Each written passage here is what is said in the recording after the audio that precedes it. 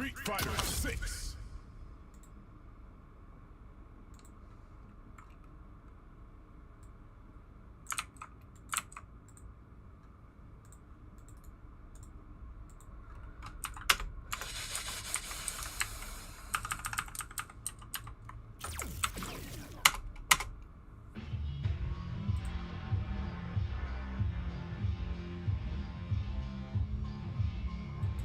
Fighting ground. Practice aiming.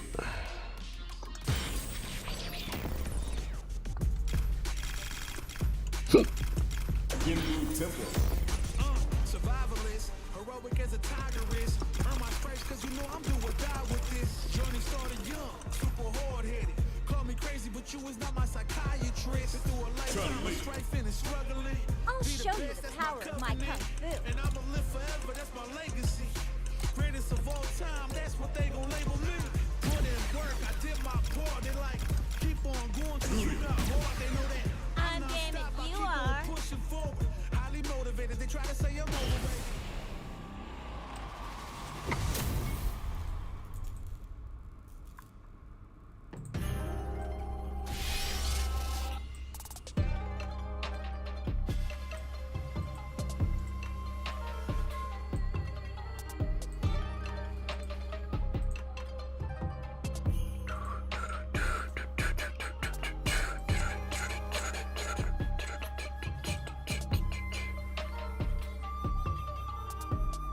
Chun-Li. What are people doing with Chun-Li?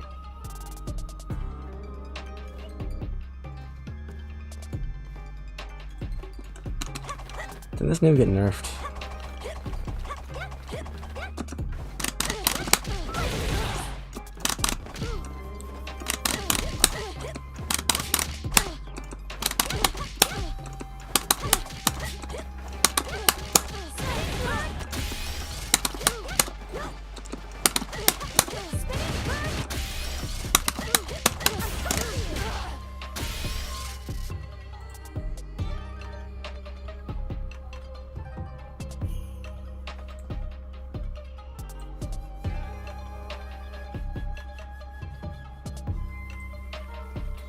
Okay.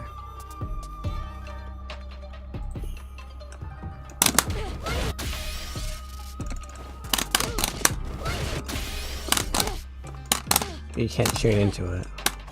You can link into it.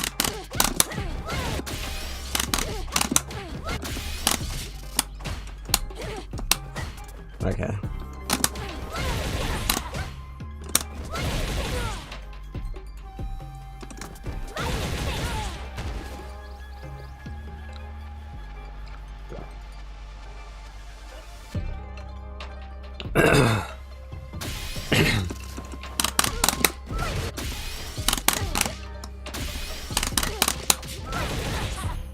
Difference between depth and complexity.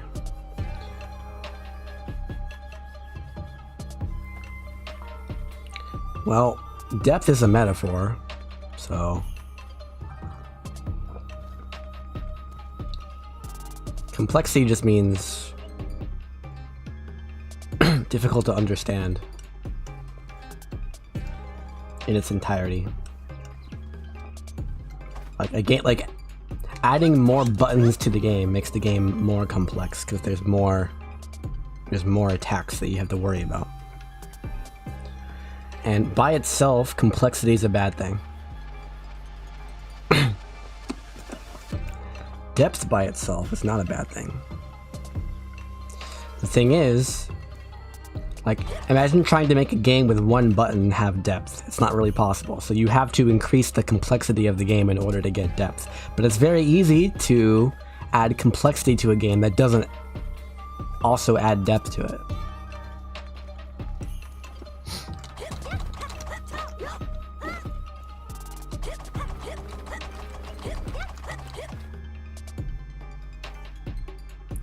And hello.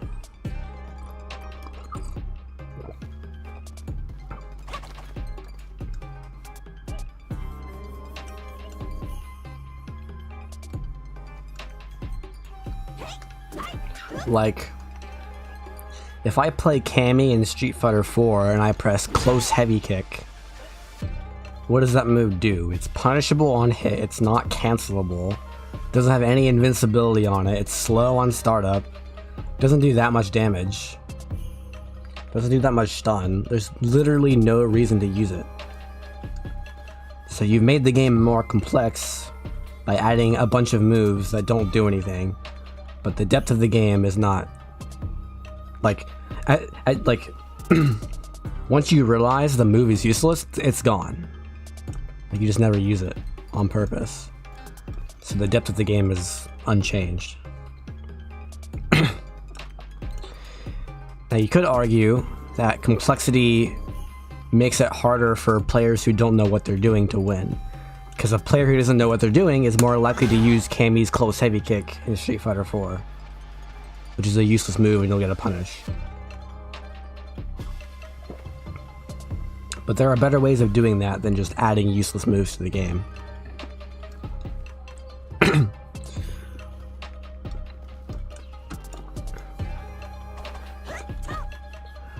And there are ways to add a lot of depth to the game without adding that much complexity to it. I mean, the board game Go is not very complex. The rules of the game are very simple. And who wins the game is very obvious when the game's over. But it's still a very deep game. Because using the rules you've been given, there's a nearly infinite number of possibilities. But because the game is not complex, it's possible to iterate your brain through those possibilities.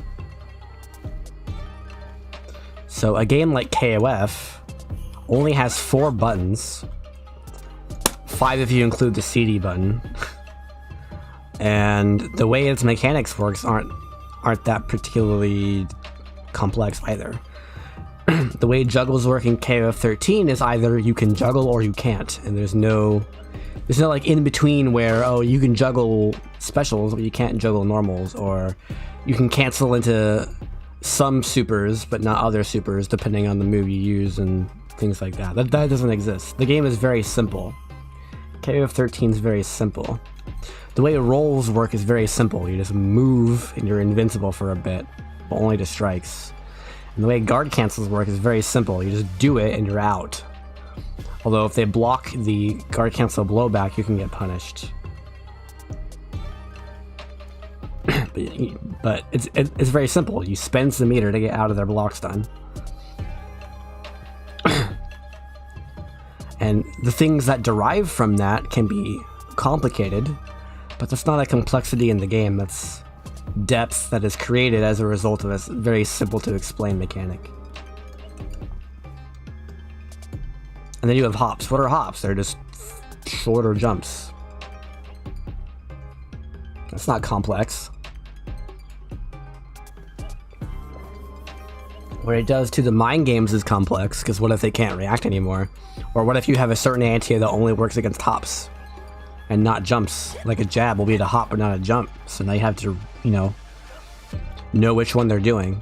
So you can either press the jab instantly to maybe possibly react to their hop if they don't do an early hop attack, or if you're at the the perfect range where they have no choice but to do a late hop attack, and you're a character like King who can just press heavy punch and beat all of it.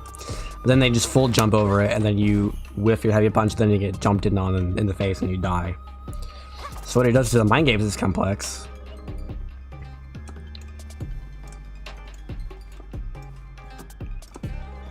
But depth is more subjective. Because it's a metaphor. Like it implies you have a shovel and the game is some plot of land, and you're asking how deep is the land before I can't dig anymore, before I hit a wall of stone that can't be dug out anymore. So really what you're asking with depth is, how much can I get out of the game? How much is there to shovel?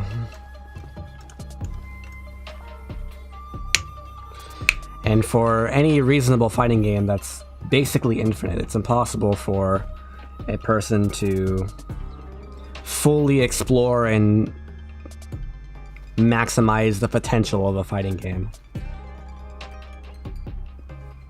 It's too complicated for that. It's too deep for that. But when most people say depth, it's like, how much can one person reasonably dig out of the game before it doesn't really matter anymore? Like, I could optimize my combo to deal 1% more damage, but that doesn't really matter. Like, how many games out of 100 is that gonna cause me to go from losing to winning because I increased the damage of a specific combo by 1%? It's like, probably not very many. Probably 0 out of those 100 games are decided based on the fact that I know how to do this combo. So it's like, yeah, that dirt's there, but what's the point of digging it up? I don't really care. And that's what most people think about depth, is the quality of the soil. When you play KoF, you get a pretty thin top layer of soil, but then once you play the game for a year, you're like, wait a minute. This is the finest soil I've ever tasted. Then when you play Street Fighter, you're like, oh, this soil's cool. I mean, it's better than all those other non-fighting games I've played.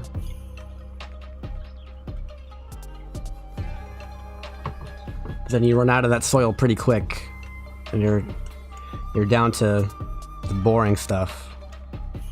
Street Fighter 6 takes longer than other Street Fighters to get to that point, but it does hit you eventually, where it's like, oh, this game is just this.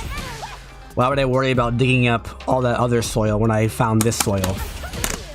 You know?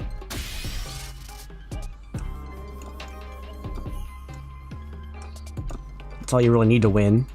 I might increase my win rate slightly by looking at all those other stuff, but it doesn't really matter.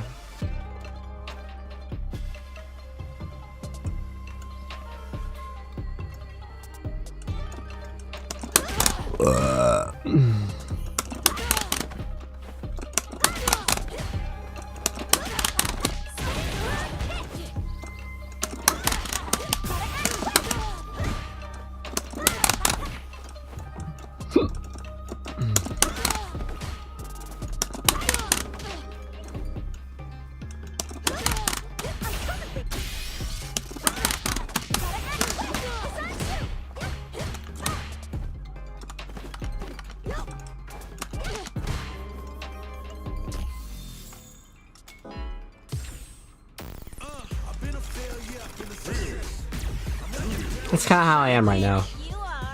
It's like, I could play a better character, but I just want to play Ryu.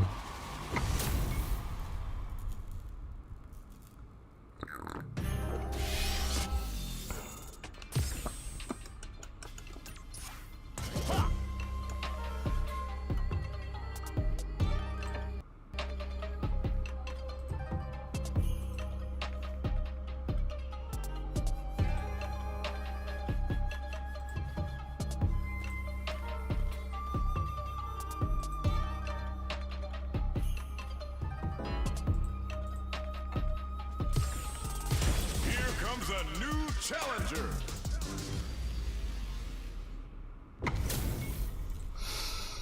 Hopefully that answers your question. I'm not gonna lose. Round one. Fight.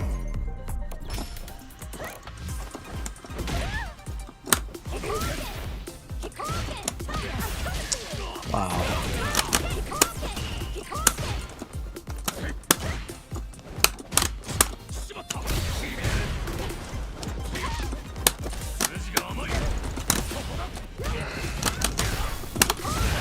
Really?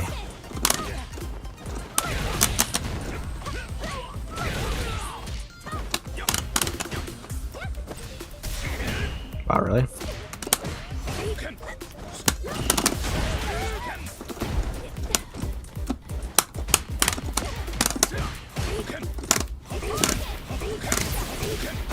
That punished? I can't do anything. I already committed to the drive rush, I'm dead. Classic. Wow, what a combo. Wait.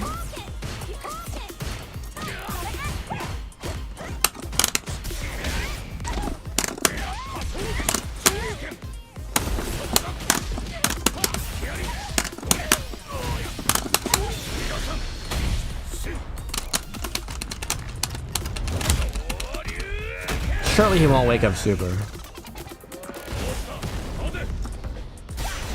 Oh.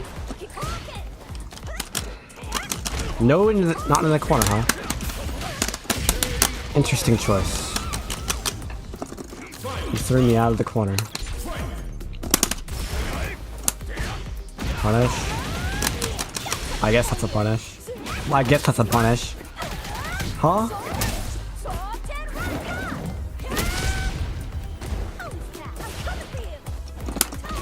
Nice shuriken. Gonna do a real anti-air? You have a DP, bro.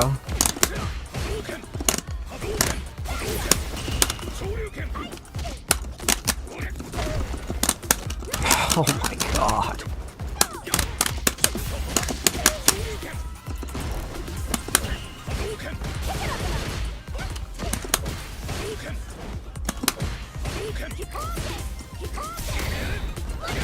What a punish.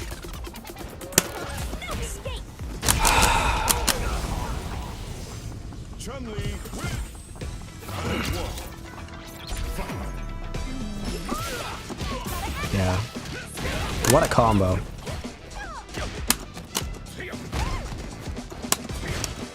How does he do it, bro?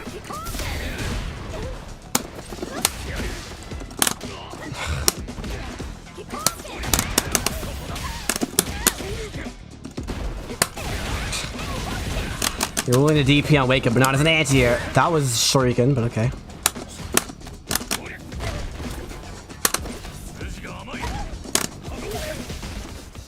I'm gonna jump, just freaking do it. I held left and he still was able to throw me.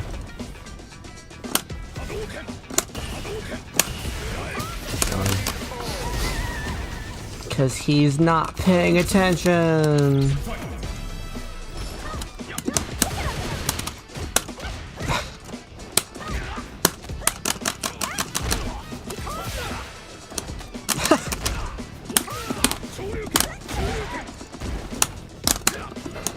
I wish he did what I told it to.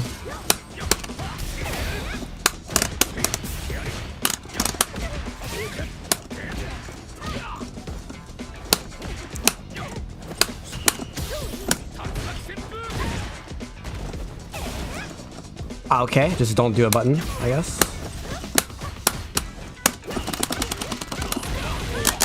You could have killed me. Deja vu, it's almost like you're just doing this. Hit me.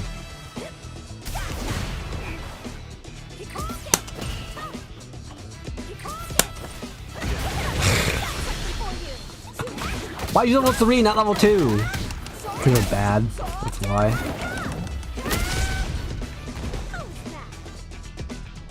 Do something.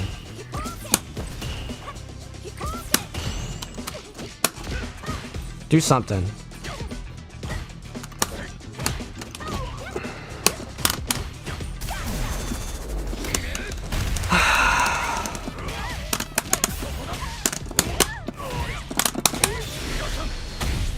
Well, he did something, I guess.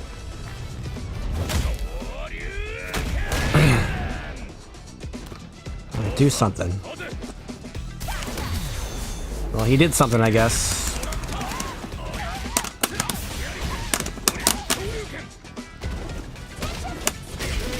Well, he did something, I guess.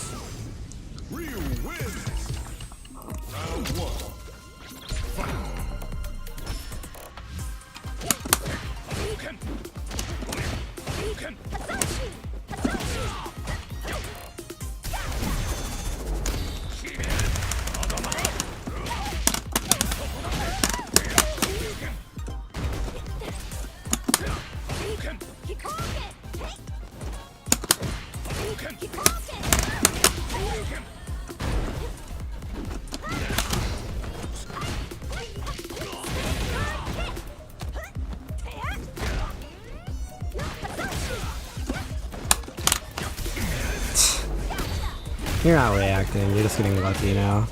I mean, it's obvious because you didn't get lucky 3 times in a row, and now you just got lucky again.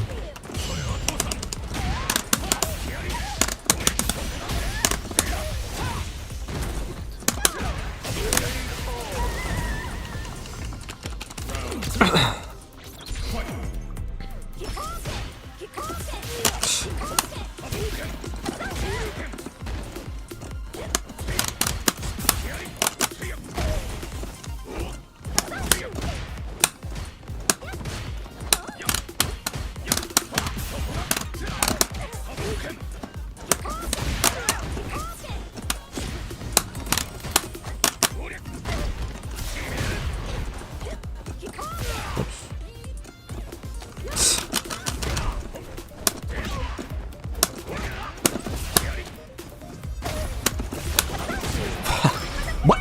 That's not a combo.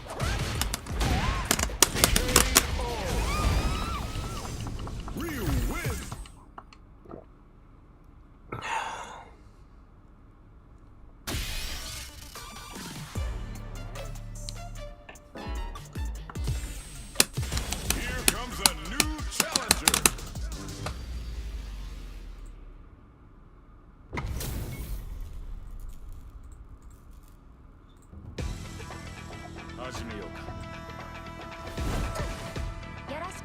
Round 1.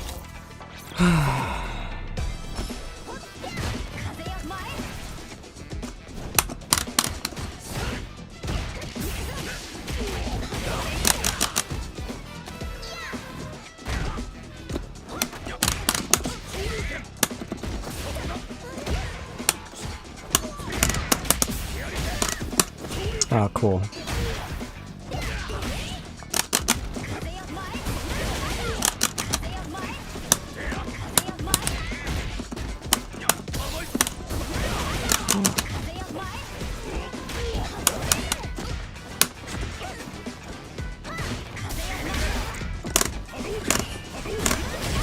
From full screen, huh? Do it again, idiot. Okay, that works too.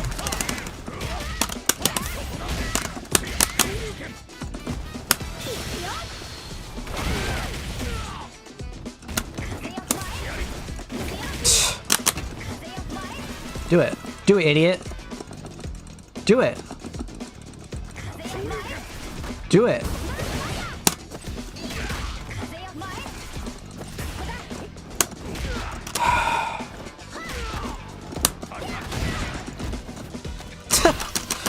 When will I guess right?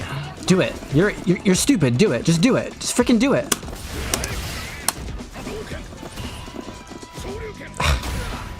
I'm getting bored now. What a combo. Yeah, of course. Do it. I'm gonna level 3.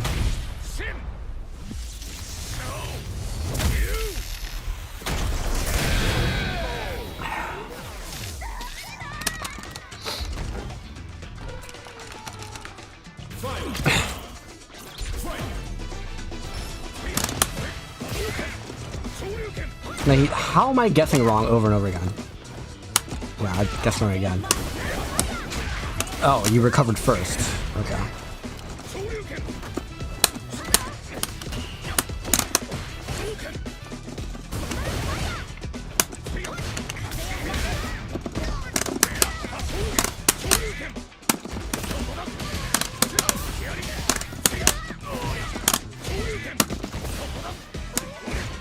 Wow.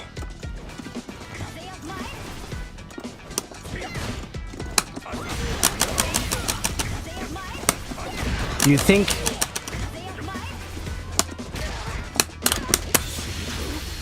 You think there would be counterplay to that move, but there's not. If you ever jump anywhere ever, she can just press crouch heavy punch and it beats it regardless. Wow, you suck.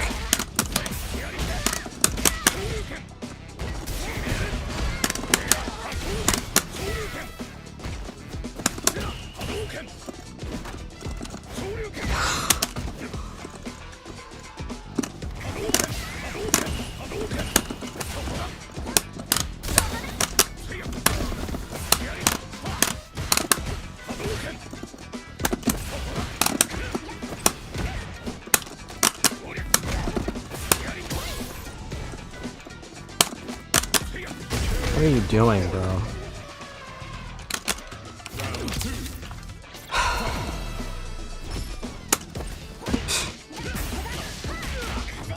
You're rewarded because you suck.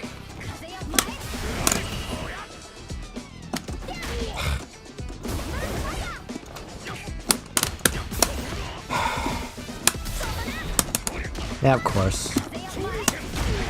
That was a punish, I guess.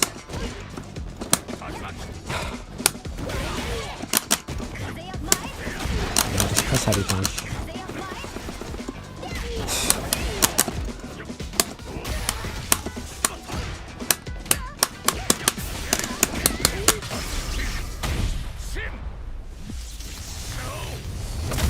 Your turn to go in. What are you gonna do about it?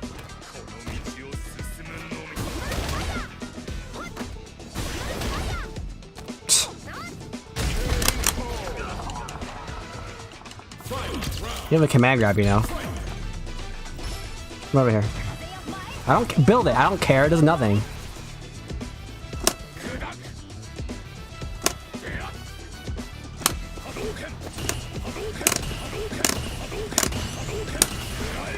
I don't care. It does nothing. You're doing nothing.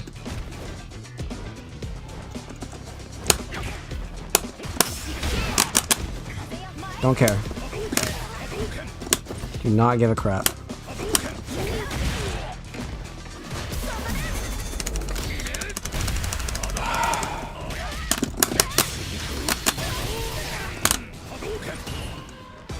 Do it.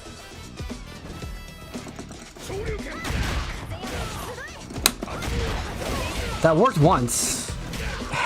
Of course. If it were my character, that wouldn't have comboed. Or that wouldn't have hit.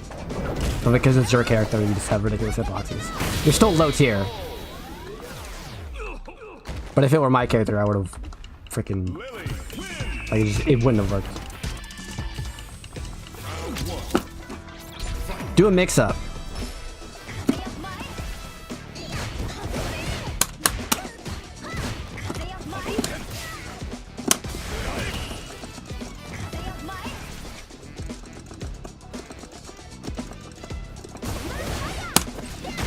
How does he do it? Yeah, of course.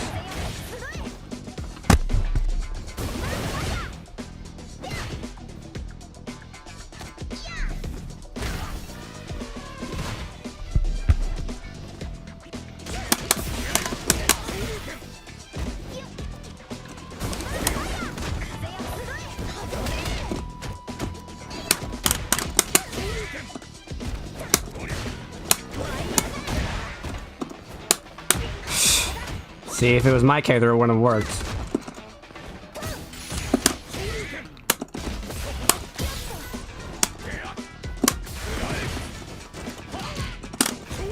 Yeah. Oh, he didn't cancel it.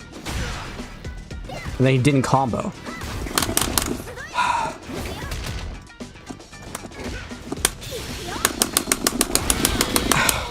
I actually did Hadouken instead of Super.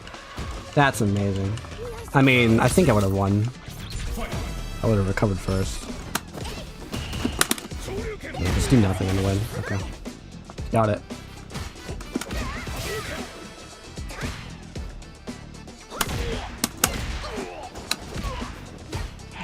Yeah, he who acts second wins. Classic Street Fighter.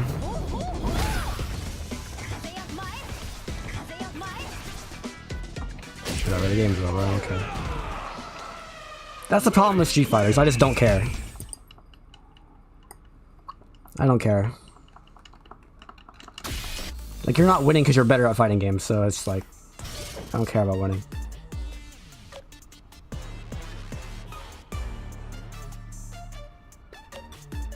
You're winning because I'm impatient. I don't have the patience to do this for more than like 10 seconds.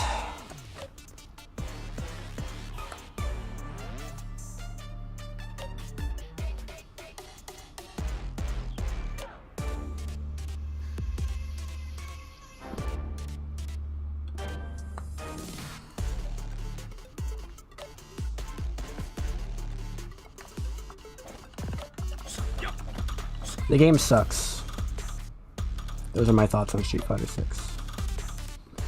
But it's the best Street Fighter that people currently play. It might be the best Street Fighter. It's probably the best Street Fighter.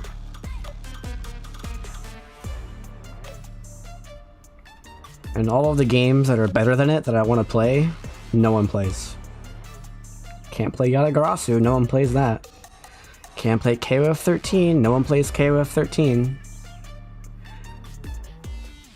And when I try to play KoF XV, I just get lectured on Here comes a new challenger. politics. Round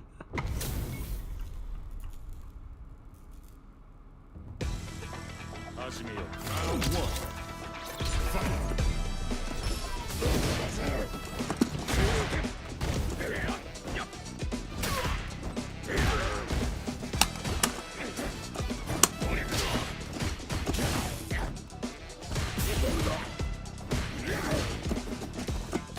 I held up, bro.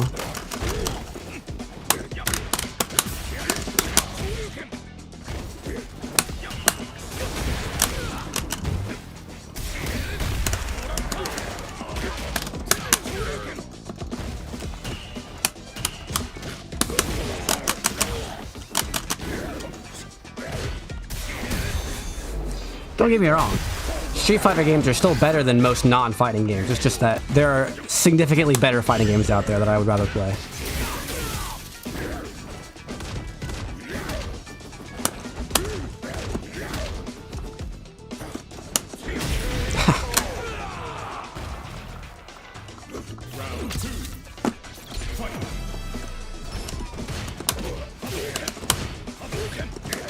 Oh, slide, huh? Yeah, challenge my online reactions. Play me offline, see what happens.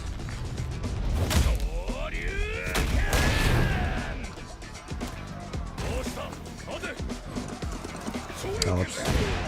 What a punish. Yep. Challenge him offline, see what happens.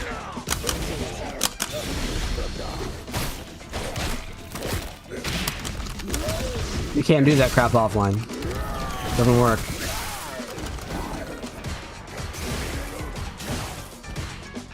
Don't care.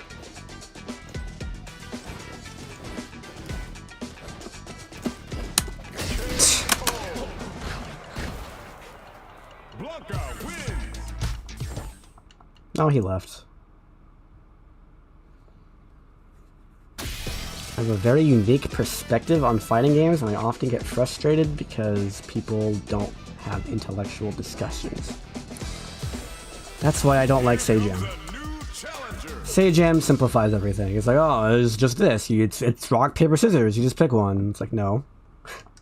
Humans are more complicated than that.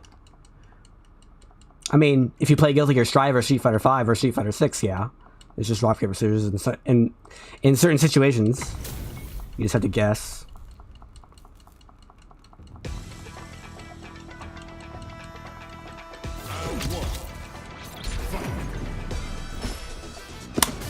Oh my, how does he do it, man?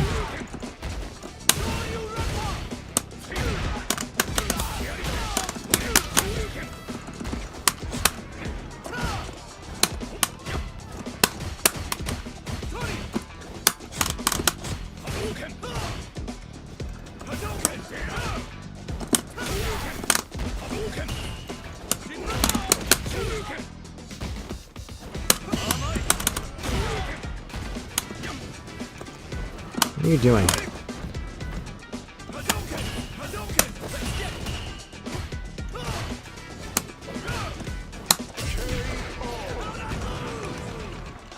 Round two. Fight.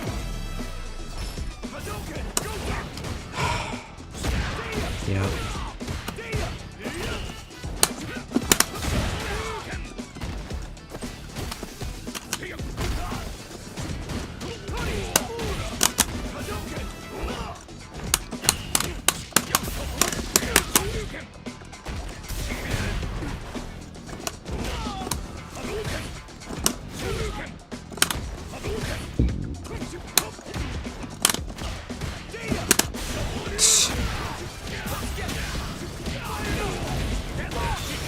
Why would you spend the super?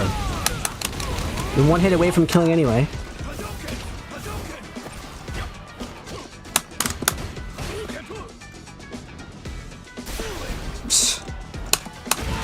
Oh wow. You killed me in one Shoryuken from that much health.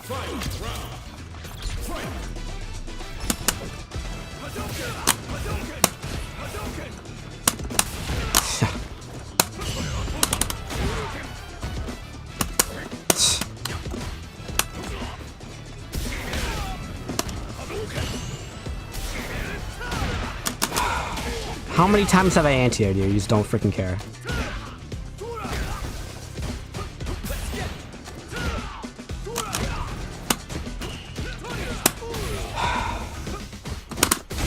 Get off me! Freaking top tier trash.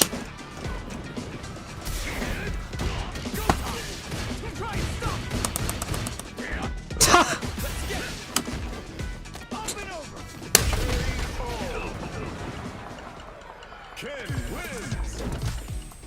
Round 1. Fight.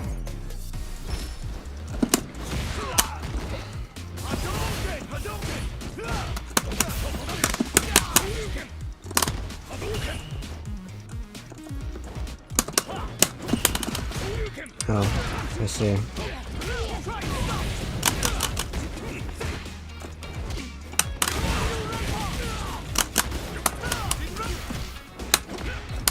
I guess you won that.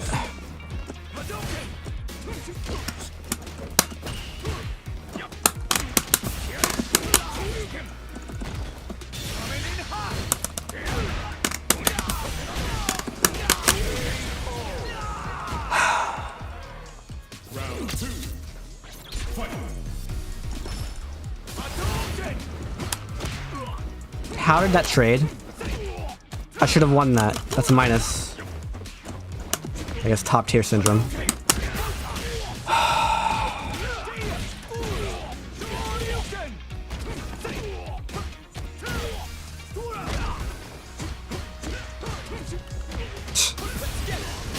Three-frame window out of nowhere, huh? Guess what would have happened? Guess what would have happened offline?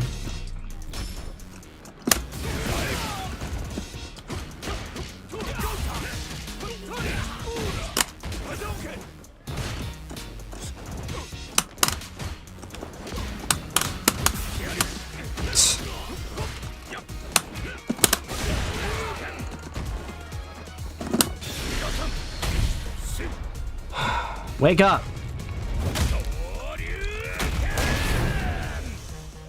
Stop being stupid. I can't punish that. Well, guess I lose. Never mind. He didn't want to take the free win, I guess. Actually, I might still have time.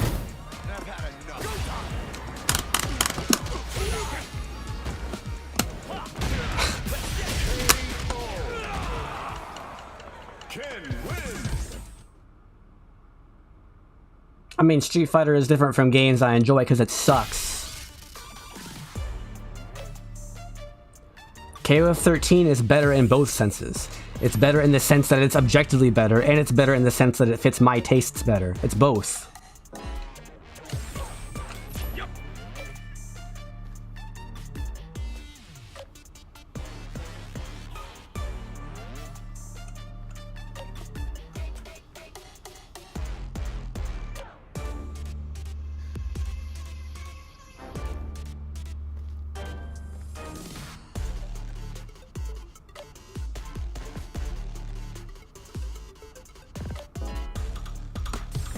Yeah, it is rough, but it's real. And when I say better, I mean competitively, like, more integral. Player skill does not warrant your wins in this game. No, I should be blocked. That's a block string? That's overpowered.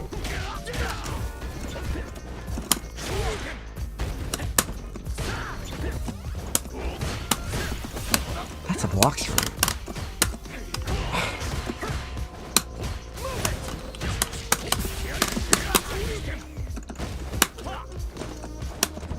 Gonna anti-air me or not?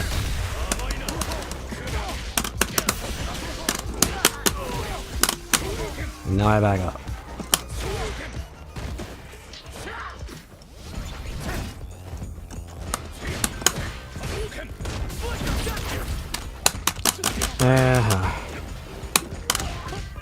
Are you ever gonna anti-air me, or are you just gonna do the same bulk up over and over again? Oh, meter. Oh, DP again, huh? Round 2. Fight.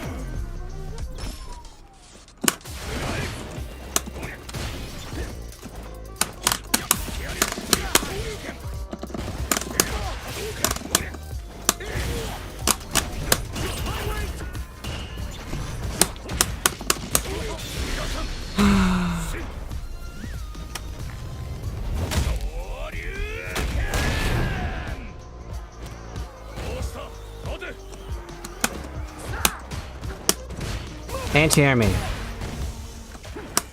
Anti-air me.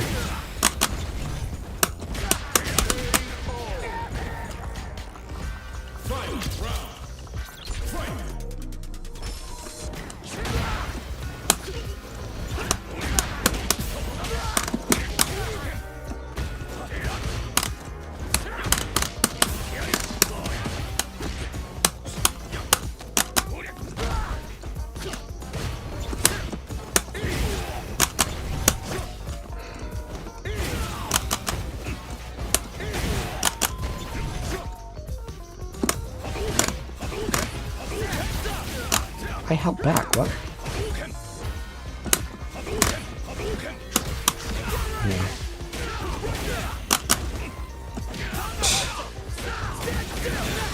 With it, it's crouch medium punch, not crouch medium kick.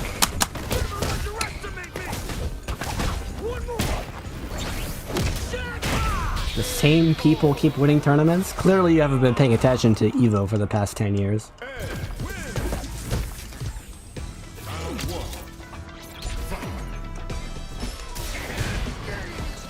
And there are exceptions, and most of the time it's because they're exceptionally good, or they put in a lot of work. They put in more time, like infiltration.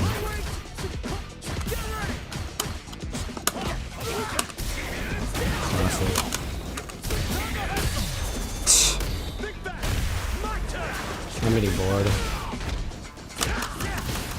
That ain't right. Just pressing drive impact now without any meter. That's how little I'm paying attention.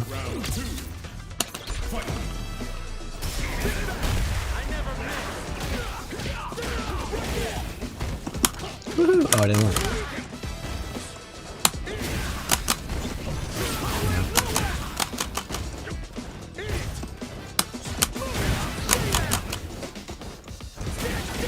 Random.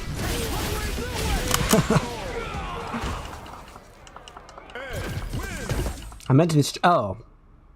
You meant to be Street Fighter 6. You mean the game with the least sample size. Okay. The game's a year old.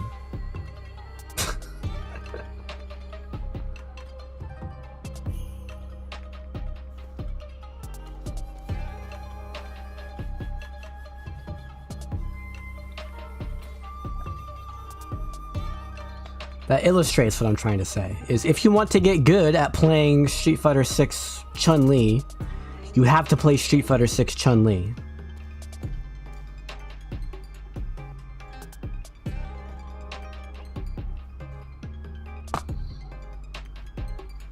Playing Street Fighter 6 Chun-Li does not make you better at Street Fighter 4 Chun-Li, or Street Fighter 5 Chun-Li. So it's like, why am I playing Street Fighter 6 Ryu? What am I getting out of playing this game? Other than learning how to play this game. So there's a difference between being good at Street Fighter 6 and being good at fighting games. There's a difference.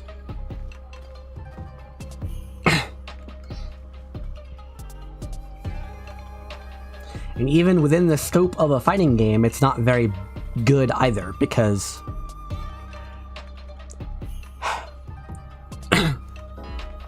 if you pick different KoF players, they all play different. You can tell who's playing by the gameplay. If you see a freaking Ryu player in Street Fighter 6 You don't know who the frick's playing the Ryu unless you know what color they choose. Because they all play the same way.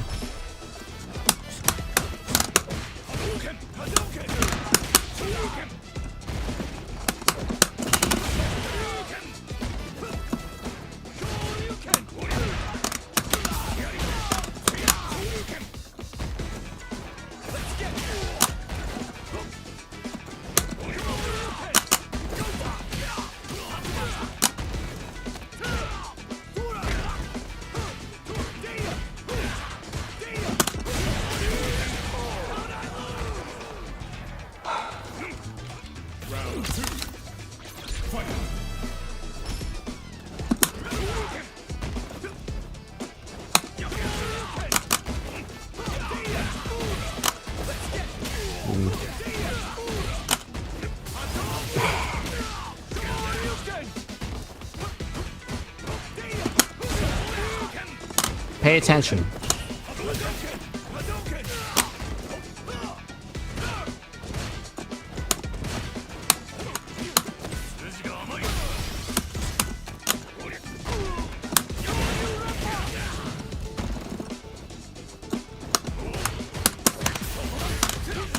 Frick.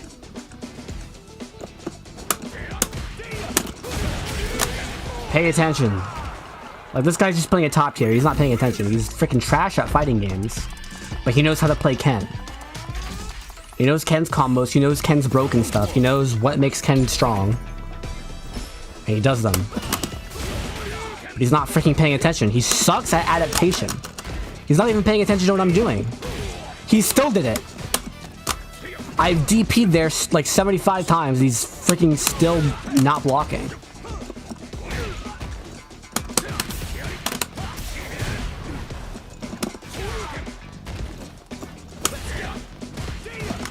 He's still not blocking there.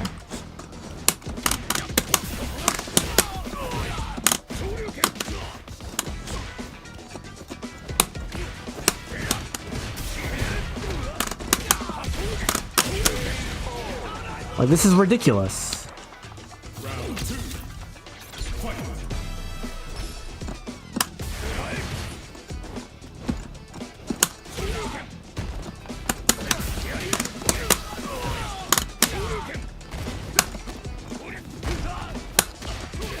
I mistimed it. Guess I'm in the corner now.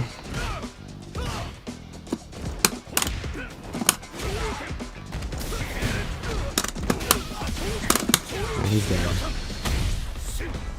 Why? Because he didn't do step 1 of Street Fighter 6.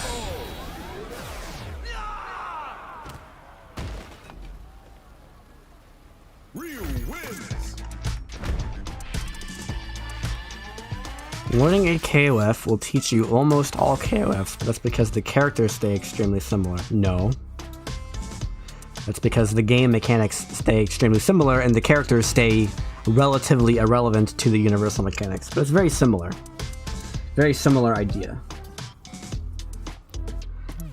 SNK doesn't care about shaking things up. I don't care about shaking things up either. Make the game as good as possible, not as different as possible. Look at Guilty Gear Strive. I would rather it just be a clone of Guilty Gear XX with better graphics than what we got.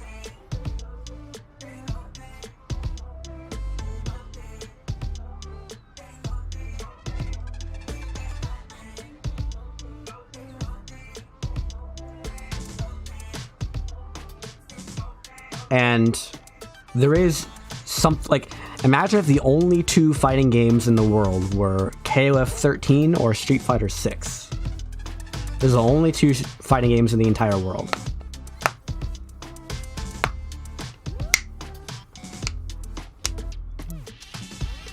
I would still prefer KoF.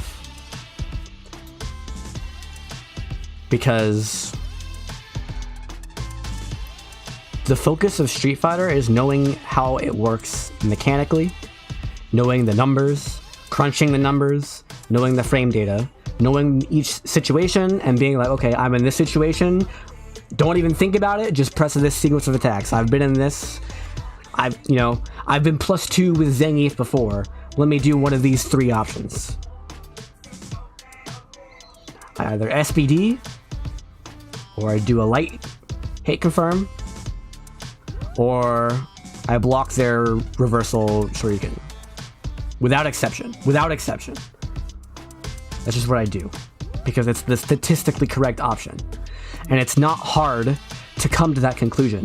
99% of players, when they choose to pick Zangief, are like, I want to pick Zangief because he has 50-50 mix-ups with his grab.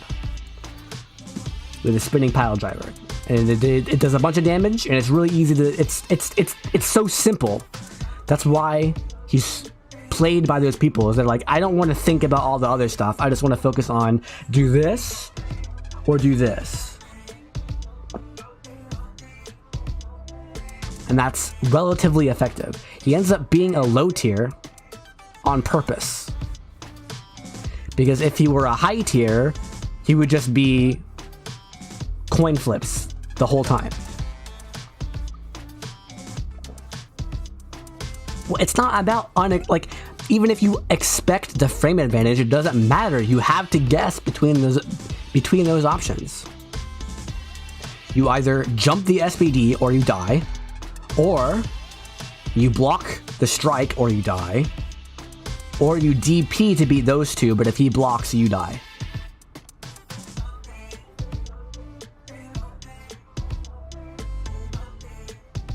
And in KoF, everything is plus, because everything's cancelable and chainable.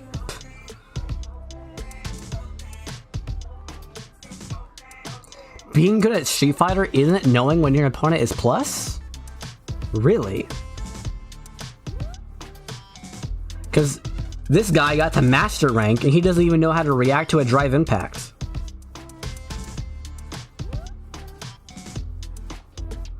You really think that it doesn't... You really think, like... that is high-level Street Fighter V. High-level Street Fighter V is... who knows the most frame data? And then at the very peak level, it's who can react to one... Who can hit confirm one crouch medium kick. Neither of which are very interesting to me personally.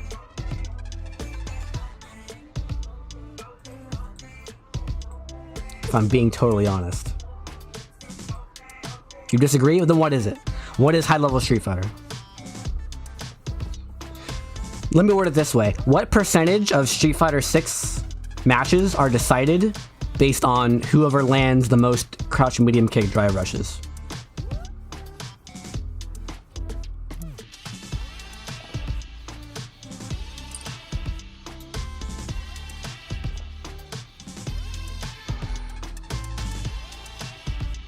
A lot.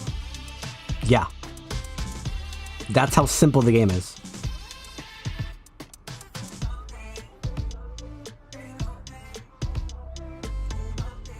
So it's like, why would I learn how to do all this crap when I can just press crouch medium kick and learn one combo off of drive rush? It requires to be decent at footsies. Does it? They made footsies easier. They increased your hurt box.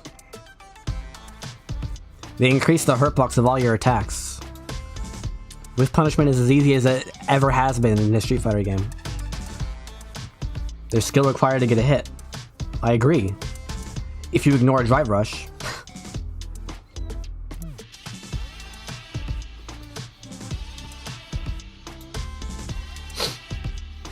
So you could just completely bypass all that neutral crap by just doing drive rush. Getting crouching Bs and KOF's hard too? I agree. Because blocking's so powerful. How do you beat blocking in KoF? You basically can't unless you guard break them. I mean, some characters have good command grabs, and some characters have decent overheads if you have the meter to facilitate them, but 90% of the time it's going to be just block. Yeah, you can just HD cancel on 13 to get very easy high damage. Does not sound right, but if you practiced a lot and you picked like Shen, then you could get relatively easy high damage. And that, but also you're playing Shen. How do you make the opponent get hit by crouching bees with Shen? He doesn't have a cross-up. He doesn't have an overhead. He has a command grab, but it's really slow, and you can't, you know, combo off of it unless you spend meter. And if they jump it, you die. Also, the game has throw invincibility anyway, so... yeah. In a game where every freaking character has a cross-up, that's not realistic. Like... what makes Shen playable is the fact that it's KoF, and there's a guard gauge, and you don't need an overhead. Like, imagine a Street Fighter character that was like, okay, you can't combo off of your lows, you don't have an overhead, your command grab sucks, you have no cross-ups. But hey, if you spend all your meter, you get to one-shot them. If you land the hit first. And it can't be a low. Except once per match, you get 1 HD combo per match. Also, it's not it's not like normal special super and then you win. It's you know, normal HD cancel dash normal 500 special moves and then you super and then Neo Max.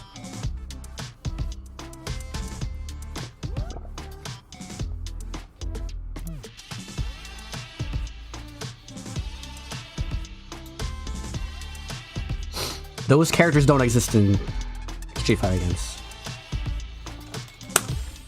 They don't exist. The closest in this game is Marissa, and she has a very powerful command grab, and she has an overhead, and she has cross-ups.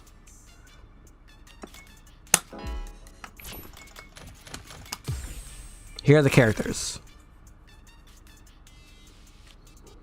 Which of these characters is comparable to Shen in that they don't rely on anything except the fundamentals of Street Fighter?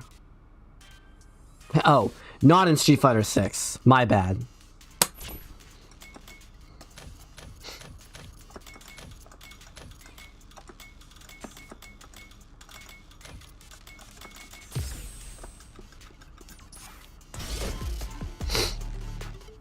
I mean, the character just doesn't exist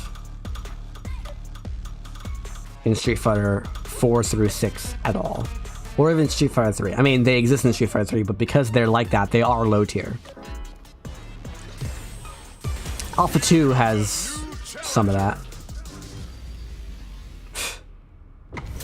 I think of Q in Third Strike. I think he has a command grab that starts a juggle combo from like half screen. Not half screen, but...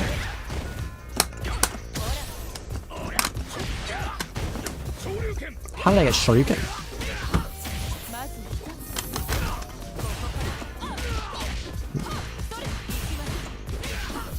Well, I've guessed wrong 3 times in a row. Let's...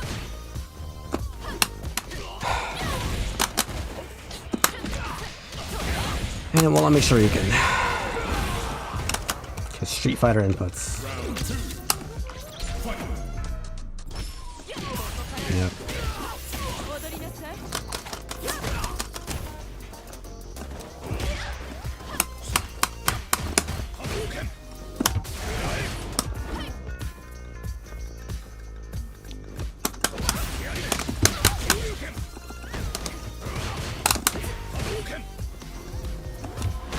Footsies.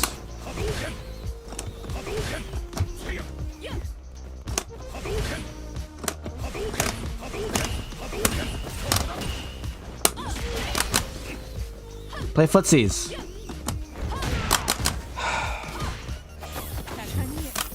Or just do command grabs.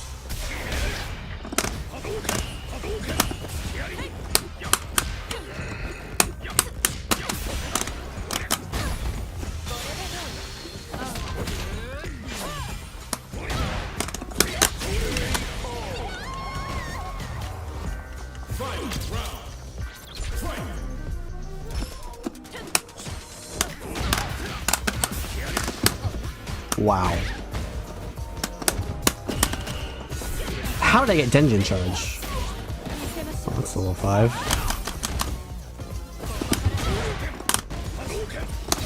Good job, bro.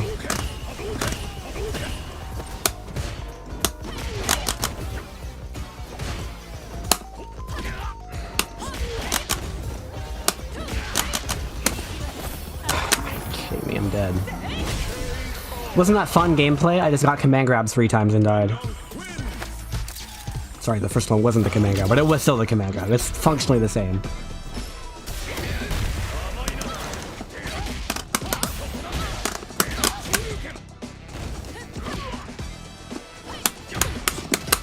You mean Dudley, the character who can get a super off of his overhead?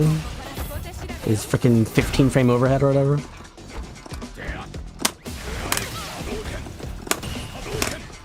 He was also the hardest anti-air in the game.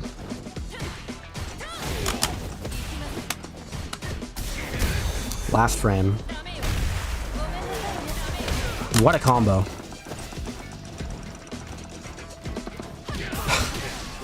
How does he do it? How does he do it? How does he do it? How does he do it? How does he do it? How does he do it? I'm walking backward for like 5 minutes straight. The instant I go in is when you press freaking minion punch. Yeah. Yeah, I guess strong again.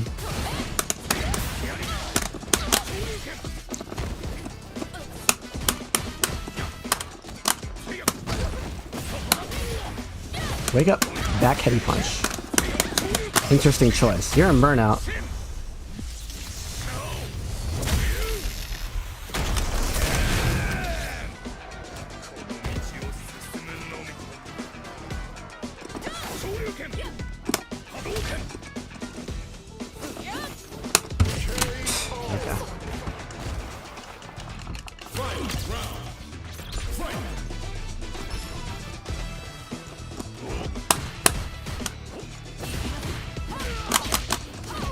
I have yet to guess right. I've yet to jump a single command grab, but I've been command grabbed like 75 times.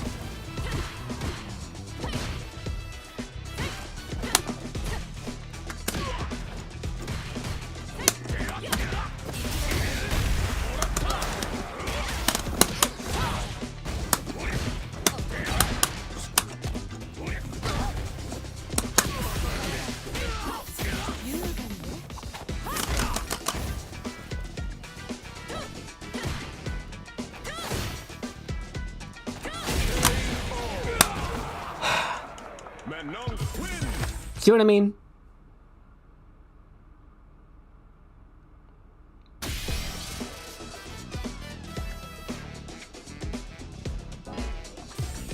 What do you mean his only sin? How is that a sin? The fact that Shen is still a good character and he doesn't have any of those tools means something. It means something. What do you think it means? It means the game doesn't boil down to 50-50 guesses. Between high, low, strike, throw. Left, right.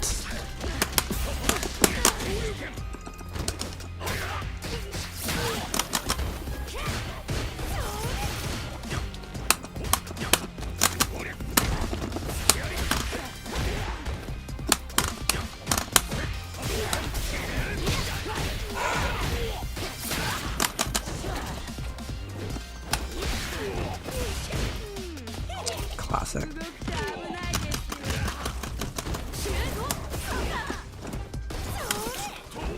Wish that was punishable, but it's not. He's alive. Just jump over. Oh, just drive rush. See what I mean? Who needs freaking neutral and footsies when you can just drive rush and press jab?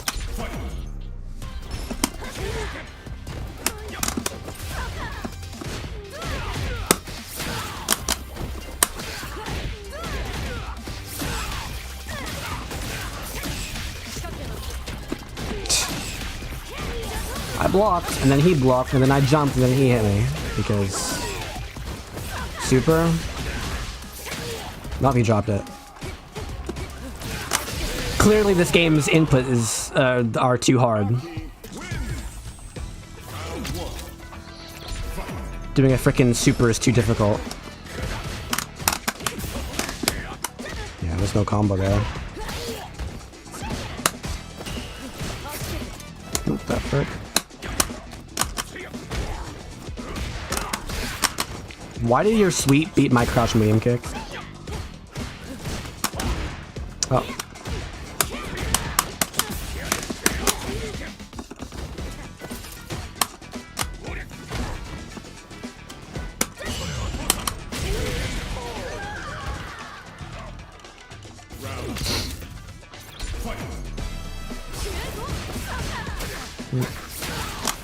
Wow, I had to block a random overhead from full screen because footsies, I guess.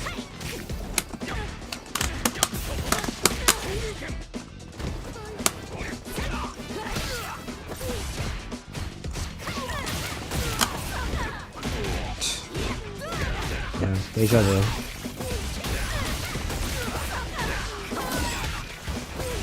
Is he level 1? Yeah, level 1.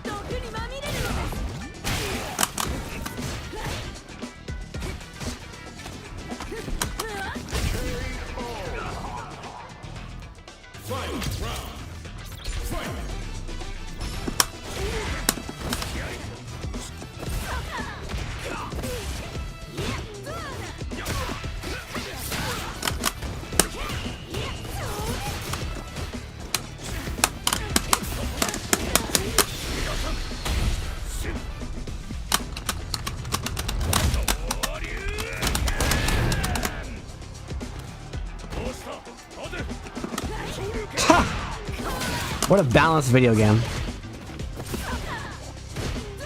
Yeah, you can't beat that. That's just guaranteed.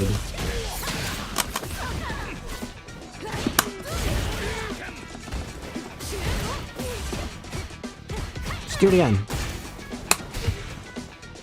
Do it again. He won't do it again. Can I go over?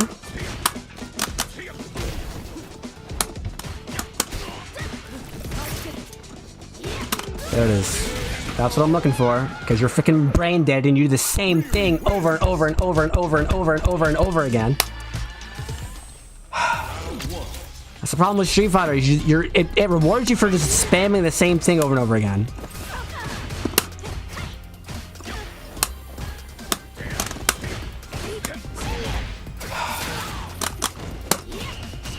Because it's statistically worth doing.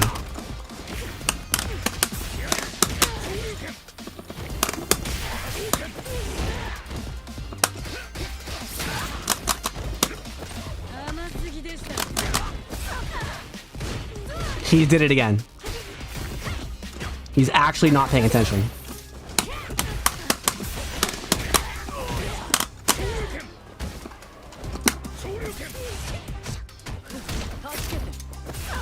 Yep, drive rush. I was specifically looking for a drive rush. I'm like, I'm gonna use my 4-frame jab to beat it. No, not possible. Drive rush is overpowered.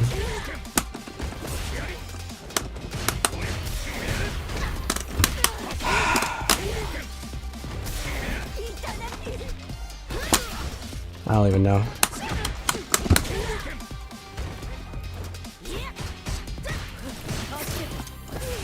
Yep, I tried again. Too slow.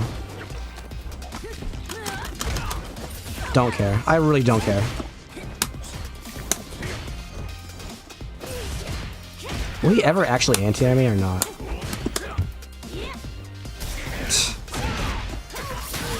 I guess I lose.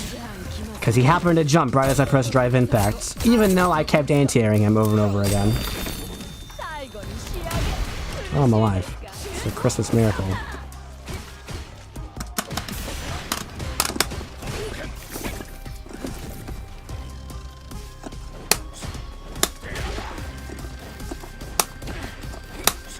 Oh, I guess I'm out of range of my cross-up.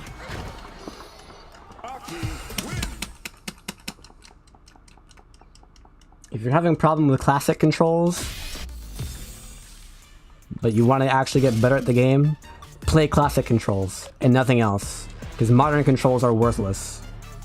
Modern controls give you a temporary advantage against other bad players and hinder your growth. They hinder your growth. Play classic controls. Unless you're Chun-Li, in which case, only play modern controls. Because she's freaking broken.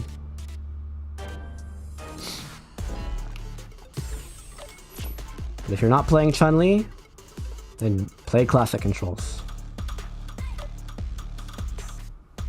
It's objectively better.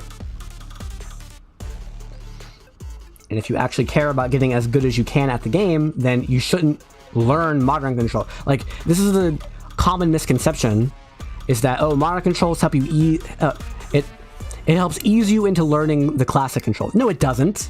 If you want to learn classic controls, play classic controls. If you want to learn modern controls, play modern controls.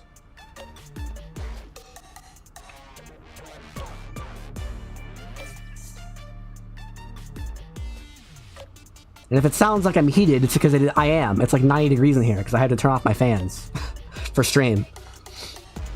I'm very sweaty.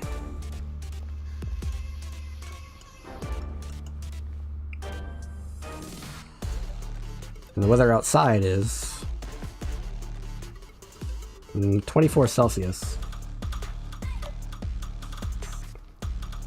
which is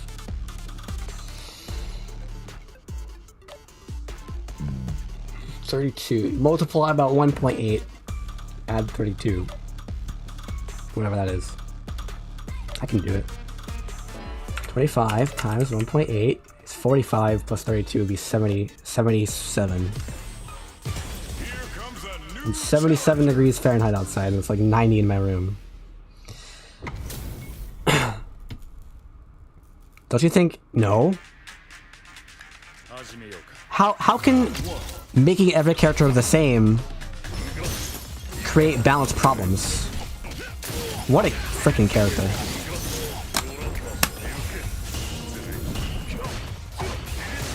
Oh. No, there it is.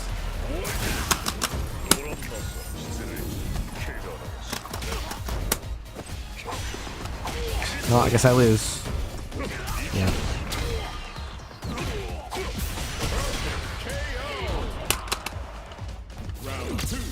Like, what do you think the word balance means?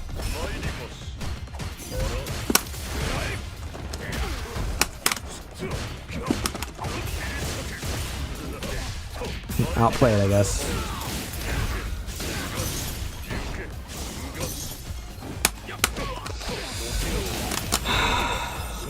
Yep.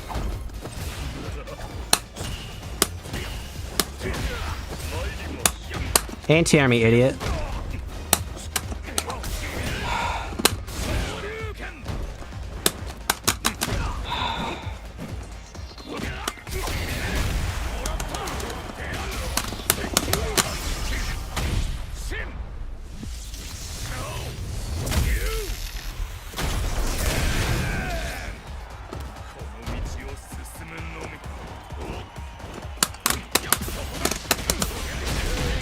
How are Elizabeth's normals or specials dysfunctional? And how does her jumping light kick suck?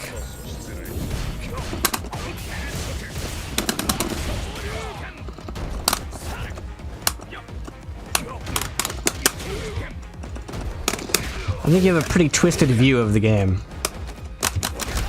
Elizabeth's not played because she's the same as everyone else, but harder to play. She's more difficult. She has a whole bunch of one-frame windows in her combos. For no reason. That's why no one plays her. She's still strong. How did I get that? Yeah, deja vu.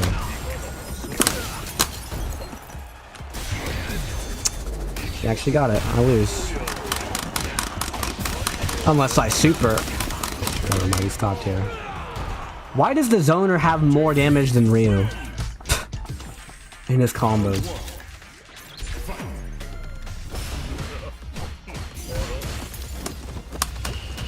Nice hitbox, bro. Yep. Yep. Yep.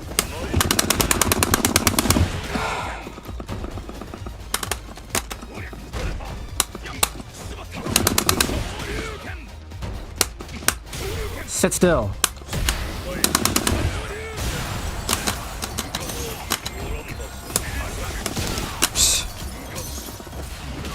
Nope, I lose.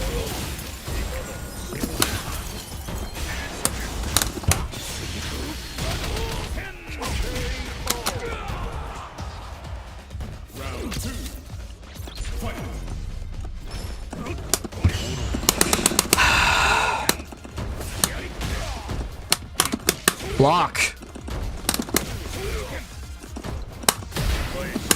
Why block when you can just frickin' do that crap? Right?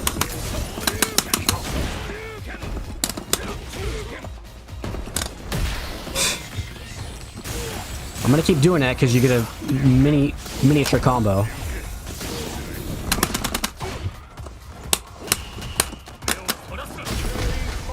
Why are you not blocking?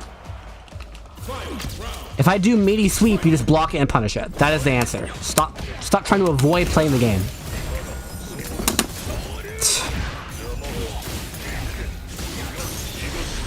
Stop trying to make your character play the game for you.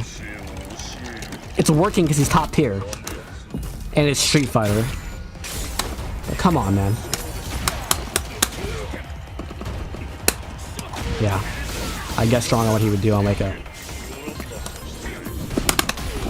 I mashed DP and he counter hit it out. I don't know.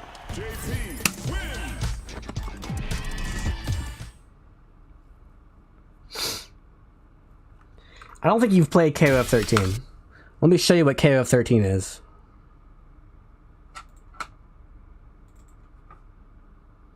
Give me an excuse to turn off Street Fighter.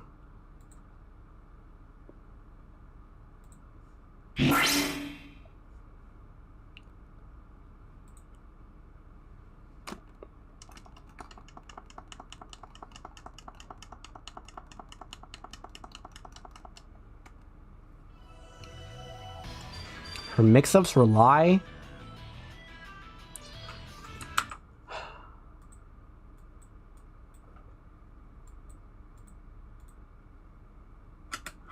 Have you watched a tournament? KoF XIII Elizabeth tournament.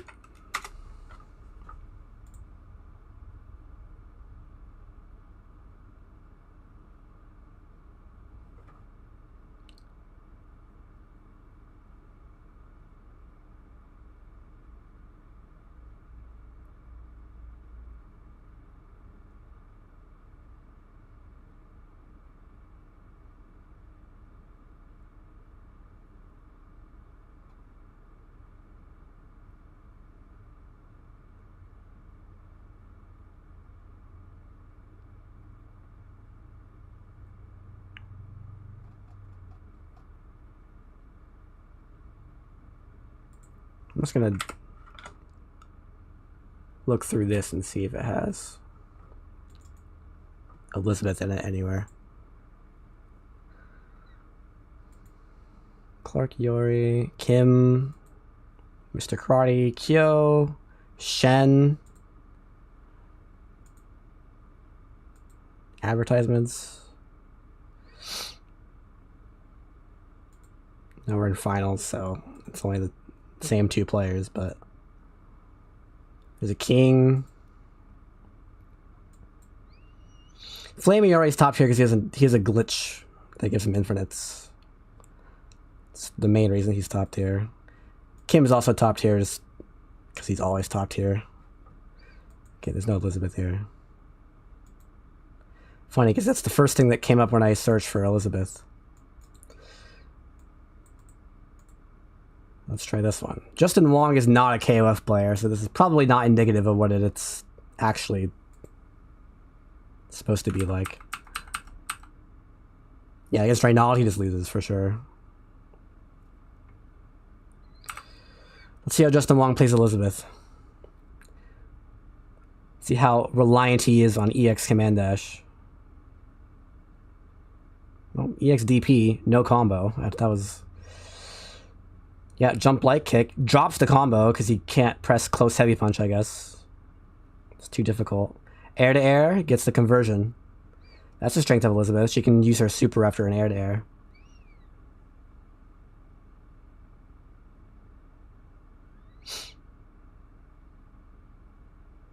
Wow. That was a scramble. Wake up parry. Has he done a single EX command dash? I don't think he has. That was just one round. Let's keep going. Air to air again. He's spending his meter on air to air to supers. Nope, not dead yet.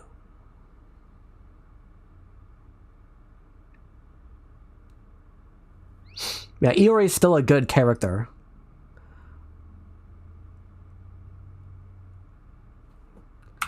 she's gone. Unfortunately, no one actually ended up playing Elizabeth. But, like... there is no character in KoF XIII who is defined by what special moves they have or don't have. That character doesn't exist.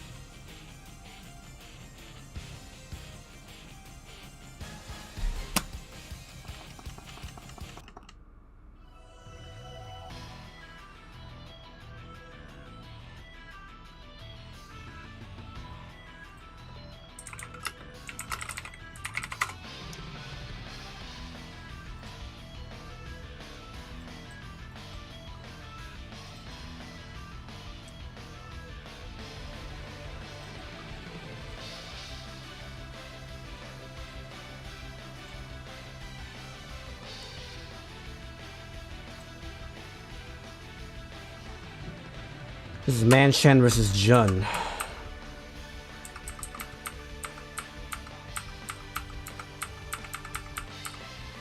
Alright, here we go.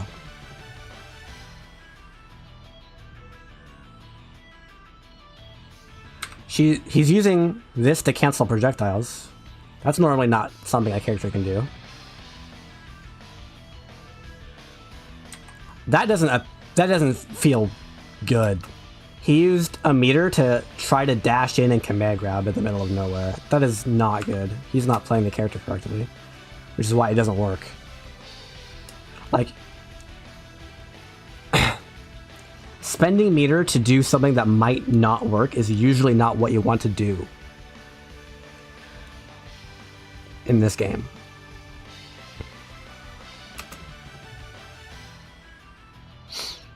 I don't think she really sucks. Like,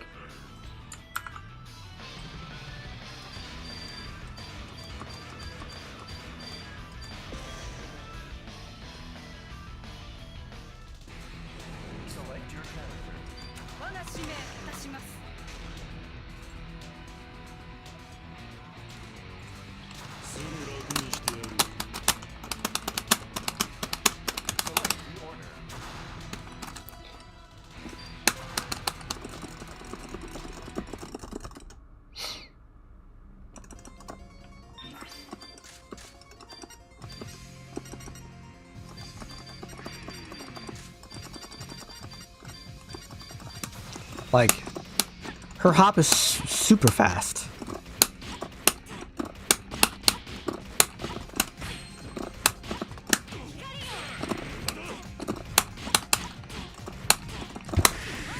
And if she lands the EX command grab, which is what you should be doing, you shouldn't be doing dash into command grab. That's sort of a waste. It is the same cost, actually. It's this. So it's. I mean, the problem with EX dash into command grab is that you get the you get the visual a lot sooner, so the opponent will react sooner. And be like, oh, he did EX dash, I better jump now. He's gonna go for the command grab, that type of thing. Whereas if I do it like this, you know, like say I make you block this, and I'm plus 1 billion. Now you have to worry about, I might do a low confirm, or I might command grab you too early. Or I might do 1 low and then command grab you, if I'm not trash. Wow. Oh, I forgot about that. If you do it like, oh yeah.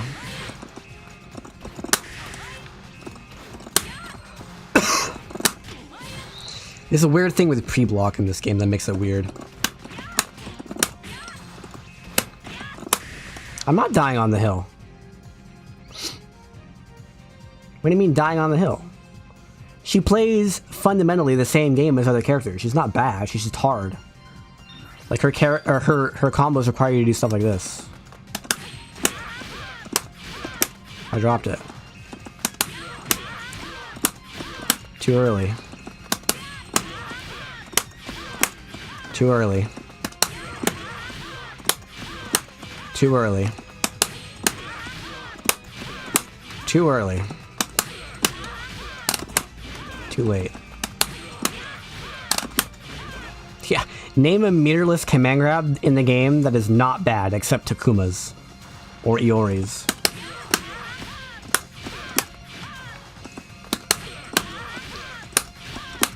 Compared to Street Fighter Zangief command grabs. There we go, I got it.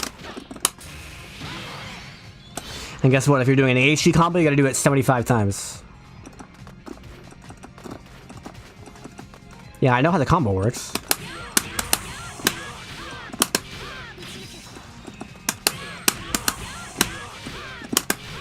The hard part's the first one.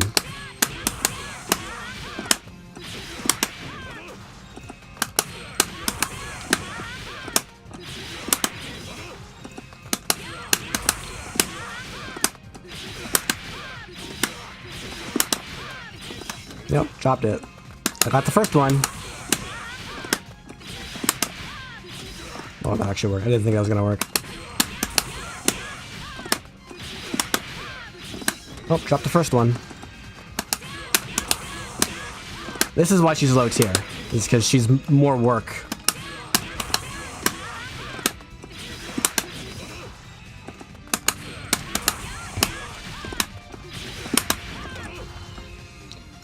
Yeah, but here's the thing about command grabs. Is every grab in the game is bad.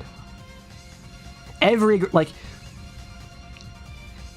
there is no grab in the game that compares to a Street Fighter grab because you have throw invincibility. Like,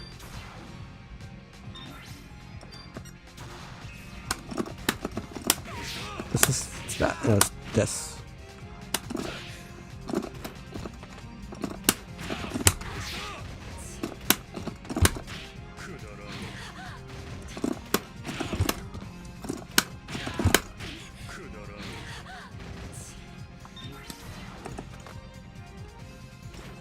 No, I greatly disagree. Like,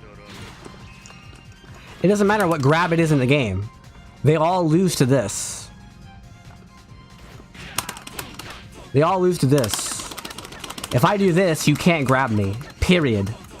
Period. If I do this, you can't grab me. That's not true in Street Fighter. In Street Fighter, if Zangief is +2, and he SPDs, this does not beat it. Like, every grab in the game is bad. Every grab in the game, every command grab in the game has the same weakness as normal grabs.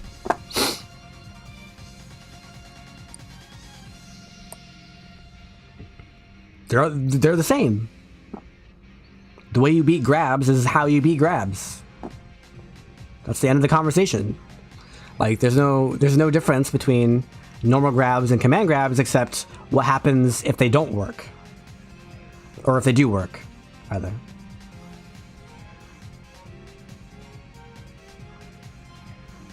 No, this is not about the reward. This is like, imagine if a command grab, if it works, one-shots you from full life for no meter. Who cares? I can just do this and beat it. You know?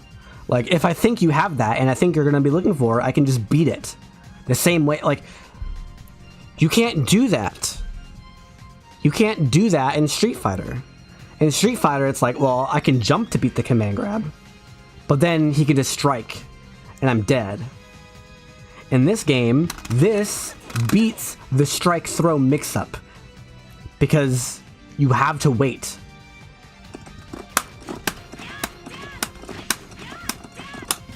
And yes, Elizabeth's command grab is worse than Takuma's command grab. But who cares? That only matters on hit. That only matters if they block long enough. Why are they blocking long enough?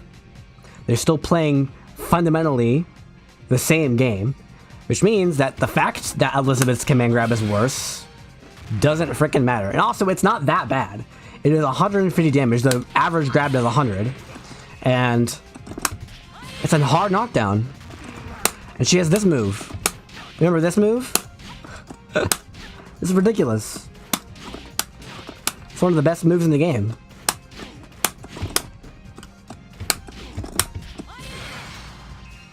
But when it works, it's better, yes.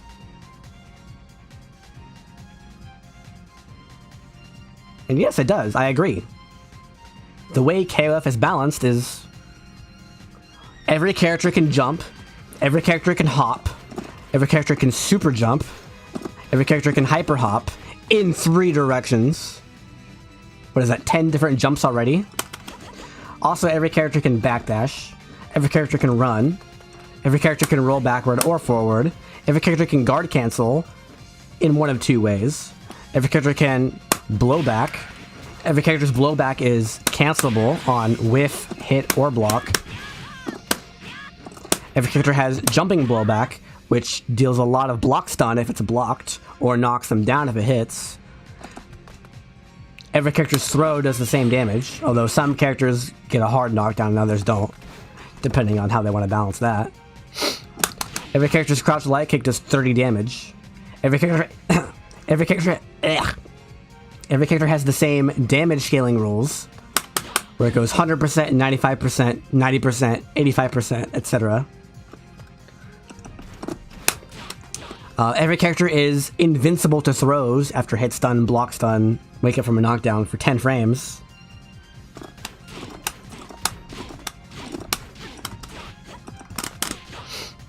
And that's all strong. Nothing especially strong, you know, nothing that, like, dominates the game, like Drive Rush. Although, I honestly, hops are kind of similar to Drive Rush. Not quite as strong, because it is possible to react to them with a DP. Drive Rush is probably stronger.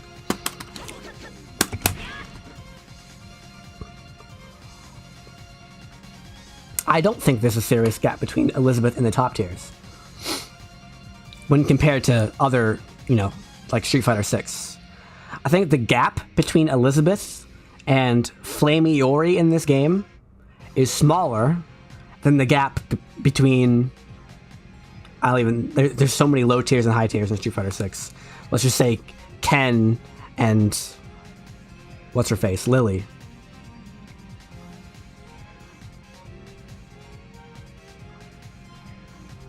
Well, it depends on what you mean by best. When I say best, I mean there are things you can do to guarantee you win over the worst opponent. What are you disagreeing about? Because the word best is subjective.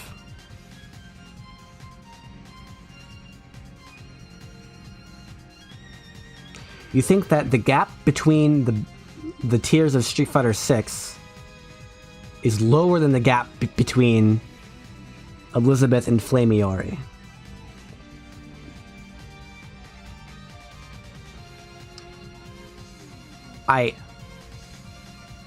I don't understand. I don't understand.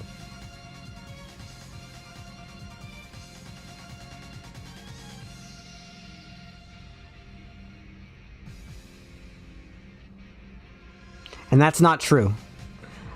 Elizabeth has this super. This is an anywhere juggle super. Neither version of Iori have any attack in their entire kit which has anywhere juggle. That means I can do something like this and actually super after it, when normally you can't. That means I can do something like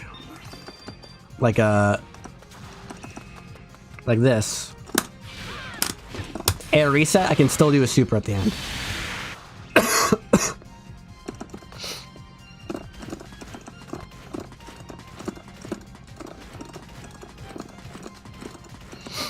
Also, she has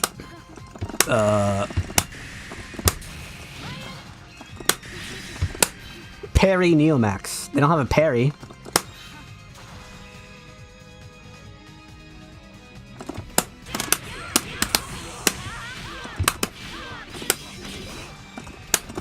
Also, they don't have this move. This move destroys projectiles. I mean, Flamey already has a projectile. It's not the best projectile in the game. It's pretty bad. This is one of the best moves. This move by itself is extremely strong. It's super fast. It's an anti-air. It destroys projectiles. It builds meter. She can do this. She can do it in different spacings.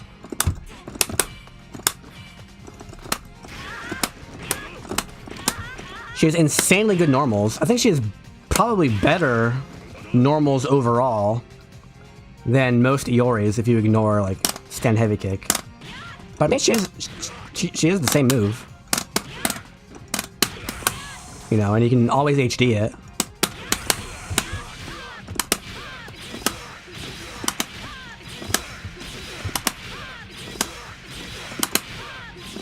Oh, I dropped the last one. Yeah, there's no way you can, like... Man. That is crazy.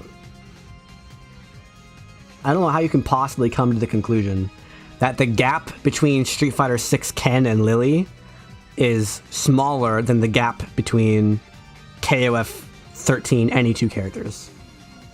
Because the universal system is so strong. And Street Fighter 6 has a strong universal system compared to other Street Fighters, but not really. Because, like, yeah, Drive Rush is super strong, but the difference between the characters is also very drastic.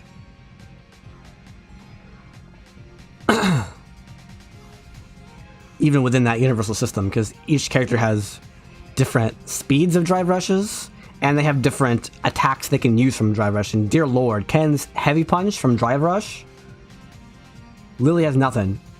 Nothing on that. Ken can just throw an EX Fireball, then Drive Rush Heavy Punch after it, and it basically whenever he wants. And it's almost completely safe. Guaranteed pressure, guaranteed guard gauge depletion, guaranteed mix-up. And he can also do it even more by taking just small risk by canceling into Heavy Dragon Lash. He's guaranteed to be in your face plus a billion, doing a mix-up. He has throw loops. He has good damage. Not the best damage, but he still has good damage. He has very consistent damage, whereas Ryu does not. Ryu has to spend an EX bar to deal significant damage, and there's a dead zone on the screen where he really can't do it. And then, like, Lily just always does no damage, I guess. But,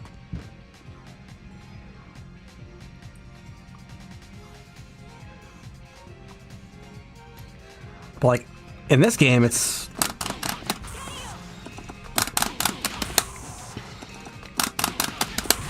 You do this, and he's freaking dead, you know? Hey, what's the highest damage combo I can find?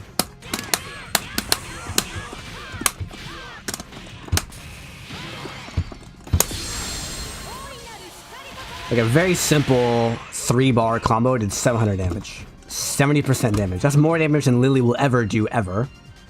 But I mean, in the context of the game, that's not that high. And that was without all the hard stuff.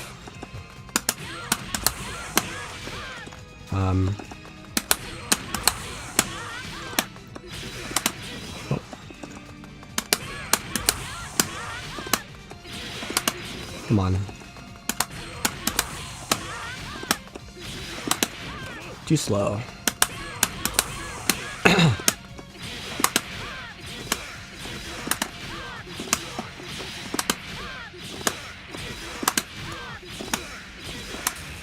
Oops. I did a really bad 1-bar combo, which did the same damage as my really bad 3-bar combo.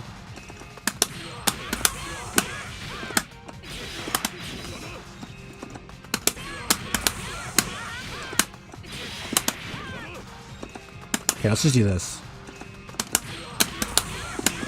Let's see.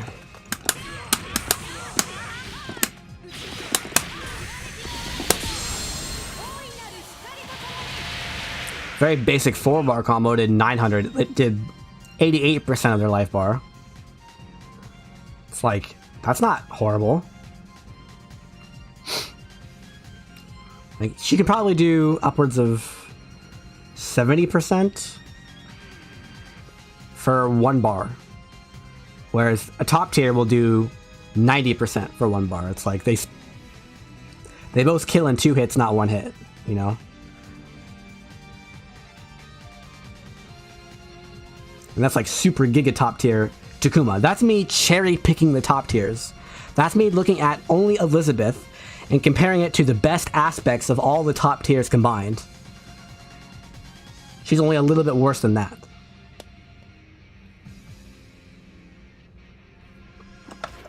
Now, her command grab is worse than Takuma's by a lot, because she can't combo after it, but Takuma gets whatever combo he wants, with no additional scaling on it.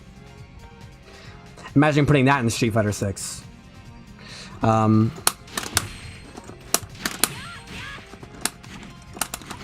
she still has the HD conversion, which is the main thing. Is it's like, if you don't have HD, yeah, she has to do stuff like this. You basically have to be point blank and ready to confirm like this. If you have no meter. How'd that not work?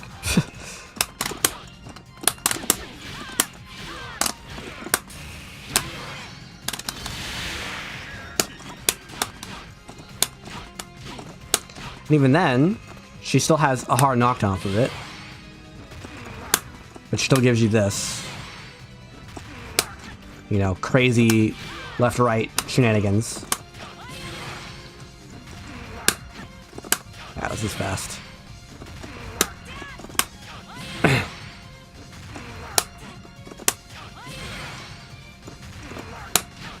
There we go. There's the mix-up.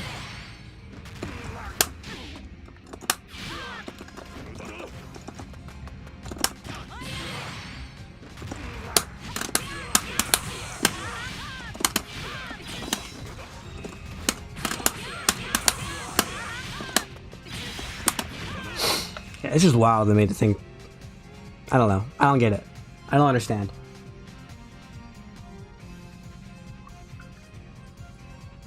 Like, the difference between characters is so fundamentally small compared to the universal mechanics that it's almost impossible for a KoF character to be. It's almost impossible for the top and low tiers to be more different in KoF than they are in Street Fighter. Also, I don't think more different is a correct phrase. I think more unlikely to win because of the character is the correct phrase.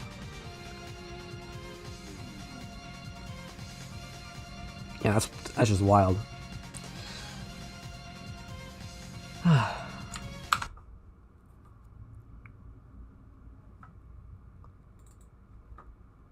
I'll play a little bit more Street Fighter.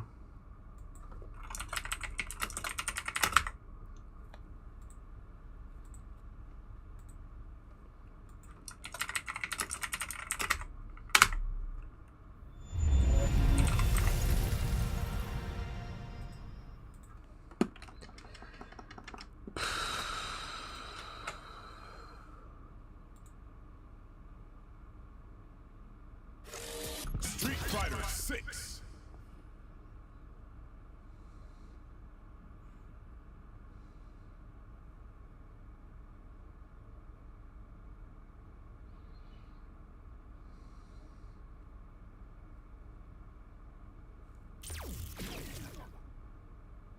Fighting ground.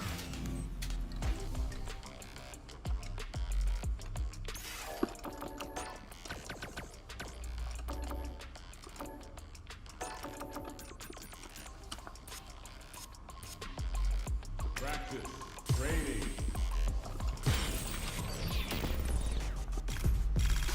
Ginyu Temple.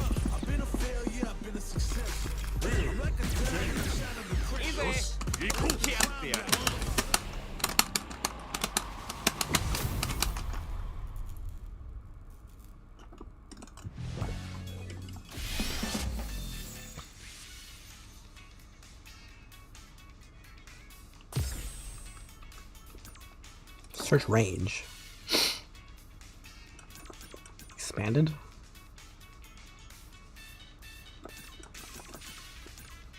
Worldwide. Oh, I see.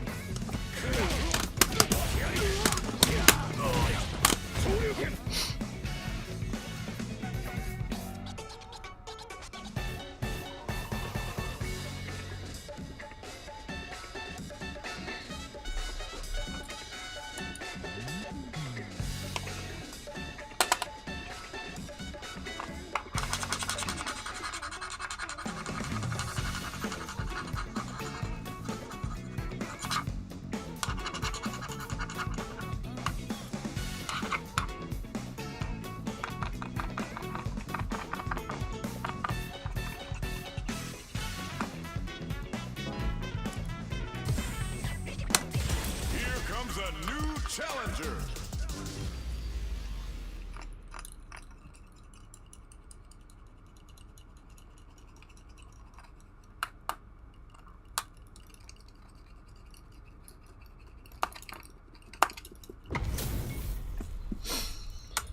Oh, it dulls him, huh?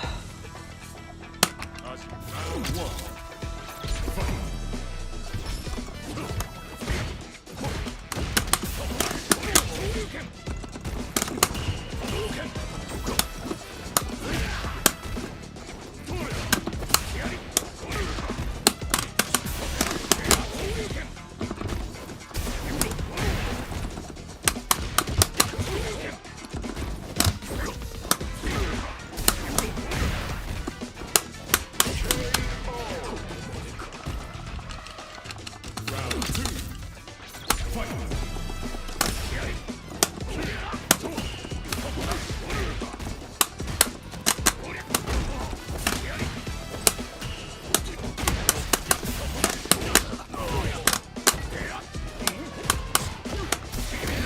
Wow. Lucky piece of trash. I'm not in the corner, I guess. That beat my shuriken.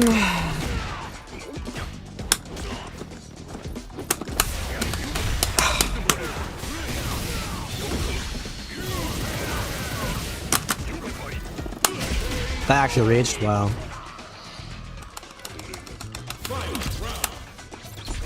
Do a mix up.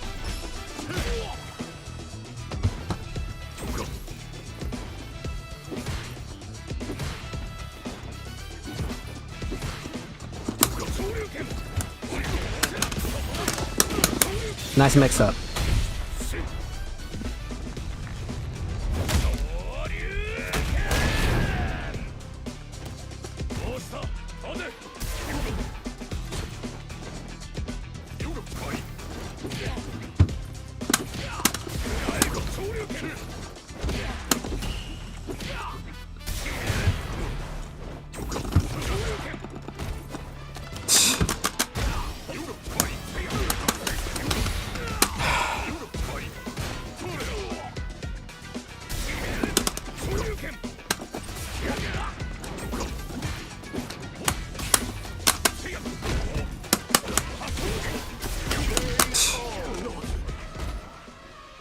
Ryu wins.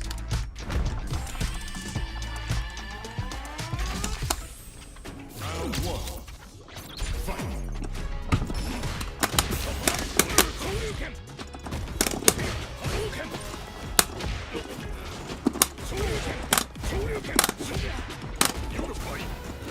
No way that this hit me.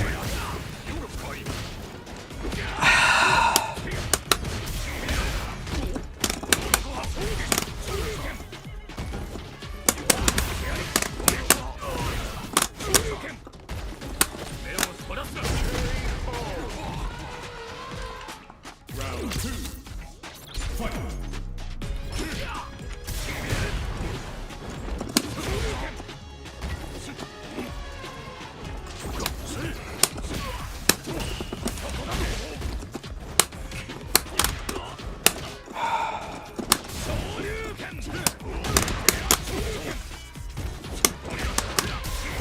Oh, he just mashed drive impact, I guess.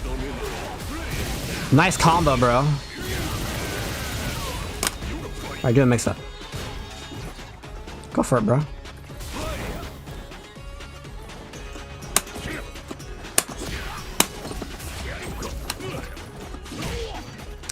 Stop getting bored, just hold left. Hold left and I win. That's all this game is. Hold left and you win. Don't care. What was that hitbox?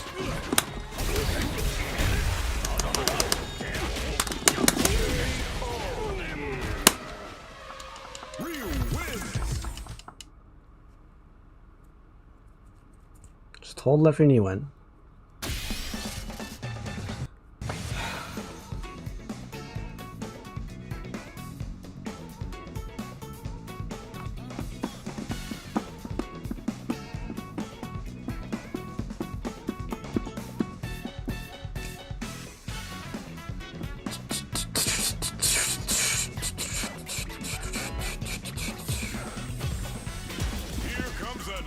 Challenger.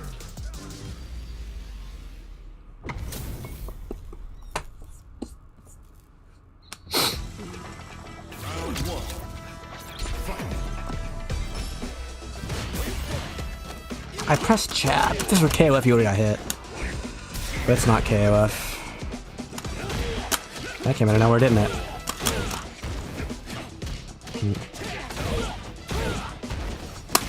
That was not a cross-up, I guess. Yep.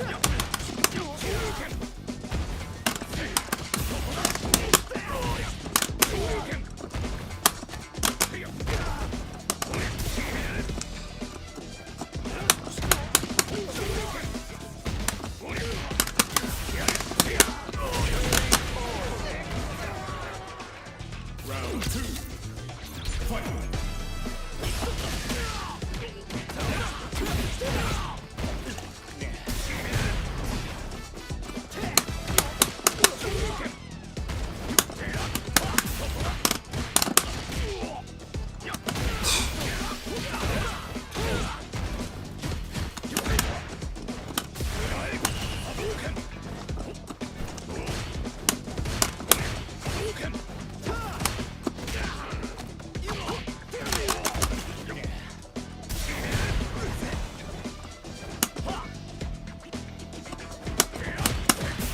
Will you actually anti-air me, or are you just gonna do nothing the whole game?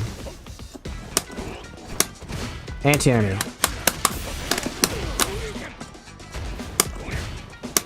Anti-air me. How are you out of range for the first hits of your heavy punch, but in range to throw me afterwards? That's so stupid.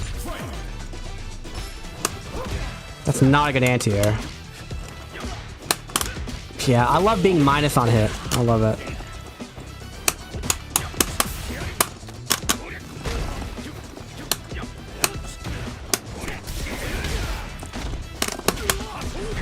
Classic.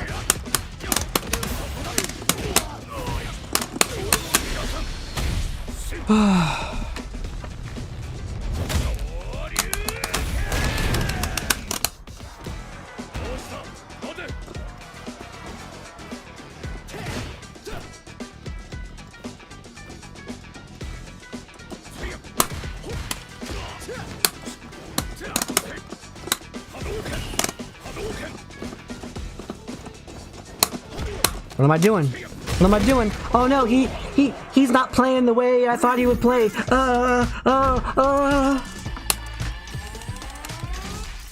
Why is he dashing around like a monkey?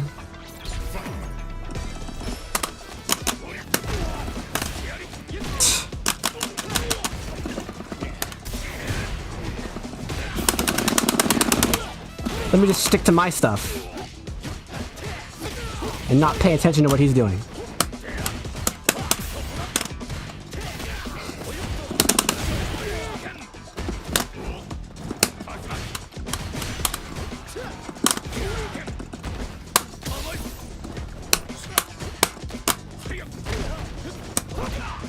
It's not a good anti-air.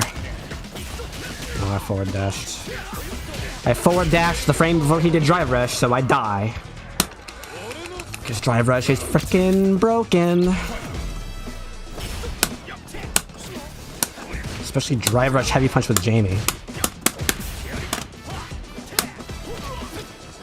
Anti-air me. With the real anti-air, with a freaking DP. Stop doing drive rush heavy punch, please.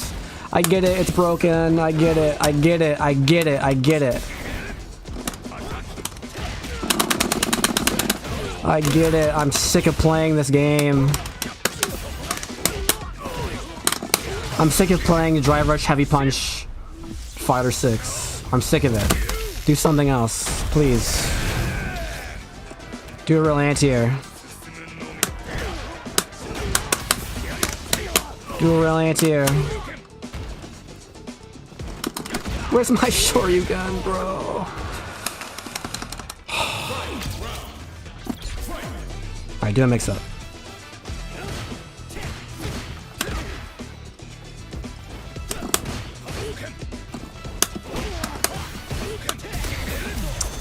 Yep. Heavy kick drive rush. What? I guess it worked. He gets the combo off this too.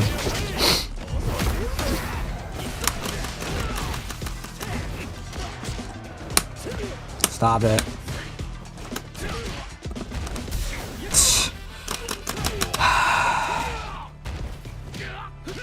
I'm just gonna hold up forward and die. No super, huh?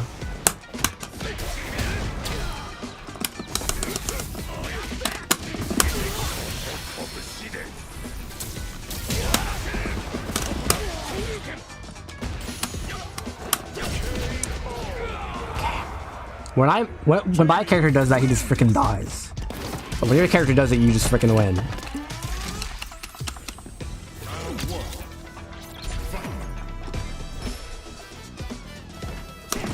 Wow, really?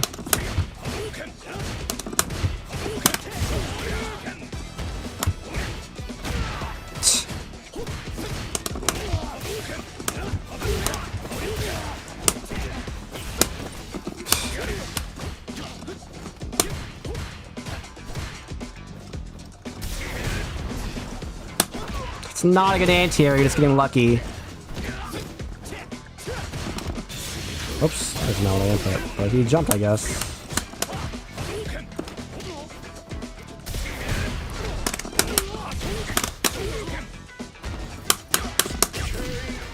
He didn't block on wake up like he should have. I guess that was a 1 and 2, I guess, but not really.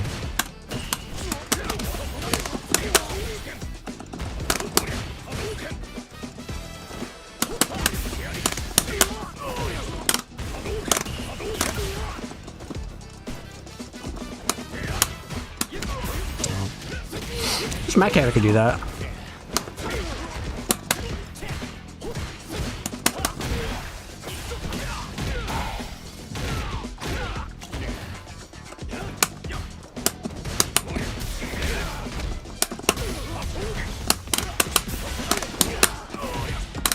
Ugh.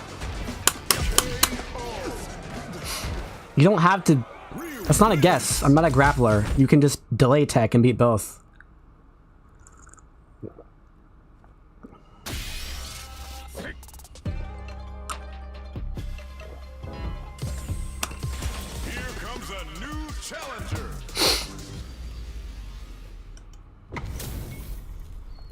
Game Pros.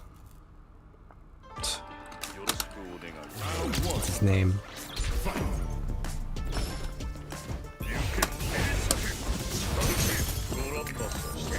Classic. Yep. Yep. Get off of me! Zoner.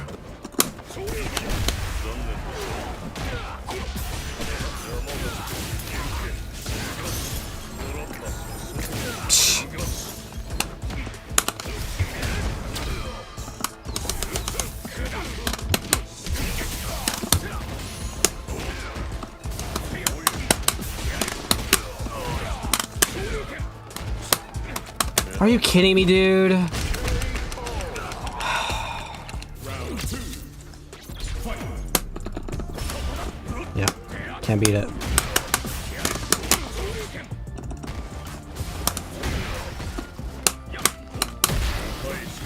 I'll jump.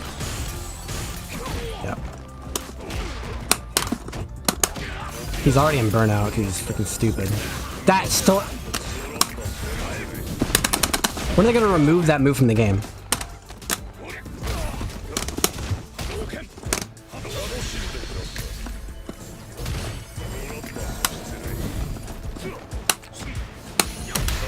That actually reached. What the f... Well, not reached, but it lasted that long.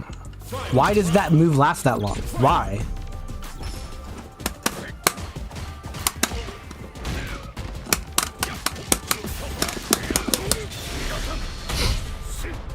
Yeah, sheesh JP.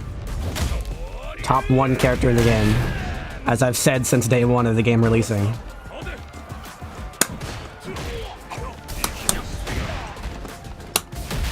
Here we go again. Yep.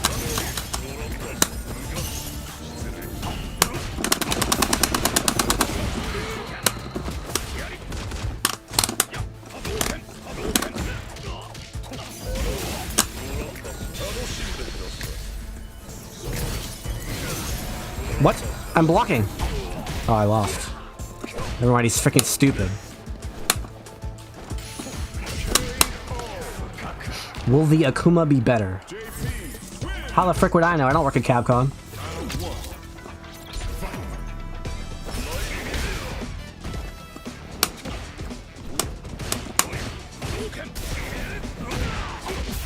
Oh, what a difficult character.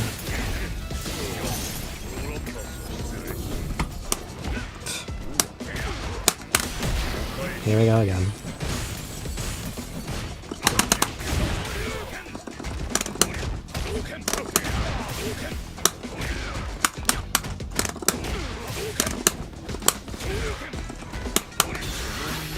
We have to do it, right?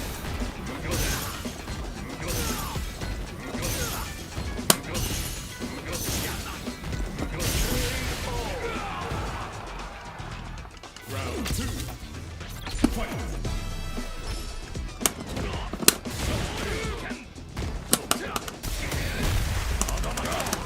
You're trash.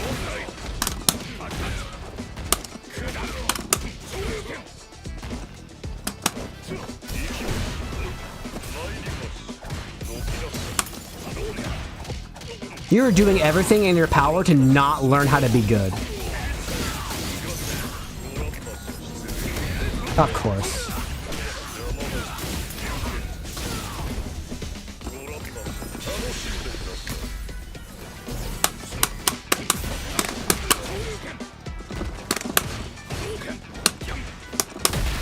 Yep. Good job.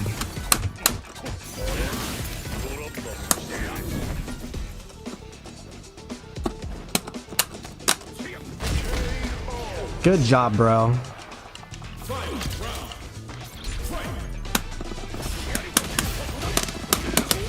You pressed the burn me out button. I want to enter burnout right now. Don't jump.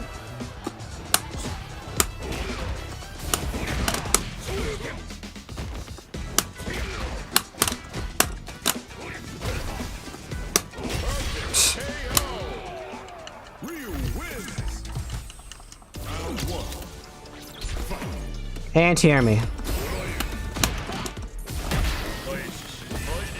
Oh, I'll play it right.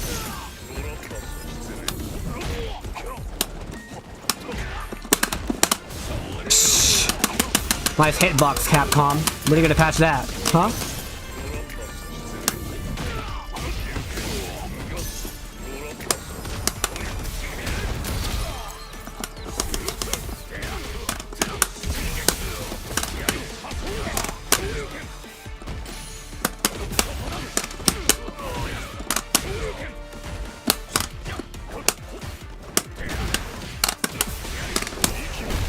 My combo just didn't work. Don't know why. I did drive rush, stand light punch, back heavy punch. I was point blank freaking range.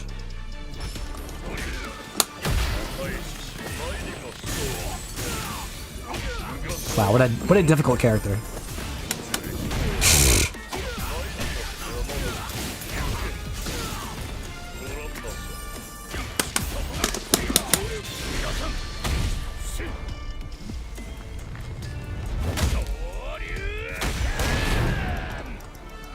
An anti-air this time or not? Oh, I guess that counts. Not really.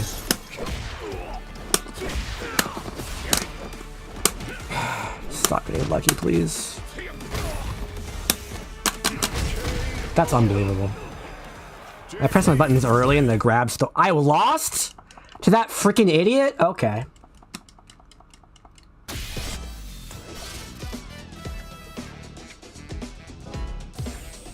Street Fighter's so bad. Here comes a new challenger. He didn't even play JP right. It just means the game is bad. You're allowed to be lucky and win.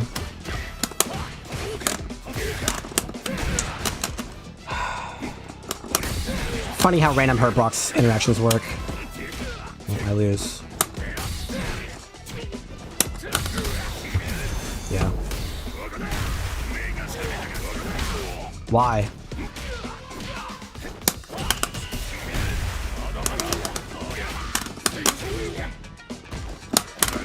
Modern Zangief, huh? At least it's not Street Fighter 5.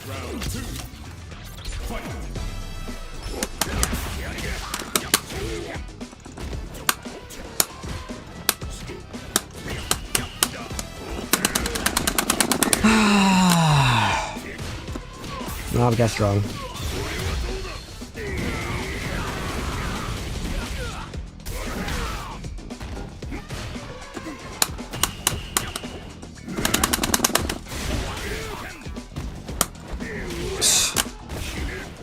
Oh, guess wrong again. Well, guess wrong again. Oh, I lost. I hate this game because it sucks. And I don't think I'm on tilt. I think I'm very sweaty. Because it's freaking 90 degrees in this room.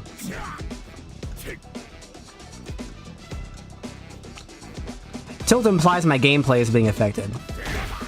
And not really. I will play this way anyway.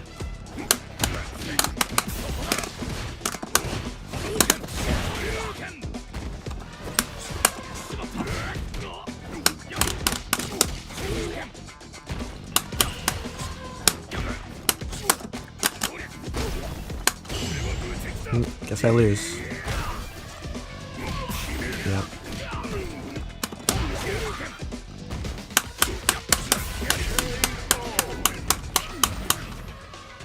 Round 2. Fight.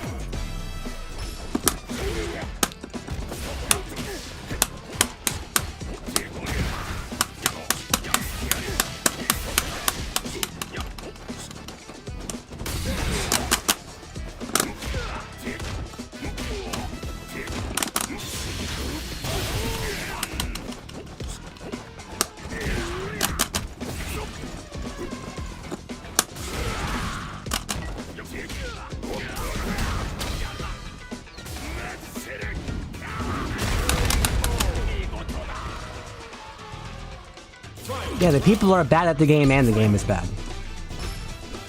Like, the game being bad is they're allowed to win despite them being bad at the game. That's what a bad game is by definition. That's not gonna work.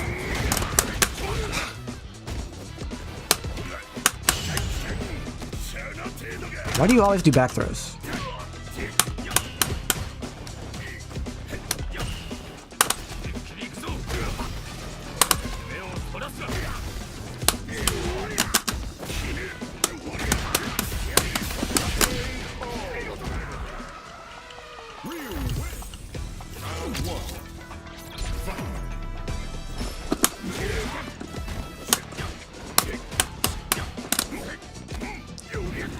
What? SPD has more range than my jab, I guess. My stand jab.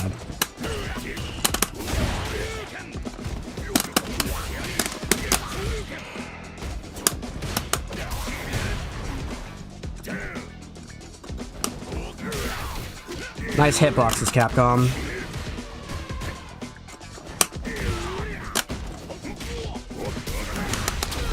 Modern controls should never be played, ever.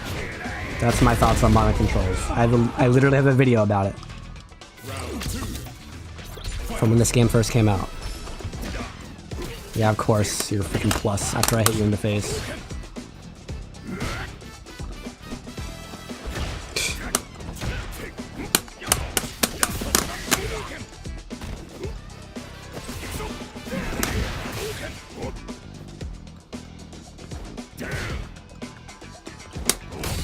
That's not a good anti-air. That's like a freaking 2-frame window to anti-air.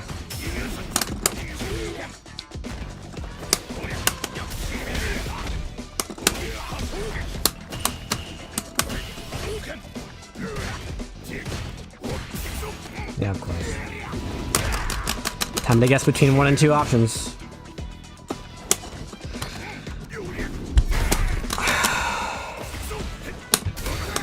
Oh, I pressed drive. I did the right thing at the wrong life total. Because this game is freaking inconsistent.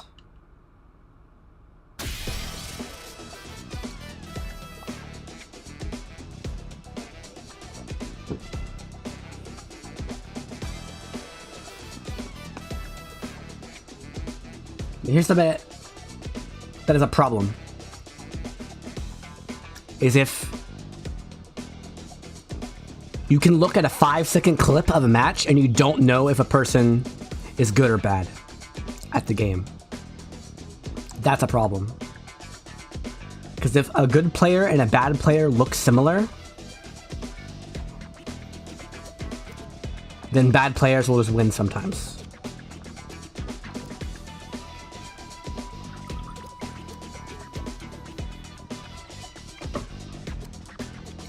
And he kept doing a bunch of drive impacts. Oh, just randomly, for no reason. And I could have reacted to them, but I'd like jumped or something and they didn't work.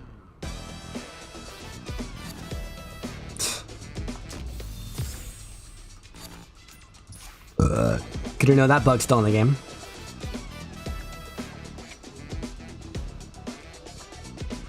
A bad KoF player can fool you for 5 seconds.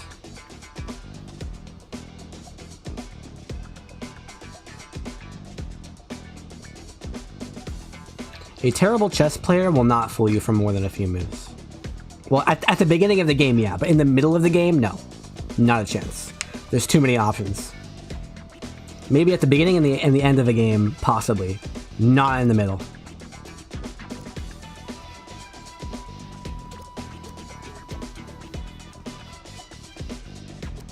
It's not gonna happen.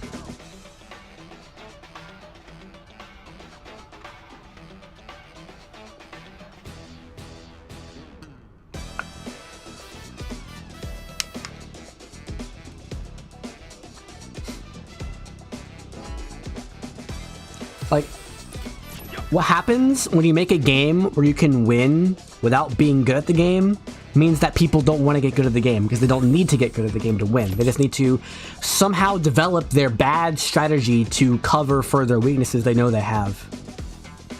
And that will be worse than if they didn't have those weaknesses, but it's not that much worse. Like, for example, if I suck at footsies, but I want to play Street Fighter 4, I'll just pick Yun. And never play footsies, because I'm playing Yun.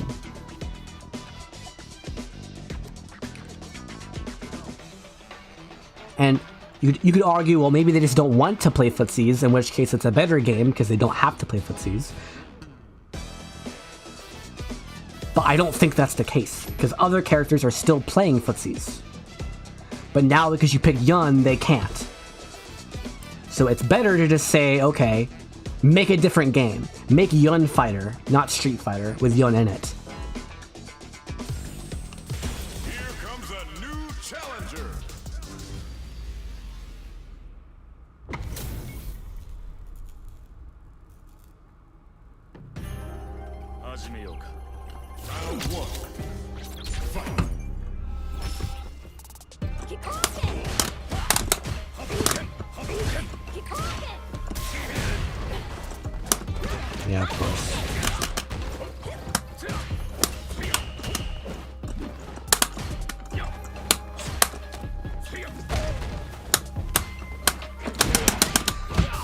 I wanted to press jab first, but it just didn't do it, and then he jumped and then I got hit.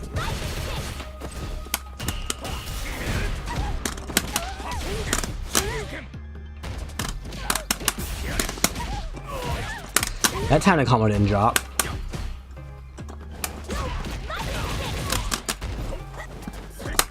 Oh my god, these hitboxes are so annoying. Okay, I guess you're in the corner now.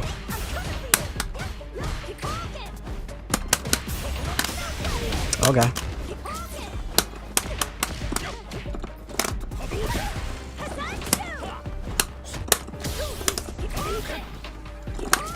No way that works. Oh, he's freaking trash.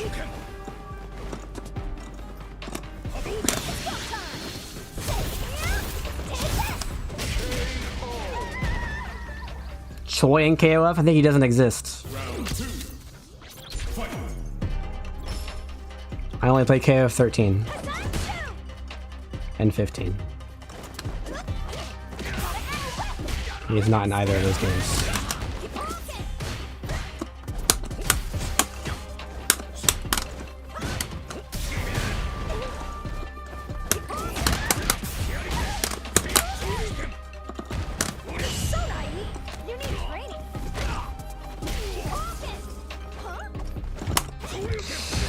Thanks, Capcom.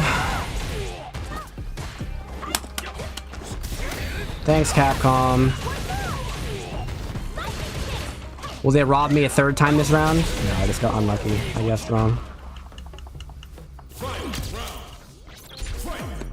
Do a mix-up.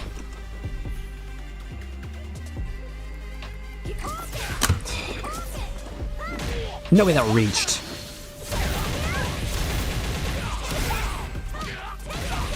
What a combo.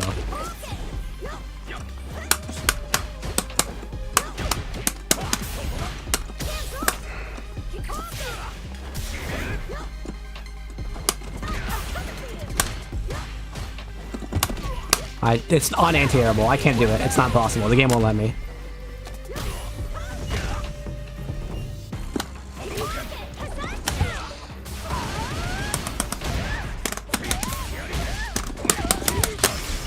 Okay. Well, I have a win condition now.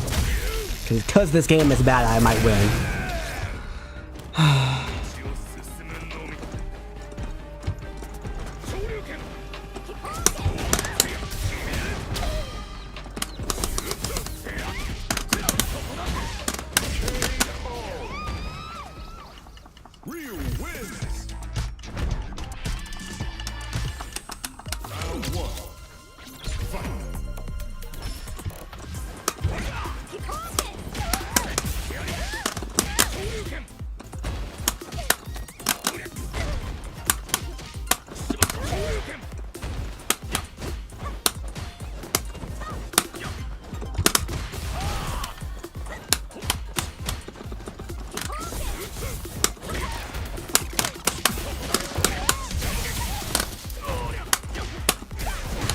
I missed the button. Yeah, nice comeback. Round 2. Fight.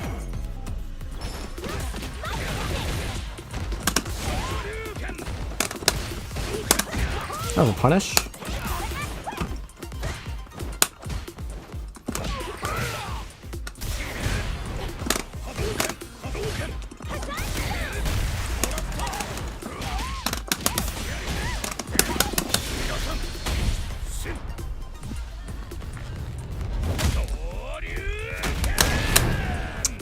Dang.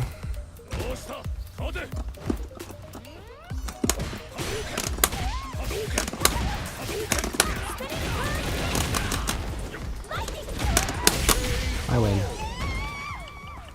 Ryu wins.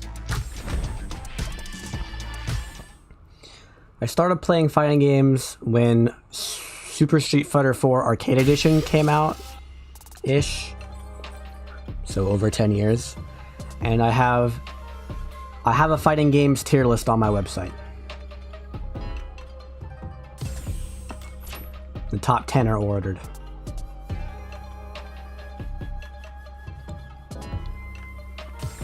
Spoilers, KoF XIII's on the top.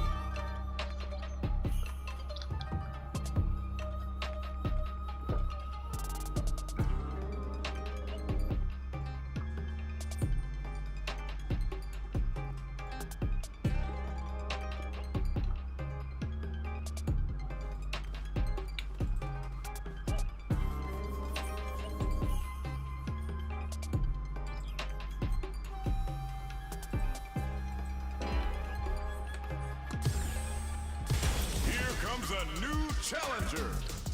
KoF 98 is probably the best, or the second best KoF game, but I didn't play it much because why would I play it when I can play 13? Round one.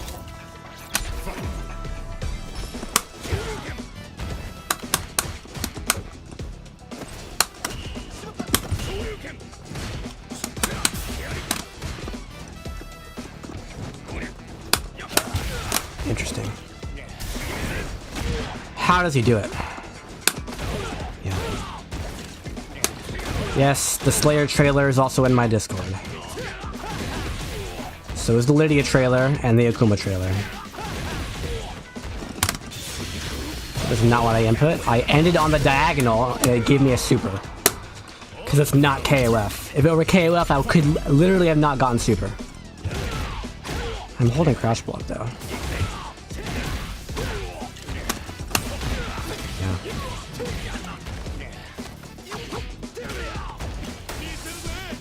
Guess I just lose. Oh, yeah, I guess right again.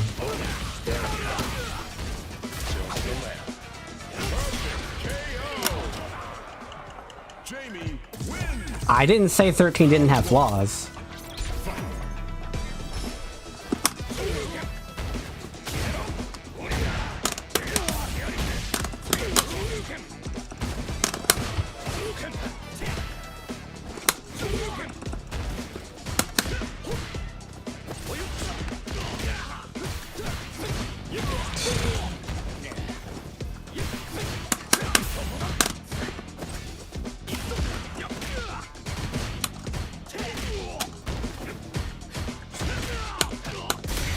Yeah, of course.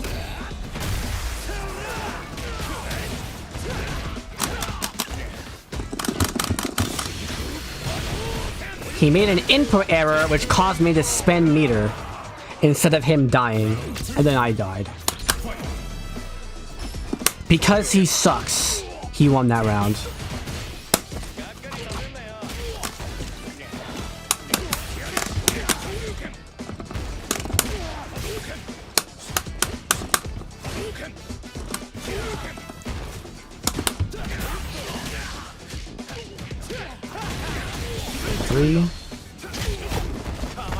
No hard knockdown.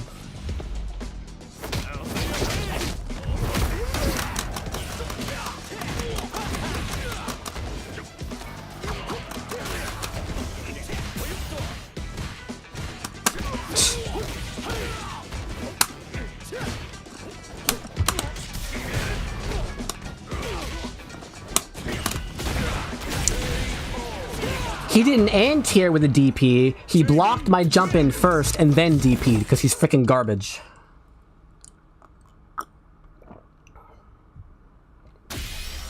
But this game lets you beat garbage at it and still win.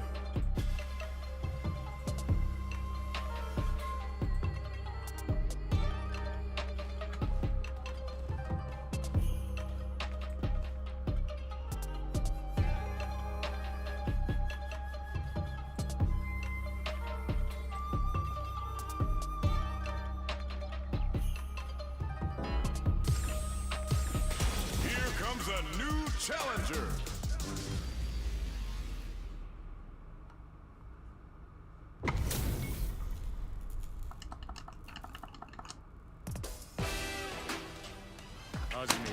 Round one. Fight.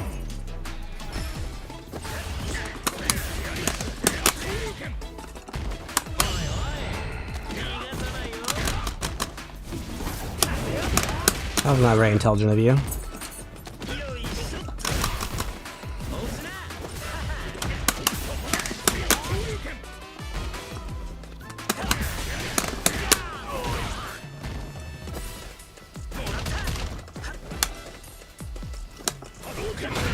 How do they do it? How do they do it? How do they do it? I'm dead. I've lost. The game's over. How do they do it? I'll block for a year this time instead of only 10 seconds.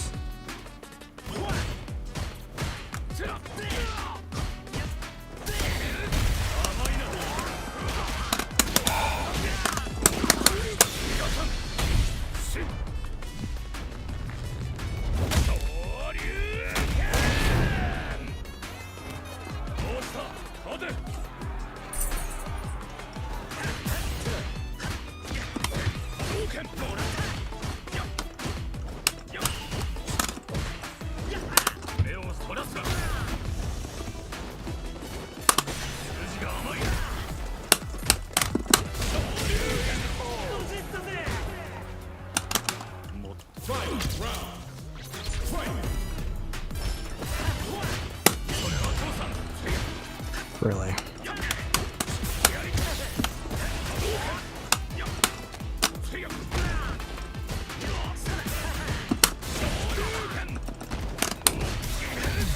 Wow, he just mass jab after blocking heavy punch, huh? Interesting use of meter.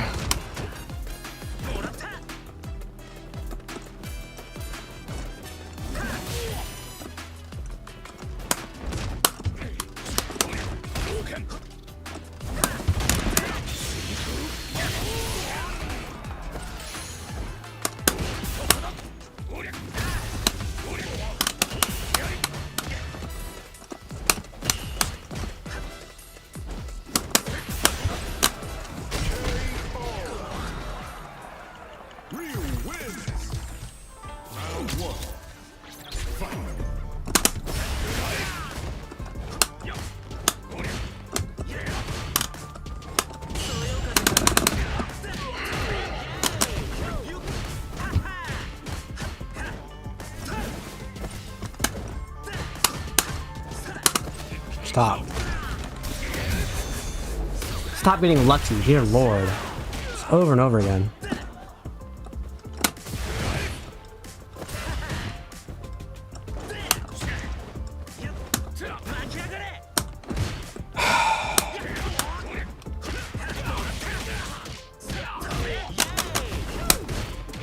I'm holding dry parry, game. What the frick?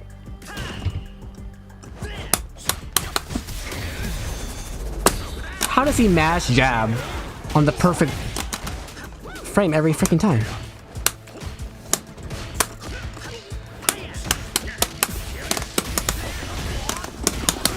Get burned out.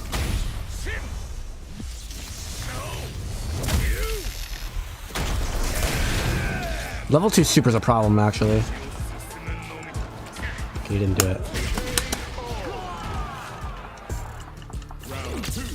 I think Street Fighter 6 is the best Street Fighter. That didn't combo. Ah, there's the wake up DP.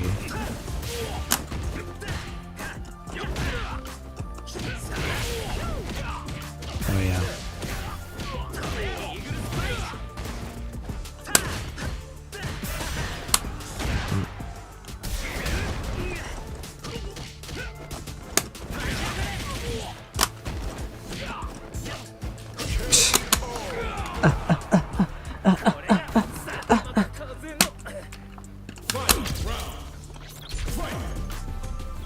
Do a mix up.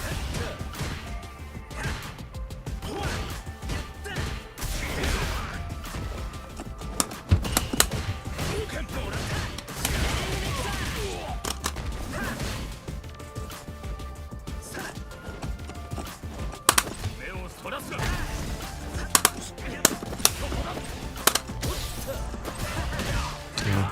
She just kept blocking, like I always do. Unlucky.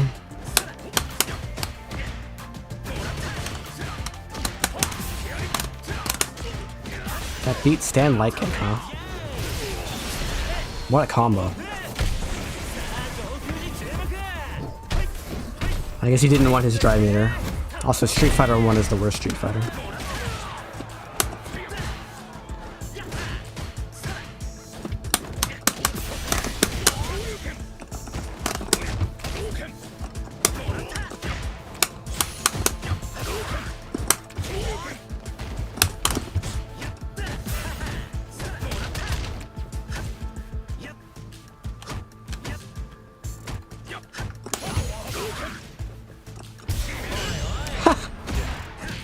All skill, no luck.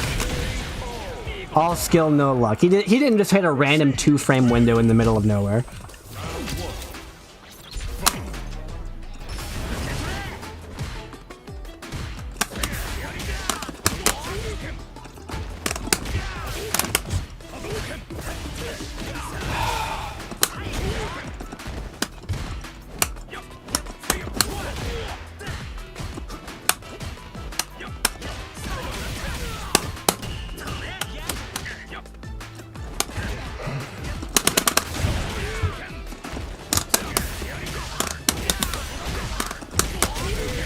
He was making a joke.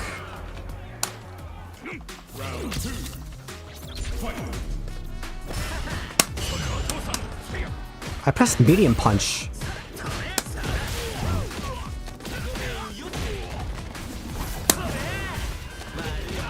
What a mix-up.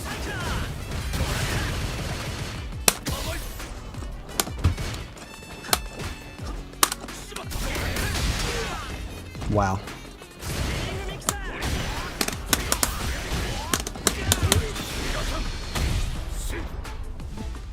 Yep, we're playing Street Fighter. Again. Oh, I didn't realize the game was so loud the whole time.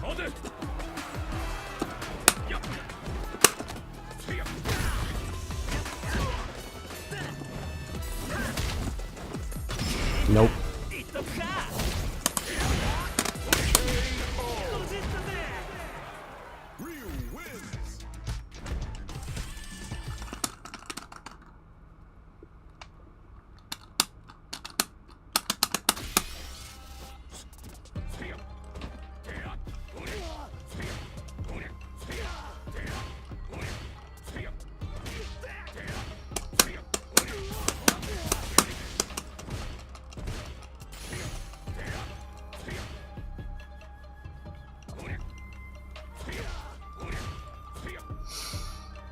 Mortal Kombat is one of the worst popular fighting games I've ever seen. And by worst, again, I mean competitively not integral. I.e., it's kind of random who wins.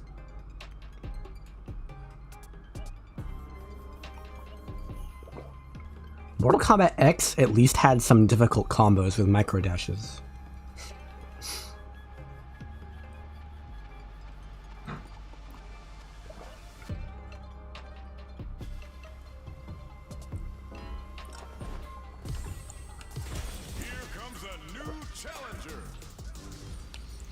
But just the fact that you can hit somebody with a move and effectively put them in block stun is broken.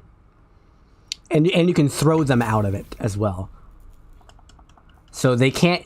If you throw them, they can't DP. Their DP just doesn't work. So it literally removes their DP option. Oh, should have seen that coming.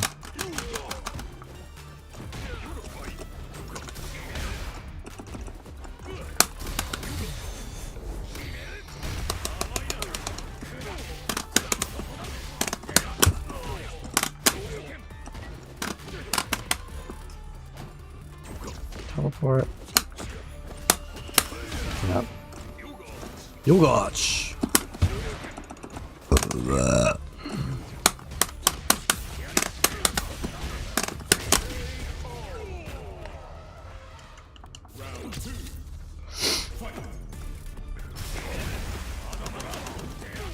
I'm freaking dead. He could have comboed off of that. Oh, I'm dead.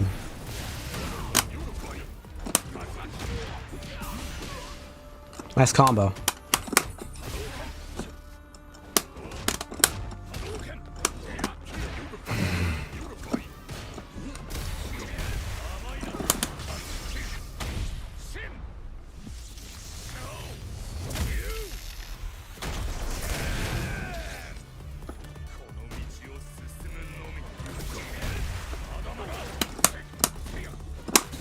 Mortal Kombat is for people who like gore.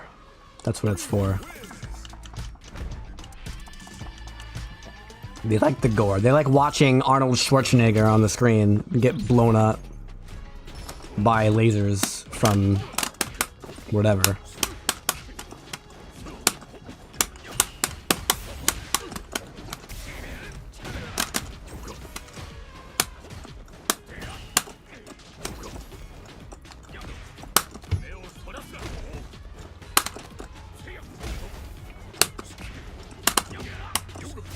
What are you doing?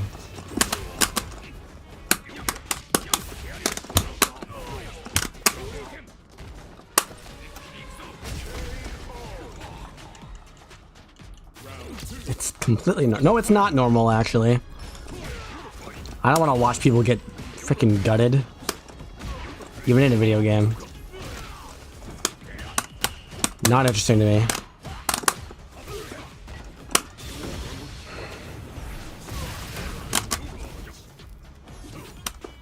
Are you kidding me? Here we go again. Where'd my DP go? It's just lost around.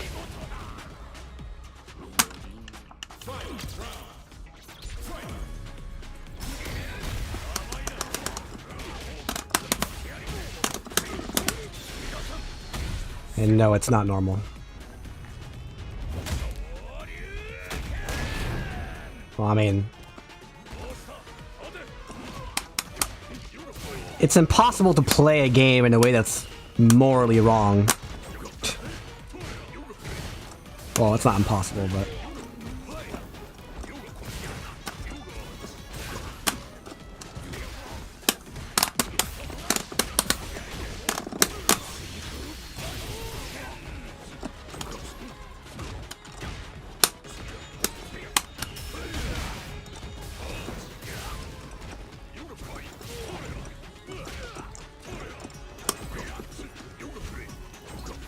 Don't. Oh, I won. Why did he do that? Because he's freaking bad, that's why he did it.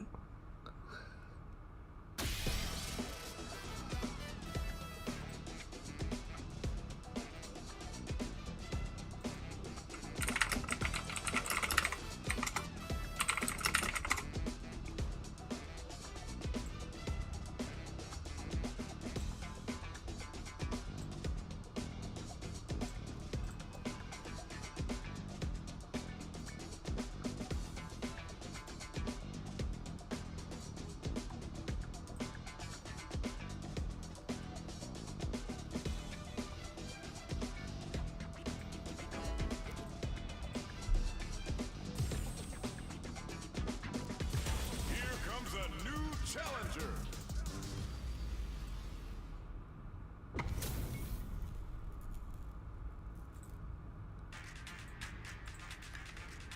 Round one.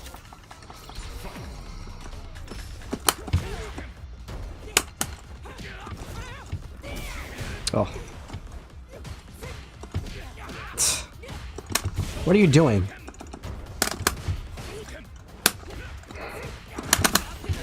I pressed DP and it just didn't do it.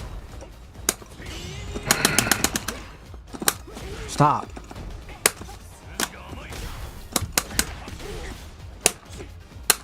Stop. Round two. Fight.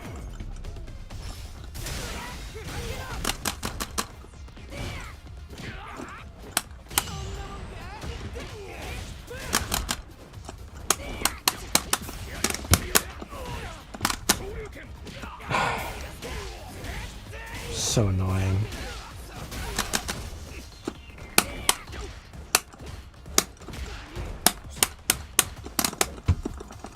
Do it.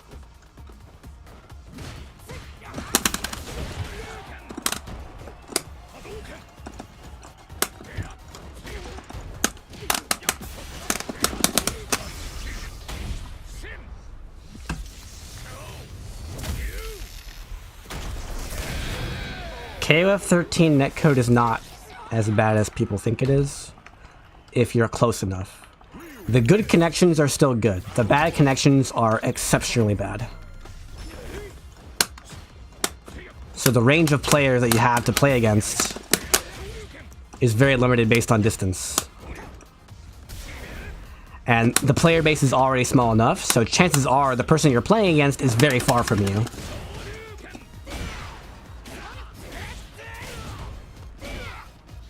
Did he just adapt or was that luck?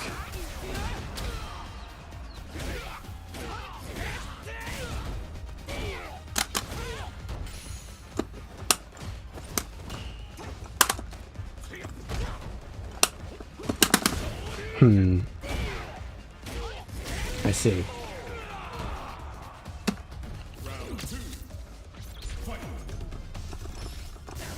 How did I backdash?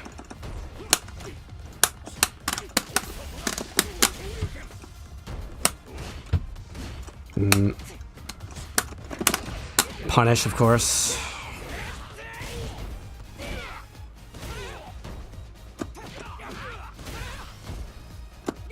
Oh my god, dude. Stop getting lucky.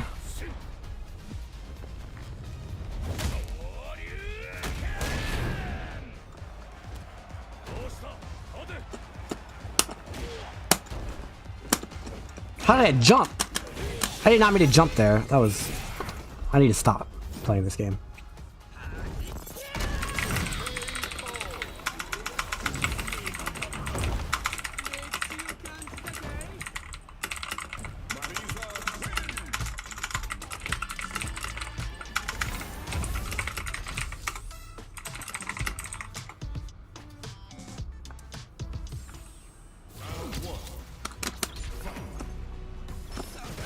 That's what I was looking for earlier.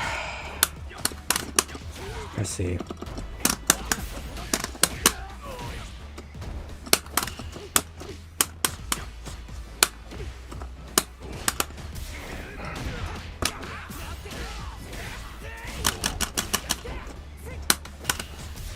How?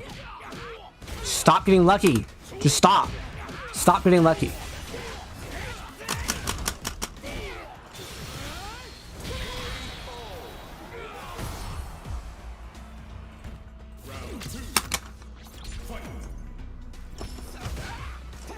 Of course.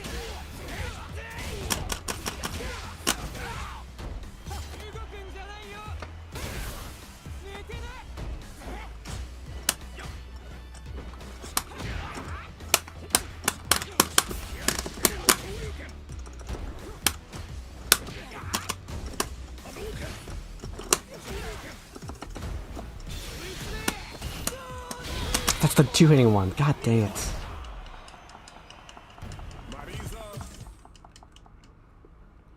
I thought I won the last game. I need to stop playing this game, dude.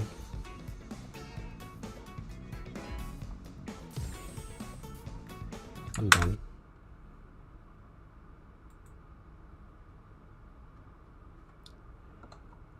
Wow, that's hot. What the heck?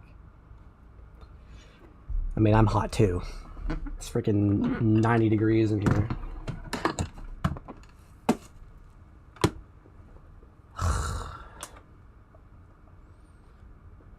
So,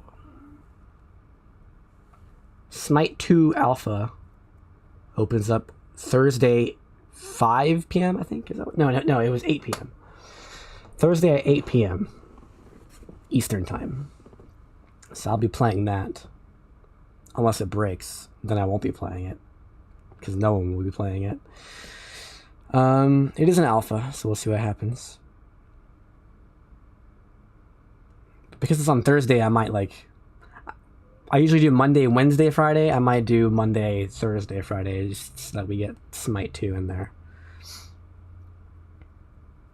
Or I might just do Monday, Wednesday, Thursday, Friday. We'll see what happens. Although I don't really want to play this game anymore. So... Street Fighter 6 is not fun.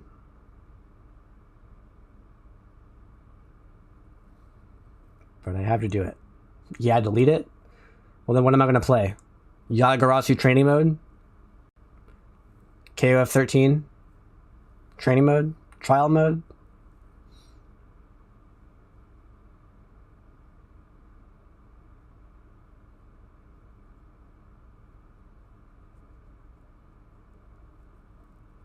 It's like... either I play Street Fighter 6 or I play a non-fighting game. Or I don't stream.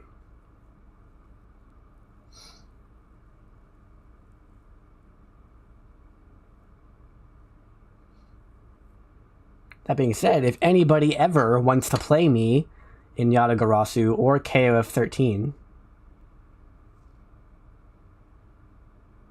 then just ask. Any day of the week, as long as I'm not asleep or eating, and that day of the week isn't Sunday. Just ask. I'll play you in KoF XIII or Yatagarasu. And it'll be great.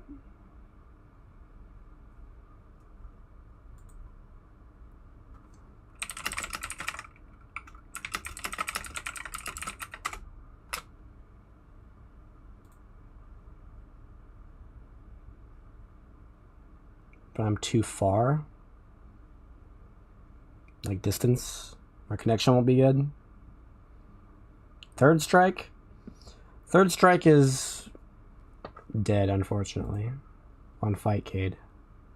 Let me boot up Fightcade. Last I checked, there was like no people near me. So this is 4 p.m. High time for this region would be about noon, so it's a little bit late. Not that late though. Third strike. Oh, it's actually doing good today. Maybe I just picked a bad day. So third strike's an option. But it's still not as good as KoF XIII or Yatagarasu. Yeah, there's a bunch of people playing the game, but how many of them are actually playing the game and not just AFK? And how many of them are, you know, within a reasonable distance and we have a good connection? Also, how many of them are just Chun-Li's that press crouch medium kick?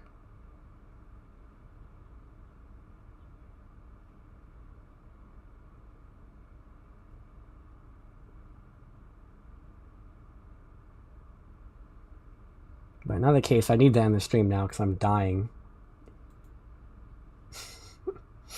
I'm dying. I need to turn the fans back. I mean, I can stream with the fans on. You want me to stream KoF XIII with the fans on? So I can do that.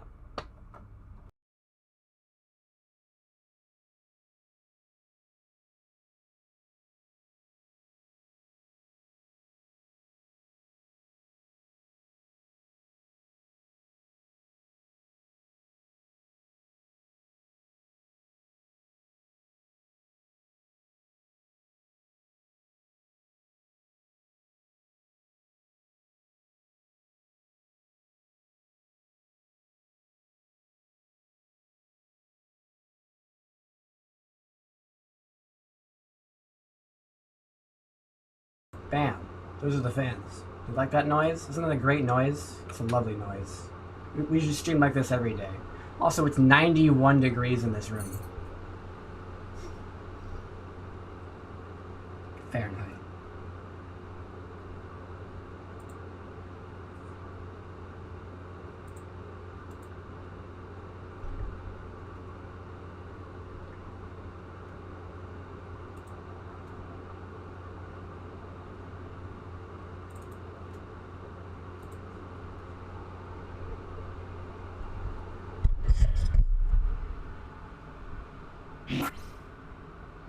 And that's not true.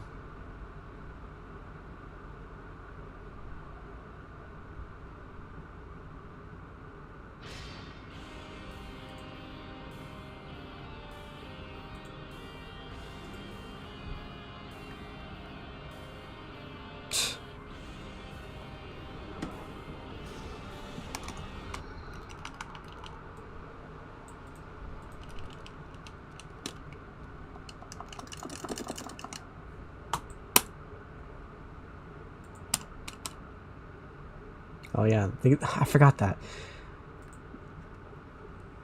The game crashes if you close out of the intro cutscene too quickly. Let's see if I can do it again.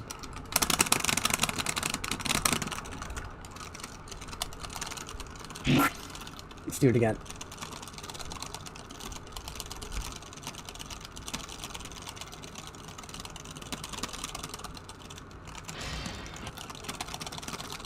Oh, I didn't do it. Oh, I pressed B though. Whew. I'm gonna play Hoppin'.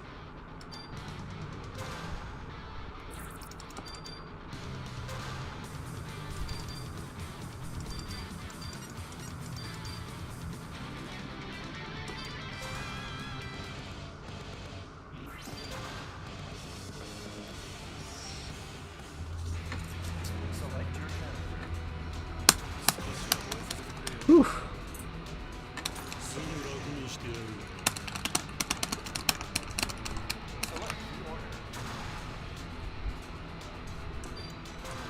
I need to switch to Twitch stuff.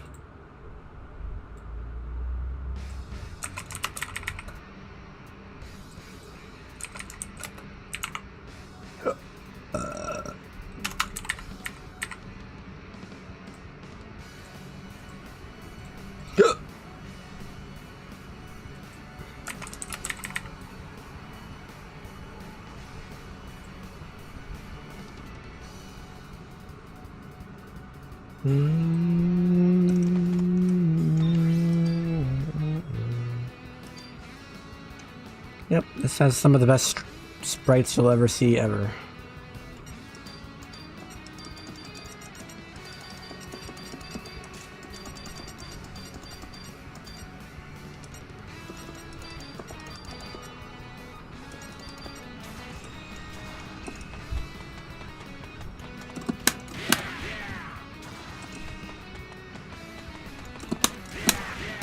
Wow.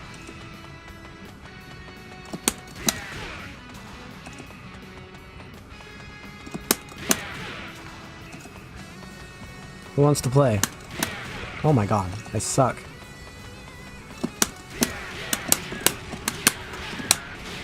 I did the wrong combo.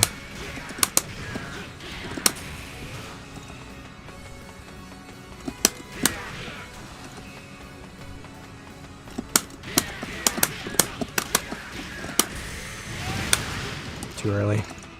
I was too good. Oh, too early.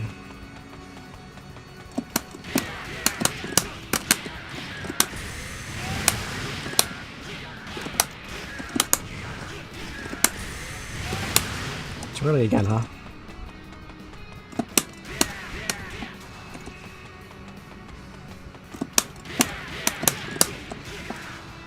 KoF XII almost killed SNK. If you look at KoF XII, it's basically just like a beta version of KoF XIII. Like, it didn't even have teams, it just had a list of characters in no particular grouping. And the sprites were just copy and pasted into KoF XIII. And the netcode was trash. More trash than 13's. And I mean, what else? Every character had a Grenadian, but only if they landed a counter hit. It was a pretty messed up game.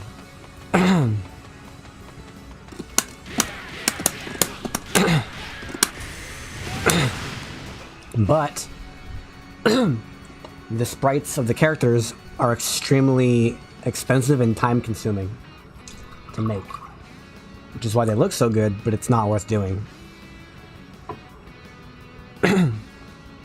Like, unless there's a different process that is somehow created that is a lot cheaper and faster, it's not going to happen.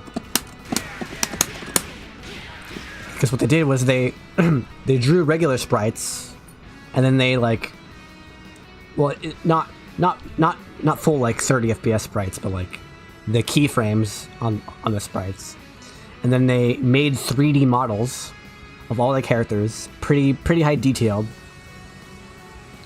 models of all the characters, and they drew these sprites, full resolution sprites, on top of those models.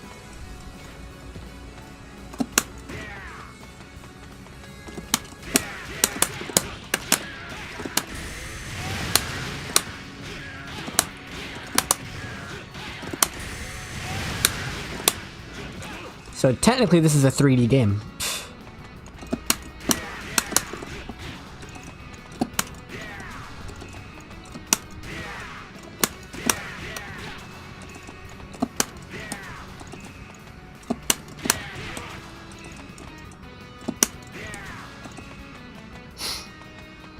But thankfully, the game was very successful. So they were able to make KoF XIII. I say thankfully, but we don't like KoF XIII.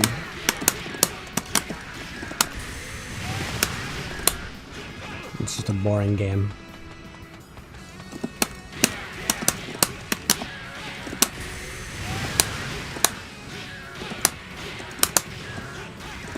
XV's fine, but it doesn't have combos like this. So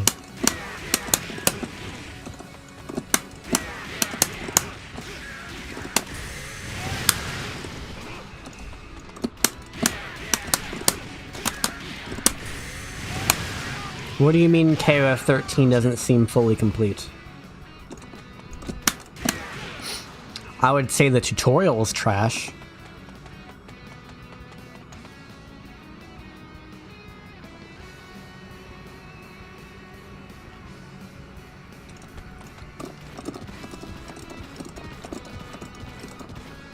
Yeah, okay. Because they wanted to have certain characters in, they didn't put the characters in, it's an incomplete game.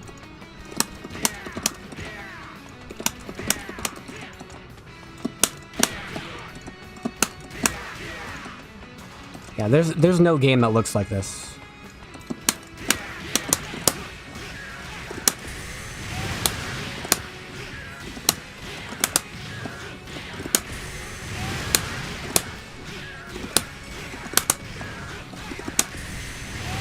I dropped a combo on the last one.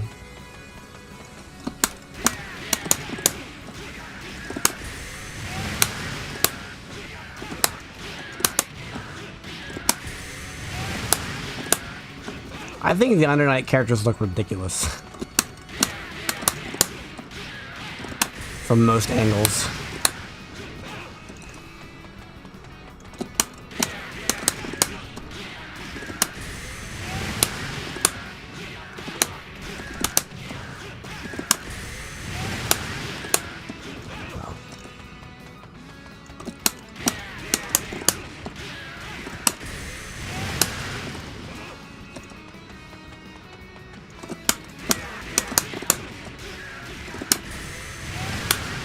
Maybe I just don't like anime.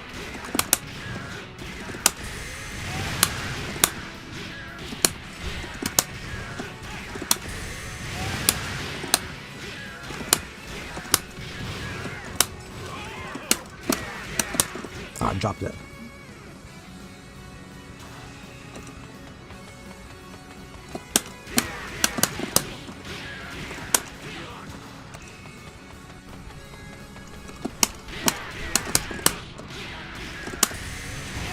I just think, like, especially if the characters in Under Night are looking like this direction, I think they look ridiculous. I think their faces look ridiculous.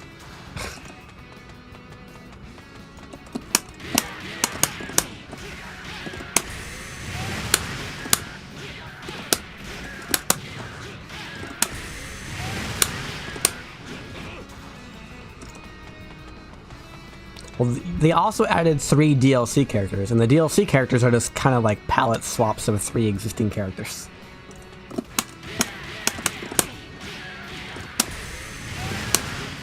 I think Guilty Gear XX looks fine.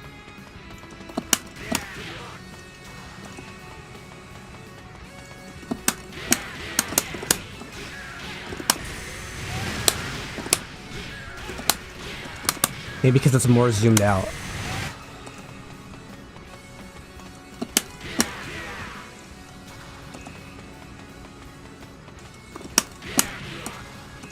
Bum, ba, ba, ba, bum, bum, bum.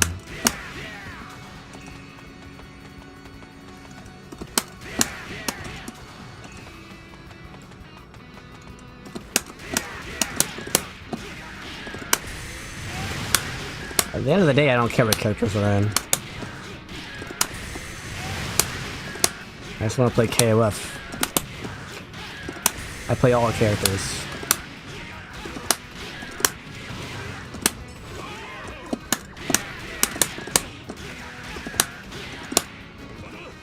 Oh. Well, I dropped it.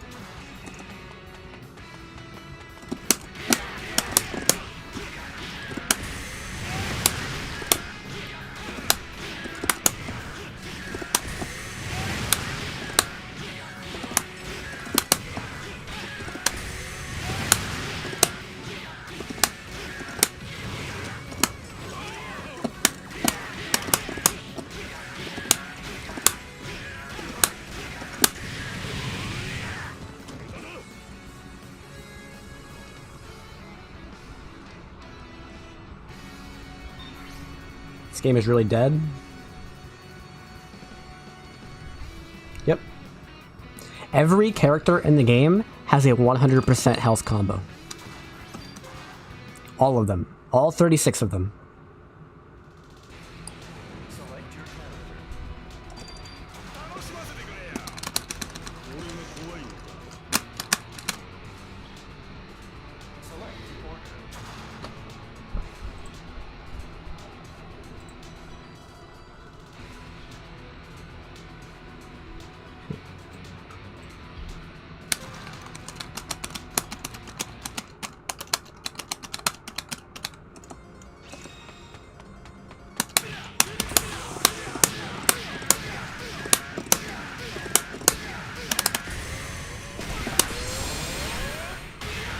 Oh. Didn't quite kill him. Do you think he's done better? I mean, KoF XIII is better than O2 Unlimited Match in every way except roster size.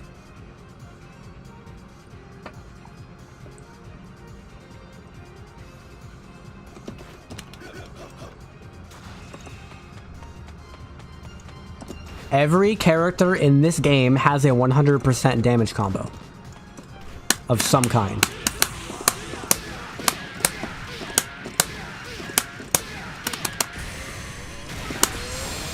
Every single character. That's not me speculating, that is just true. That was Shen's. Ralph's is probably... I don't know what it would be.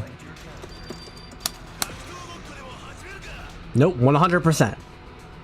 100% damage combos, every character. And it's usually not even close.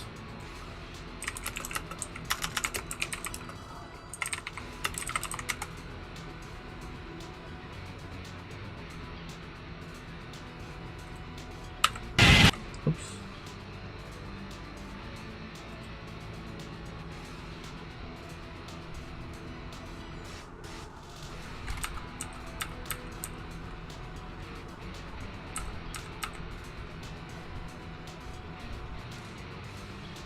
Yes, and then immediately after it, I did a variation of the combo that did more damage and did 100% damage.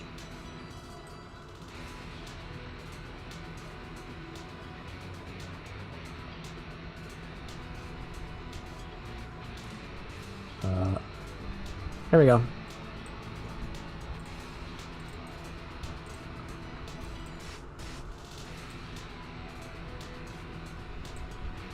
KoF XIII all characters death combo exhibition.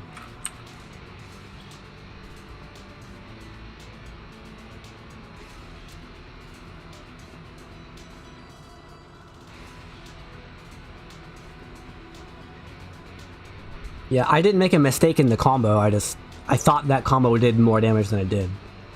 So I did a variation of it and it killed.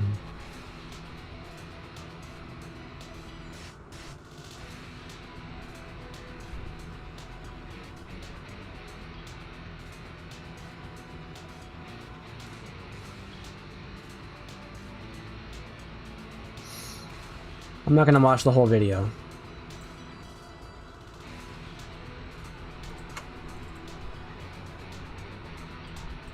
If you want to see Ralph's kill combo, go watch that video.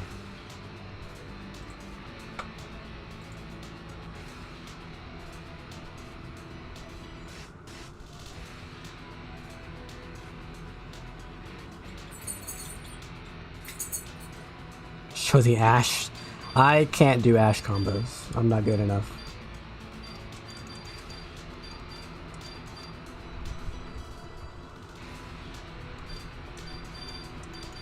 I actually don't know off the top of my head any other kill combos besides those two. Oh, I know hers, I guess. Kind of.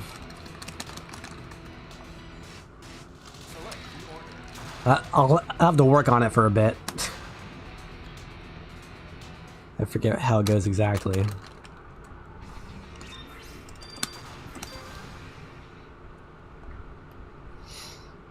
The Ashe Touch of Death is like 7 hours long, so I can't do that one.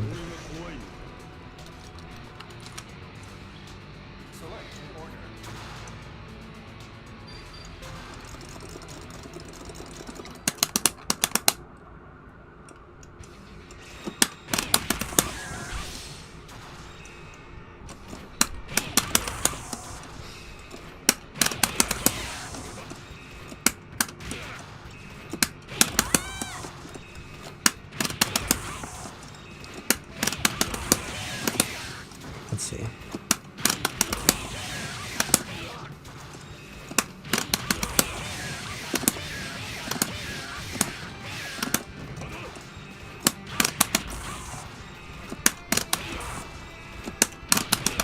Wow.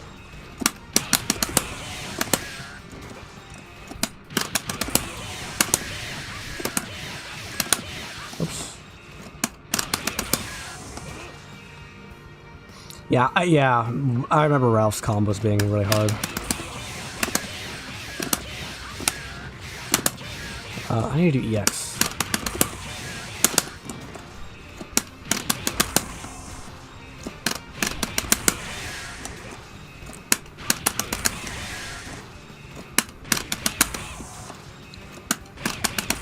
Come on.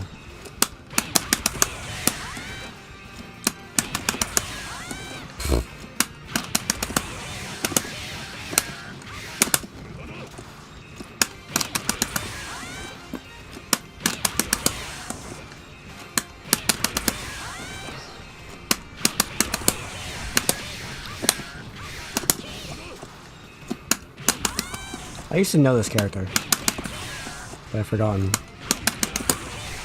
everything.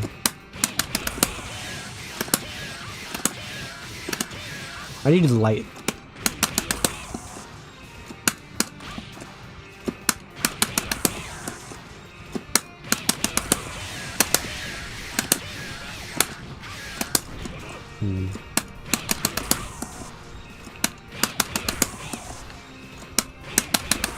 Wow.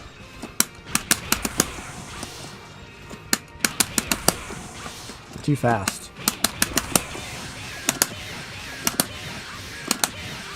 Light uppercut.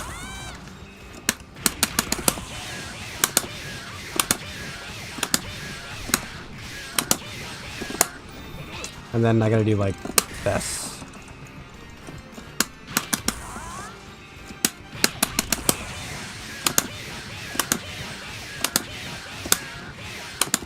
Oh, missed it.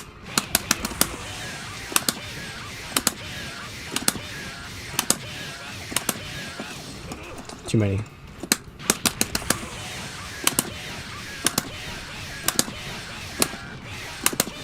Oh, dropped it.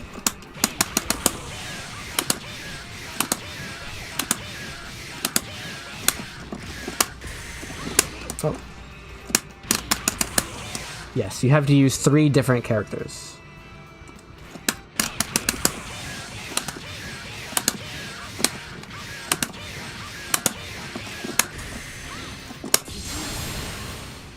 Will that kill? Yeah, that killed. I got one.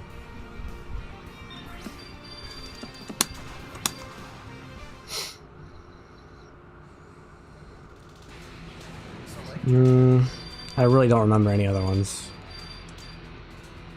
I might be able to figure out like Takuma's. What super would you even use? It'd have to be. Yeah, it would be. That won't kill.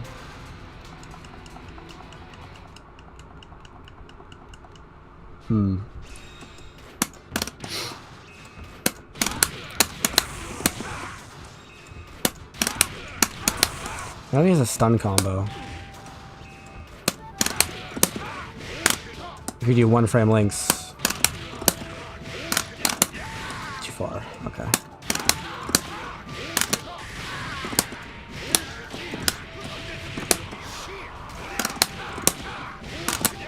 Dropped it. All of these are 1 frame jabs.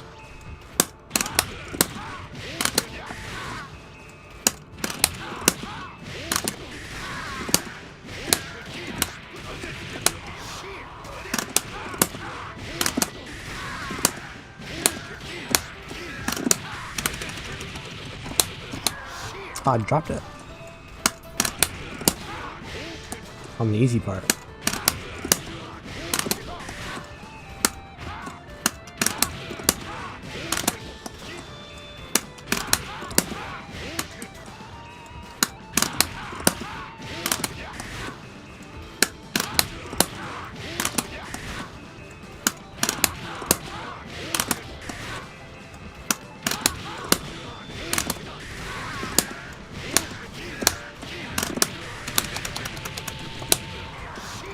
too early again.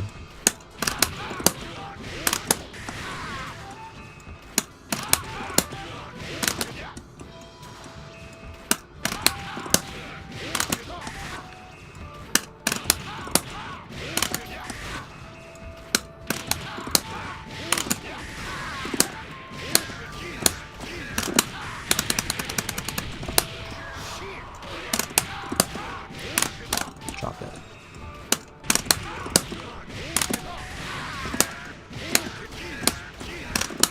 Wow.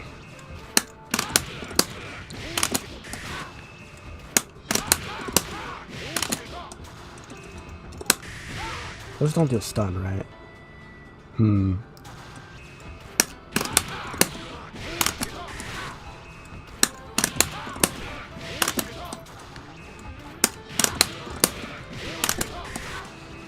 This is gonna take a while.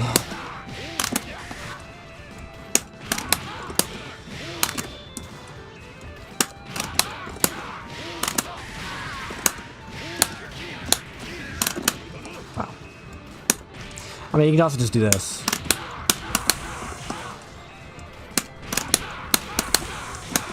Oh, I suck.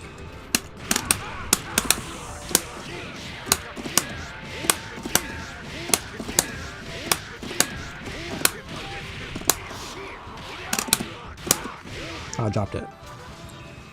That does 900-ish damage. Wow.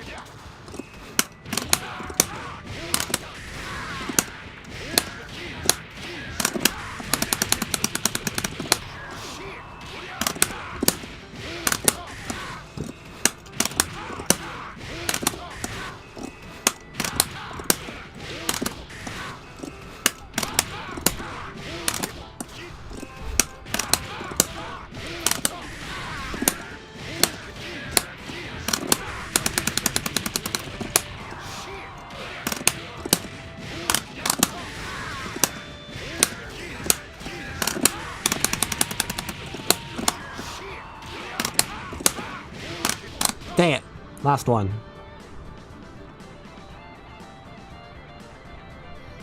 You don't play KoF XIII because it requires you to learn 3 characters?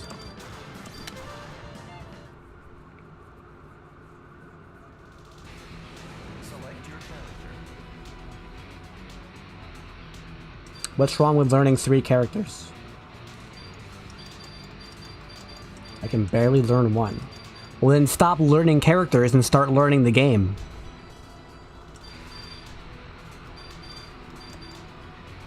Like, don't pick Kyo because he has a fireball and a DP and an EX command grab.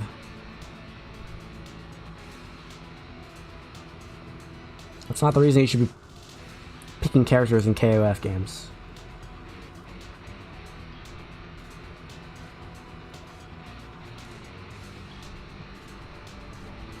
All you need is one combo for your character, and that's it. Everything else is extra.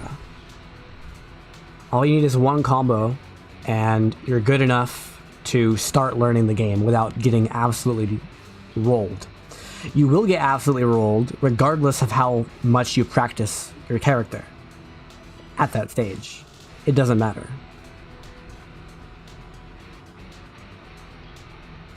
But like, just pick a character. Let's say you like Kyo. And be like, okay.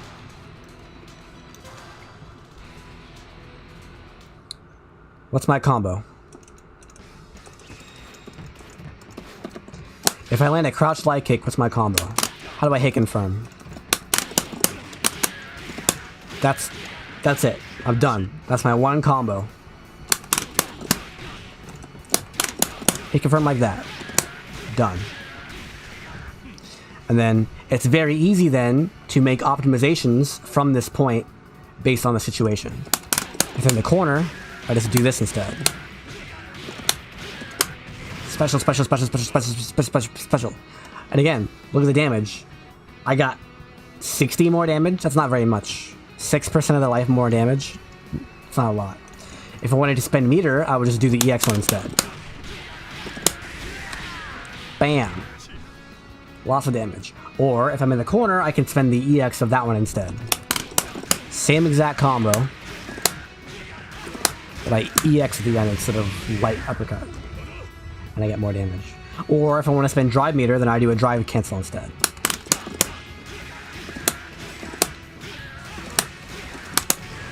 Like that. Get your damage that way.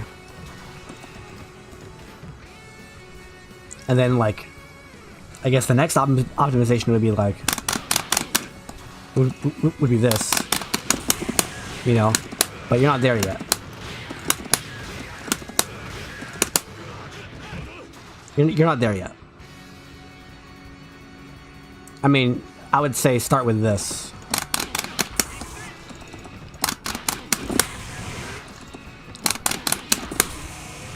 Something like this.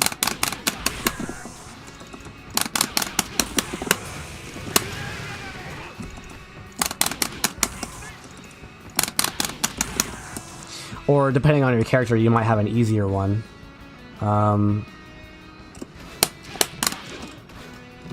Kyo doesn't really have a super, like a insanely easy one. I guess he's this. I am double tapping. Look at my inputs. Also, you can look at the arrows. Oh, I'm pressing buttons now, see? I'm double tapping. Street Fighter 4 and Street Fighter Cross Tekken are the only games with plinking as a built-in mechanic. Where if I press heavy punch and then light punch, yes, I'm doing middle finger, index finger. Like that. You can also triple tap with ring, middle, index, but I don't do that. Double tap. And that only applies to normals, because normals don't have an input buffer. If you do a special move,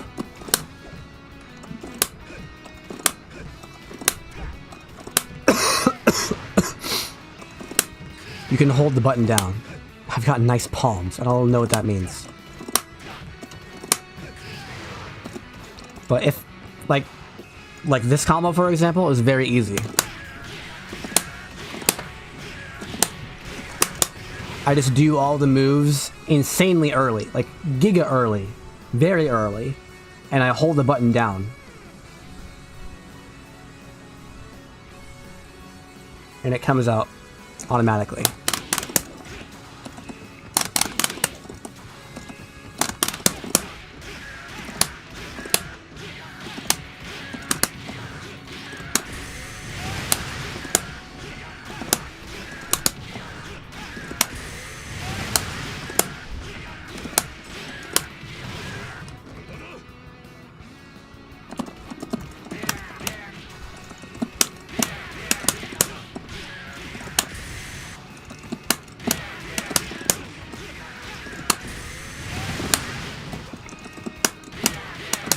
think round start is just a little too far.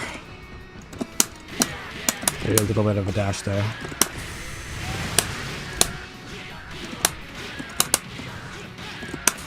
Oh, I didn't press the buttons at the same time.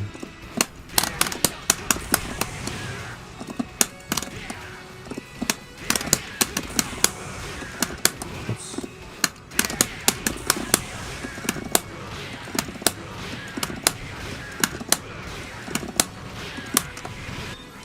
It's my main team. I play everybody in this game except for like Raiden. Let's find out who I play the most. Probably Kyo, Duolon, Takuma. Let's find out. But I do play everybody. Oh no, this.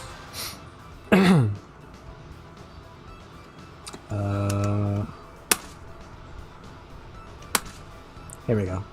EX Kyo, Daimon. That's random. EXKO is a lot higher than everyone else. Where's Duolon? And then Duolon's number 3. I'm surprised Daimon's above Duolon.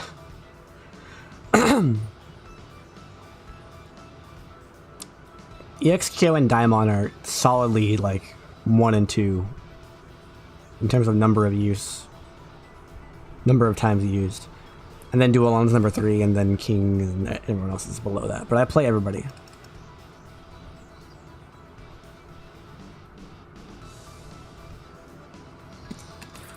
The problem with this KoF is you just don't have any opponents. I mean, I can look at the Discord.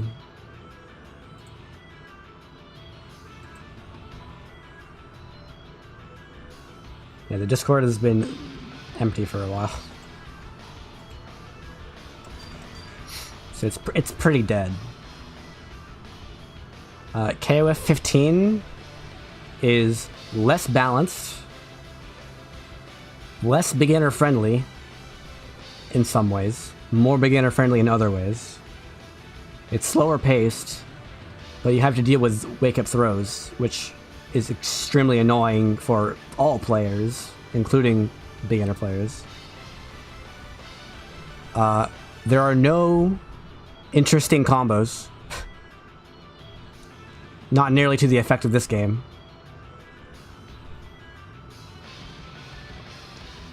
And the graphics are worse, in my opinion.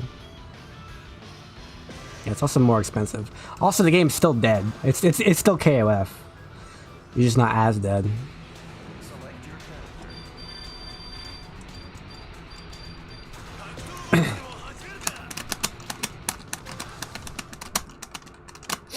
Also, I think Ralph does a lot of damage, actually.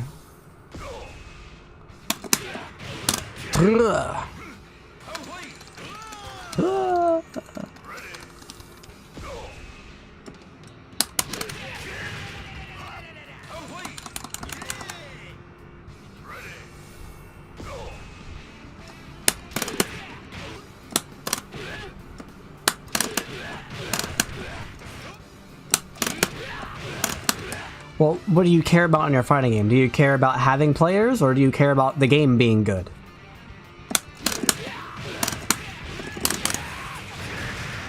Because I would rather play one match of KoF 13 per year than one match of KoF 15 per month.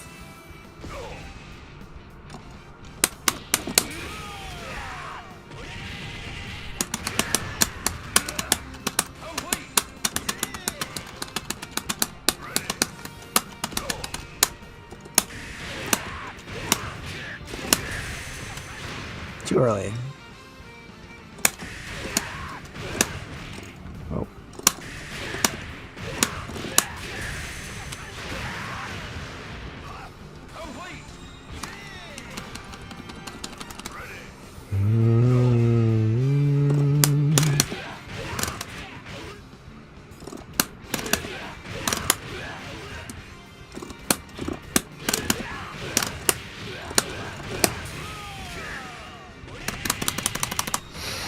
No, it's not. You don't fight CPUs in fighting games. It's not worth it.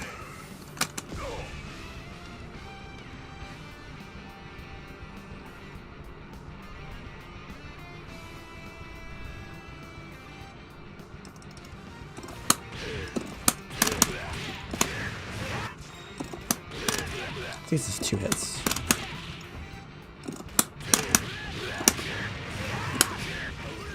Yeah, this is the hard combo.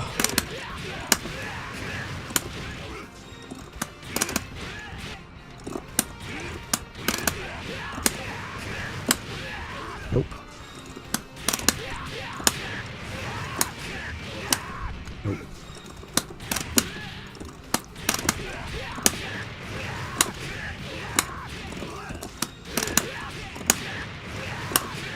Nope. Nope.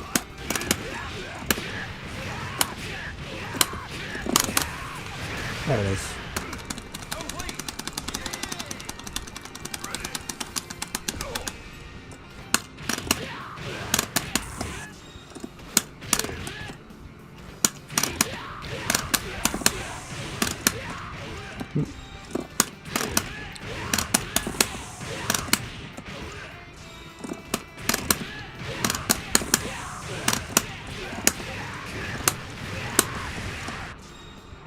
Oh yeah.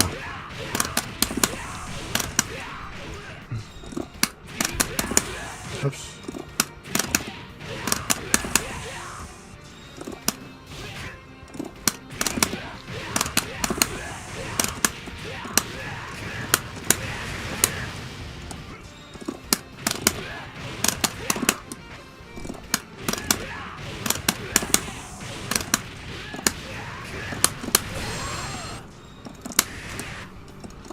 How did I get that?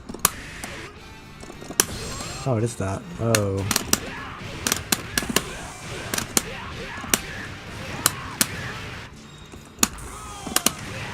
Can I just do this? That's hard though.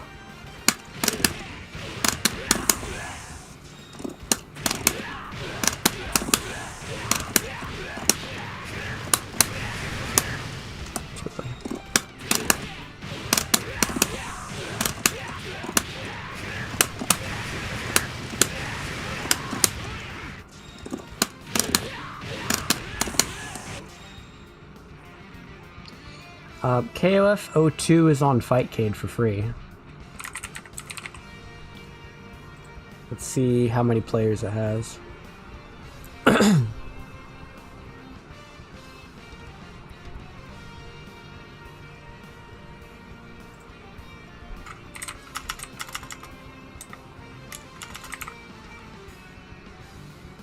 Wow, it's got a lot. It's got a lot of players.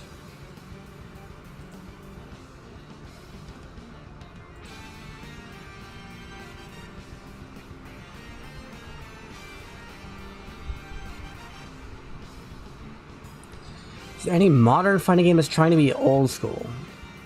Blazing Strike? Haven't looked at it.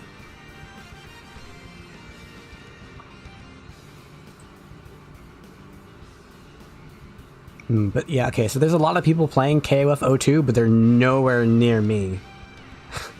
They're probably all... Yeah, I see lots of Mexico. There's a couple of West Coast US. It's almost entirely Mexico. What flag is that? Colombia. There's a bunch of Colombians too. Colombians, Peru, Brazil.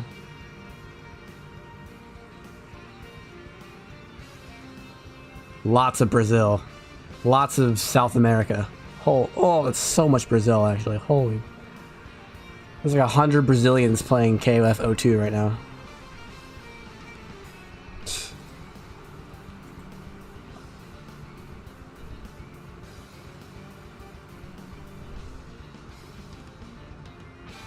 Anyway.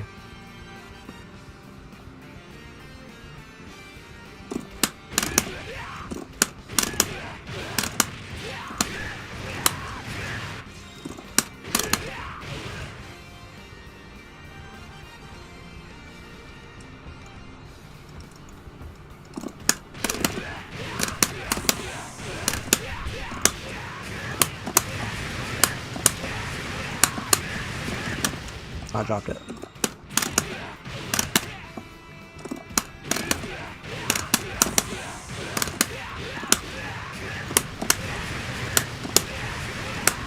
Too early.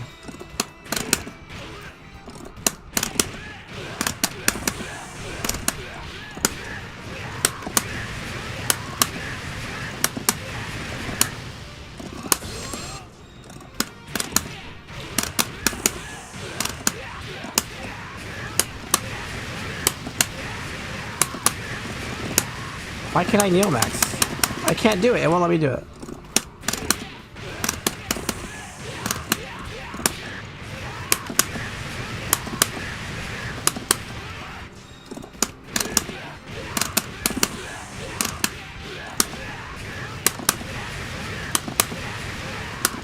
Too late.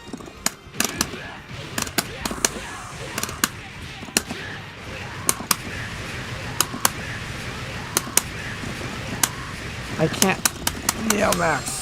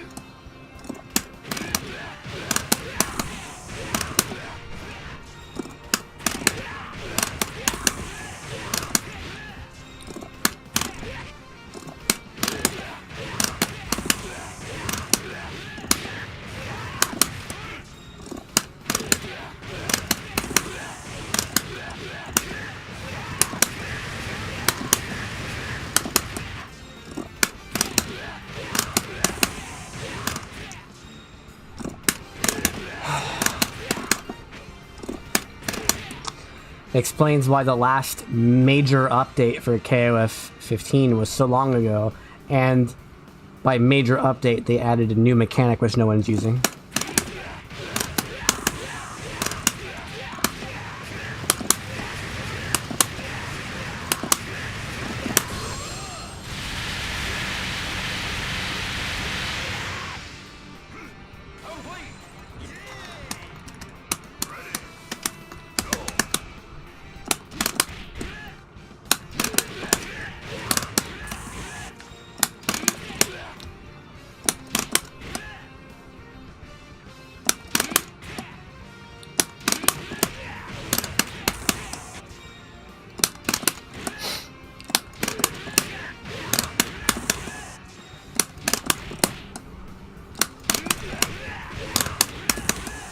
They're making Garo? You mean KoF 15 with a different art style?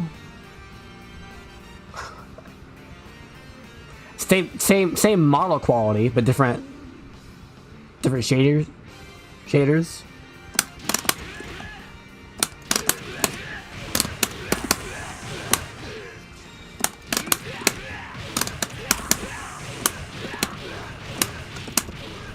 Oh, I dropped it. Yeah, and different mechanics, except Mr. Karate has those mechanics in this game. So does Andy, and Andy kept them all the way to KoF 15. Terry has one too, Rock has one too, and there's literally Team Garo in KoF 15 with Garo mechanics.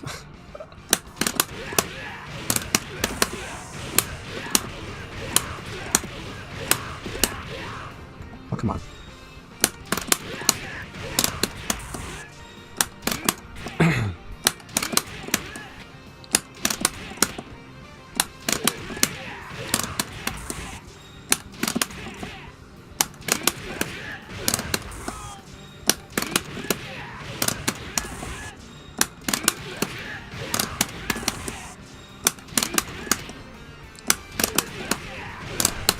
This is hard.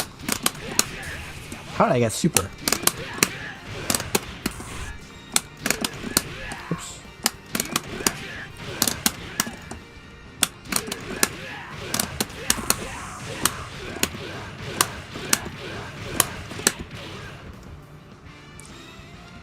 There's no feints. It's still a different game. There are feints. There are feints. This game has feints.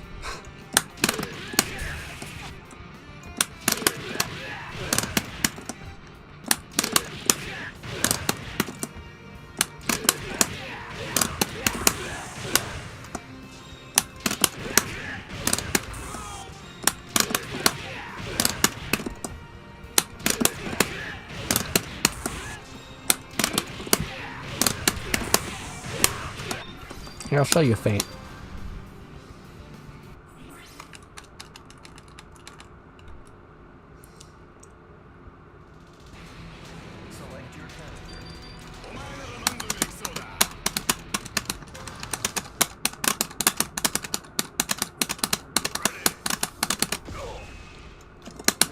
Faint.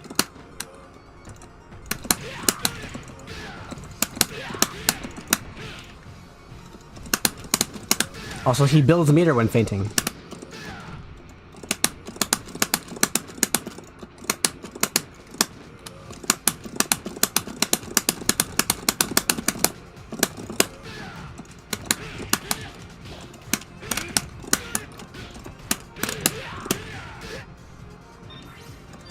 That's not universal. So?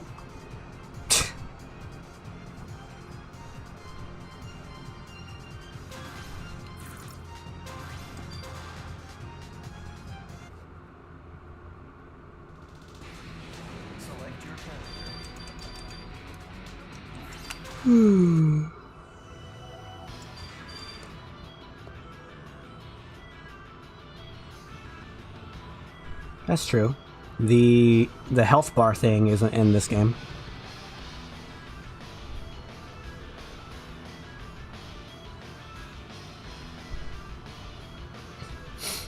I never said that Garo will be a bad game. I'm just saying it's gonna be more similar to KoF 15 than you think.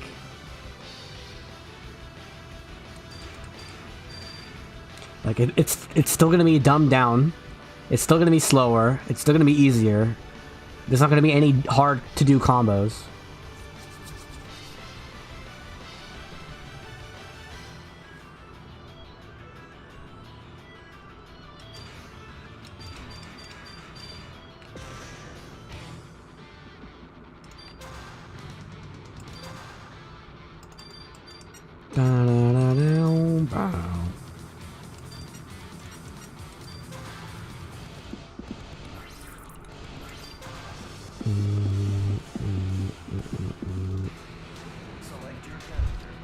What do you mean by modern? This game is only a decade old.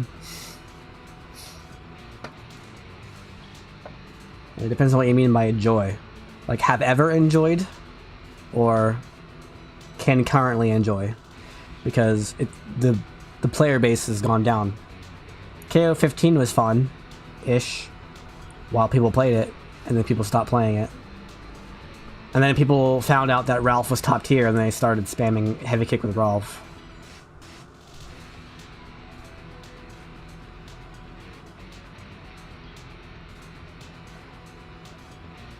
Four to 5 years old. KoF 15. How old was that game?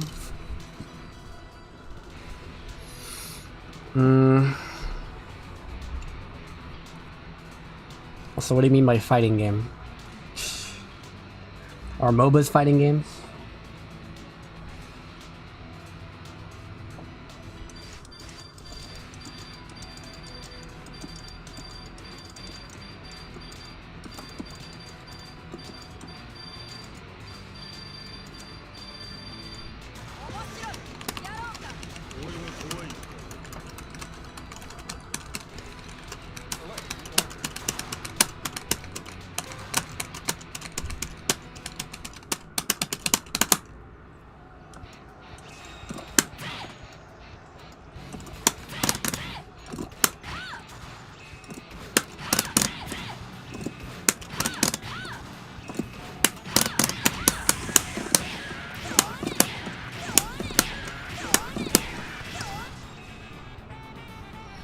It's probably KoF 15.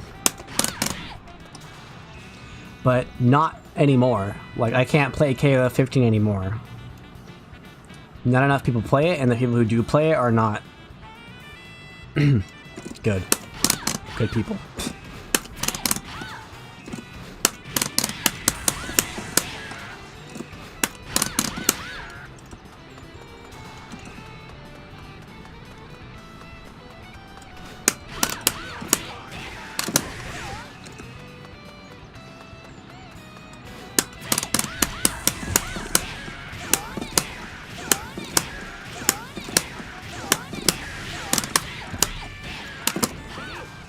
These are all one frame links. Not this part. All of these jabs are one frame.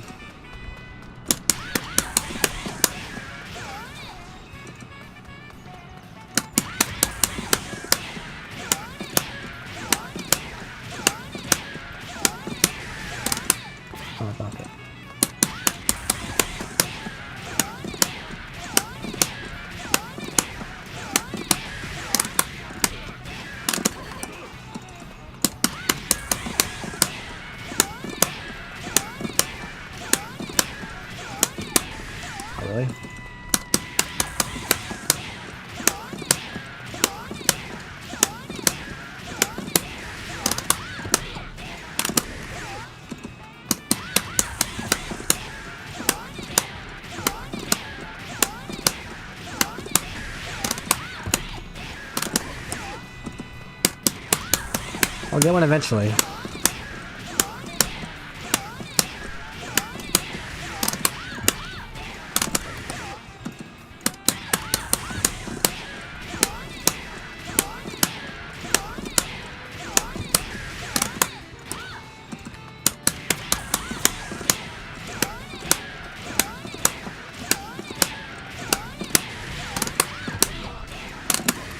I'll get one eventually.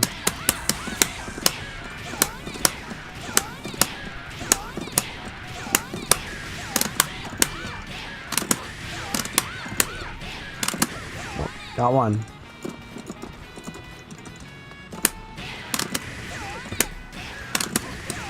Vice can do 2 HDs in one combo using this combo route.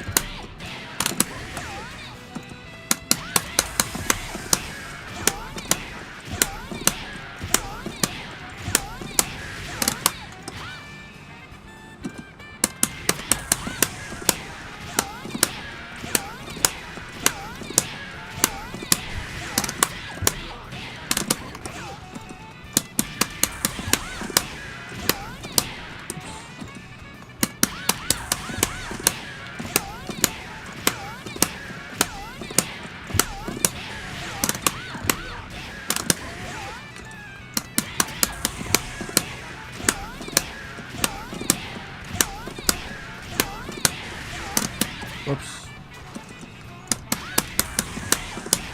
Whoops.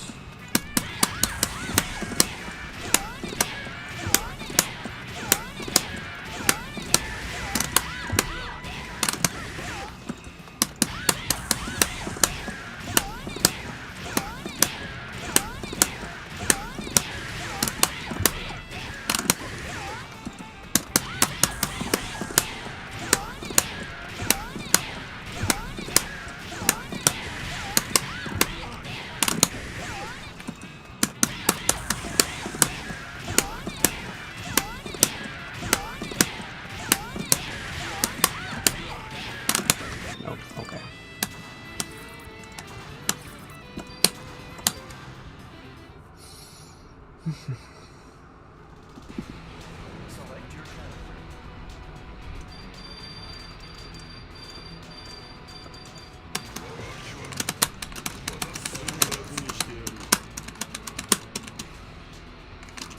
My KoF 13 passions inspiring.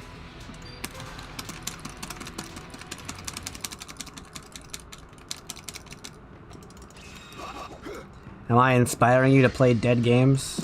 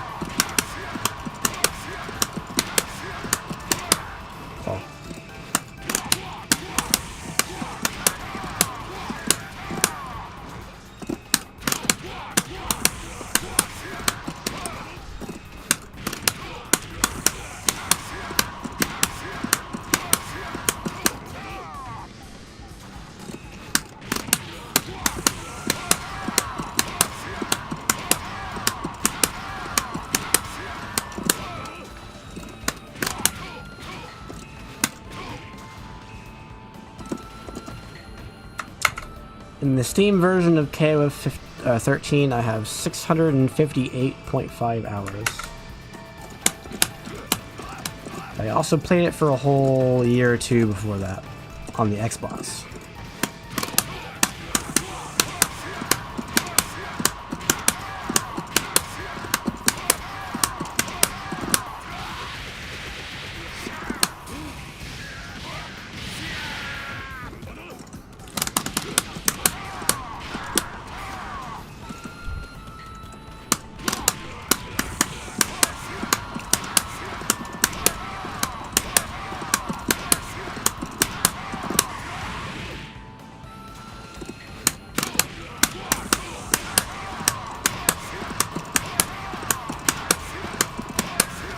Oh, I got that.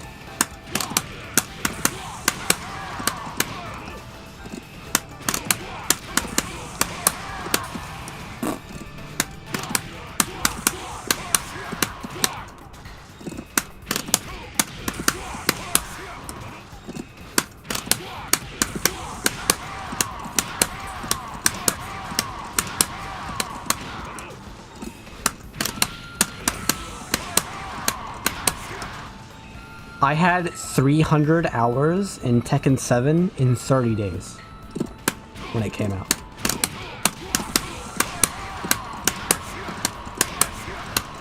Oops.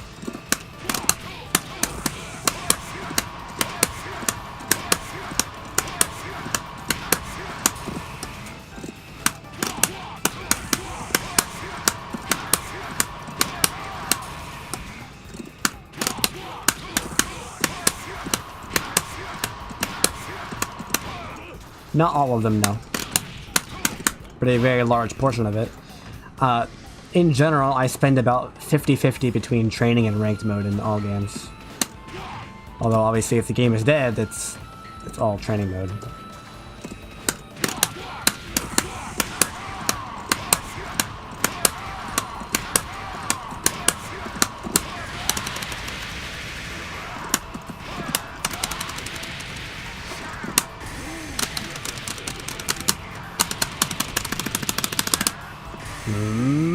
Go to Major.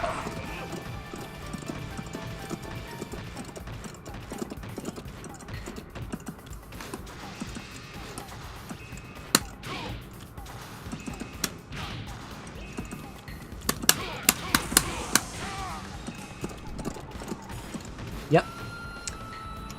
In fact, I can pull it up because the game has that feature.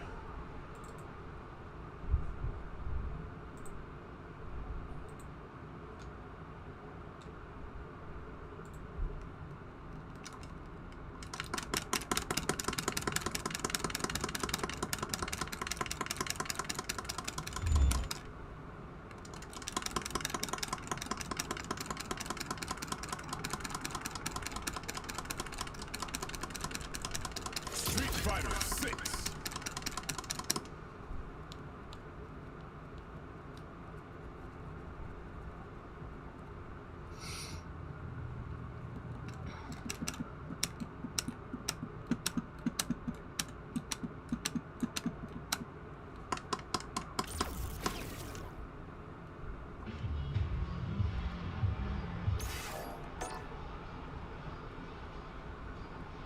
Yep, that white portion is training mode and that red portion is ranked mode.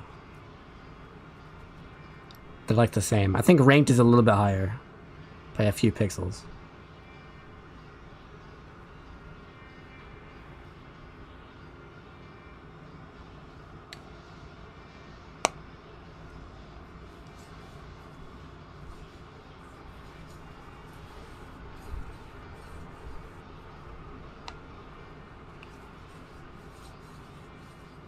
Oh yeah, it is. It says, yeah.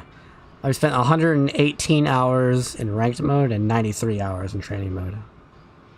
And 37 hours in tournaments. Pfft.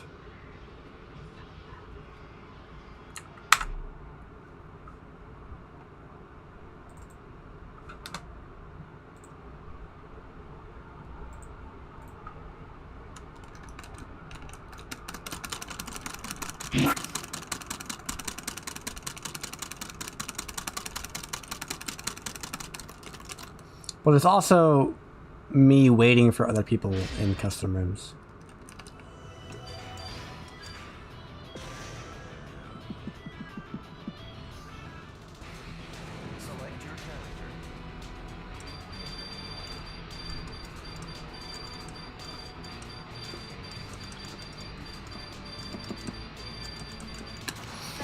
Yes, sir.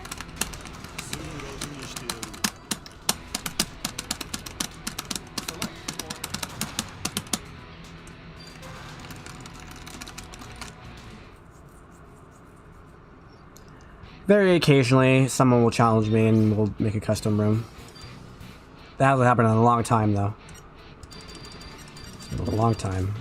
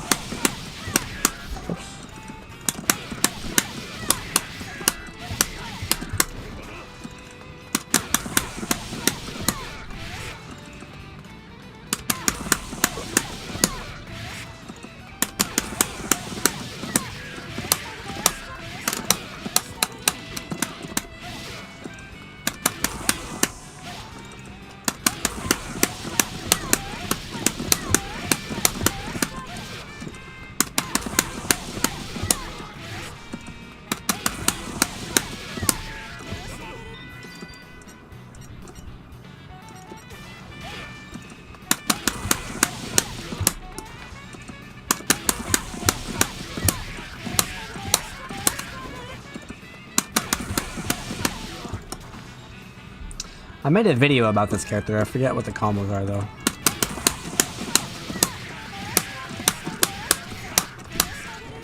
There's something like that.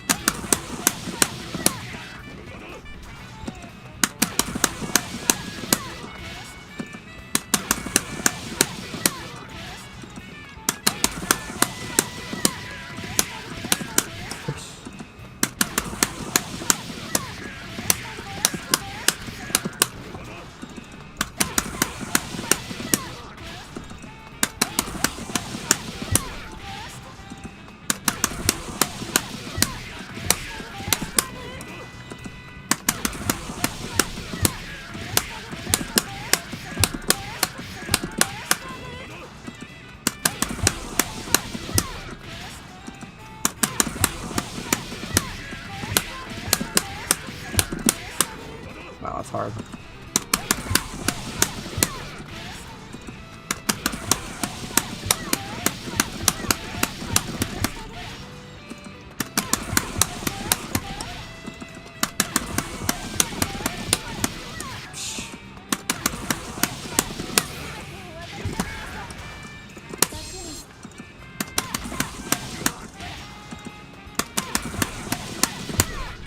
Oh yeah. Isn't it practical to change training sides sometimes?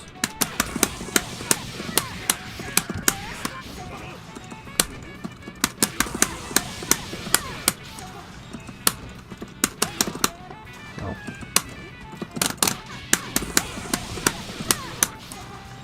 Still hard.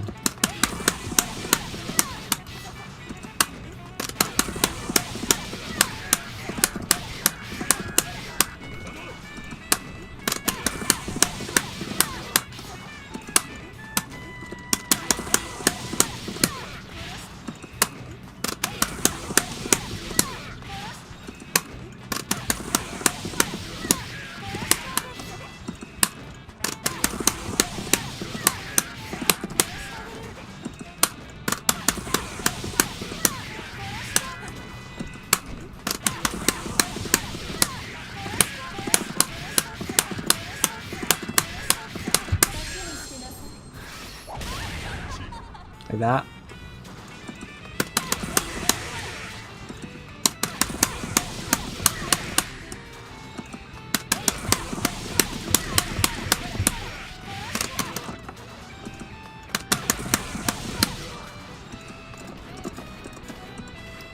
Yeah, it is.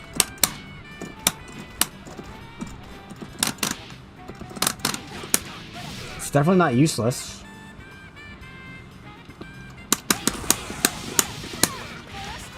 It's just that, I don't know, my body is trained to not develop one-sided muscle memory.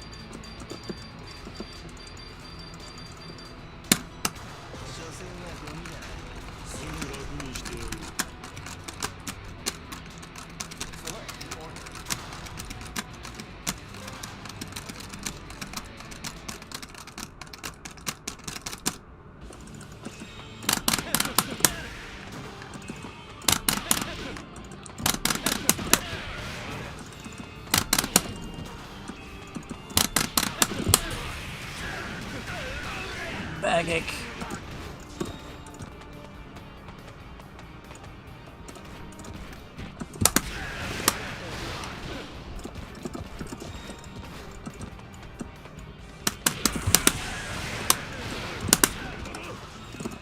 Oh yeah.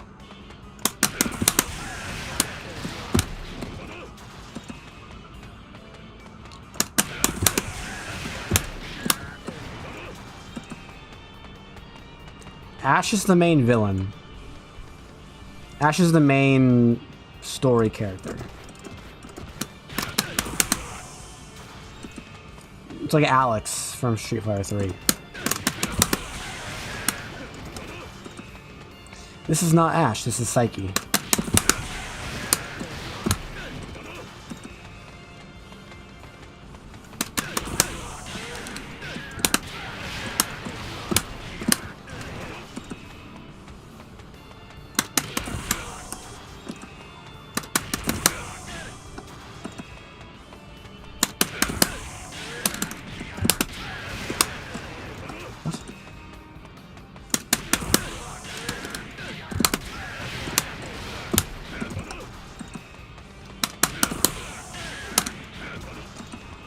A very difficult character to optimize, but not that hard to play.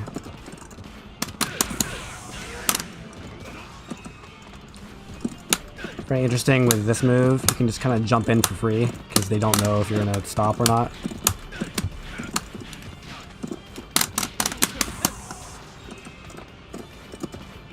What's the lore? You think I know KoF lore? 0 of those 650 hours were spent in story mode. I'll tell you that much.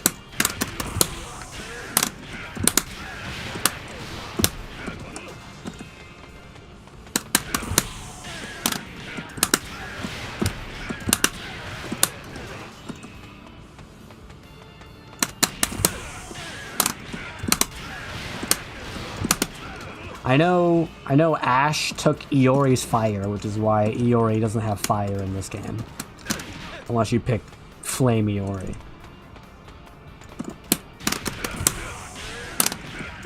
That's about all I know.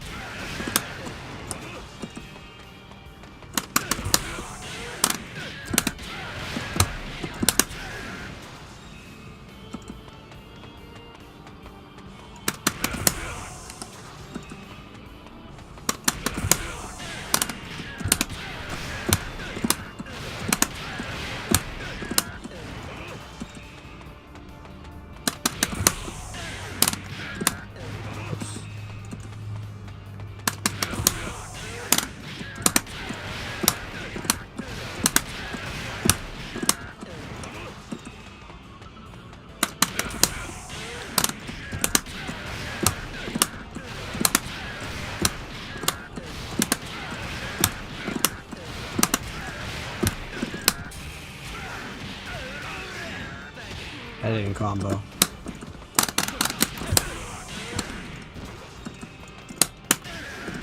Yeah.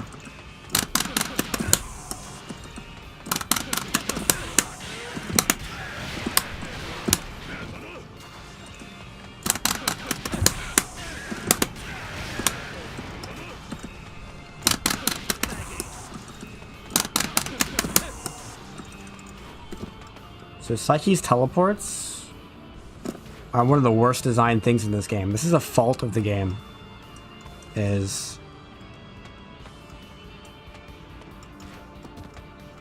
this move bounces them off the wall. But where the wall is depends on where the camera is. So if I'm over here, they bounce sooner and they end up behind me. Right, so let me just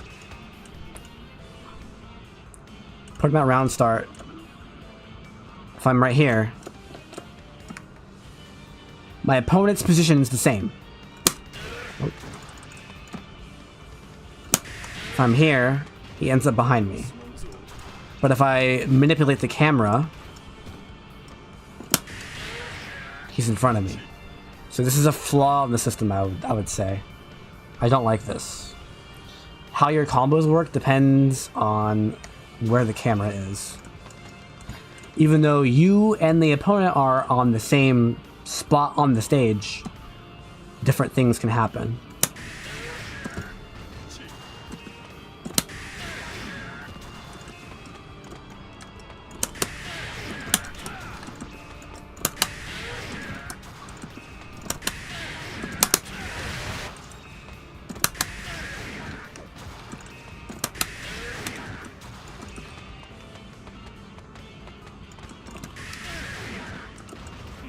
I don't think it should be a feature.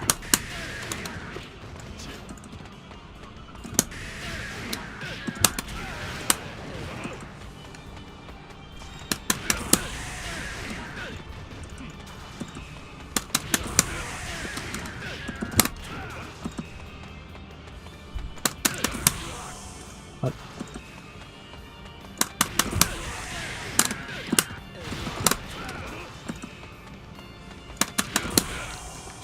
Yeah, there's a way to... yeah, there's a different combo you can do. That's what it was, though. There it is.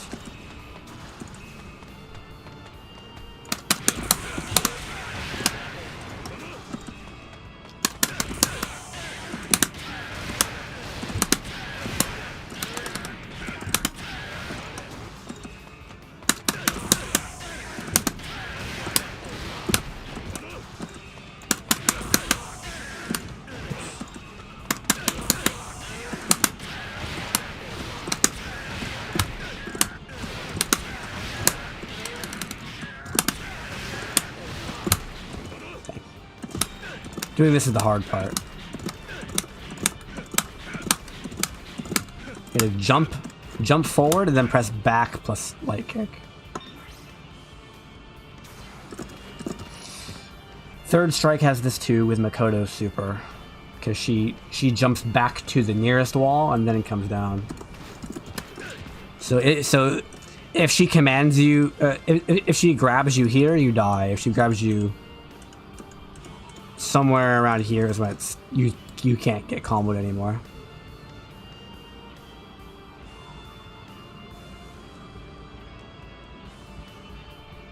I don't think it's possible to commit crimes by balancing your game around a certain mechanic. But is it competitively integral? Like, can you reasonably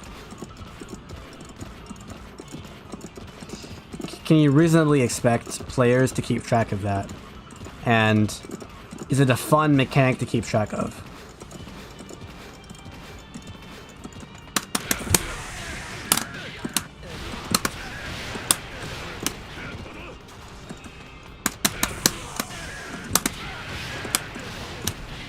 Oh, I got it. I got the hard one. But I didn't go for it.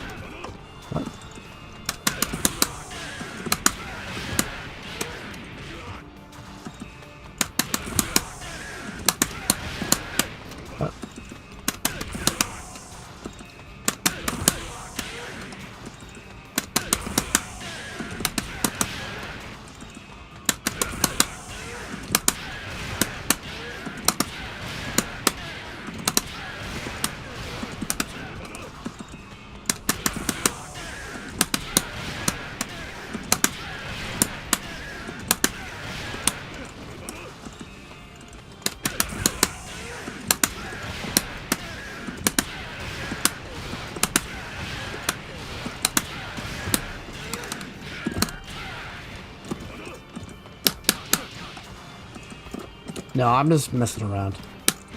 I'm waiting for someone to challenge me in chat. But no one's near me. So it's not gonna happen.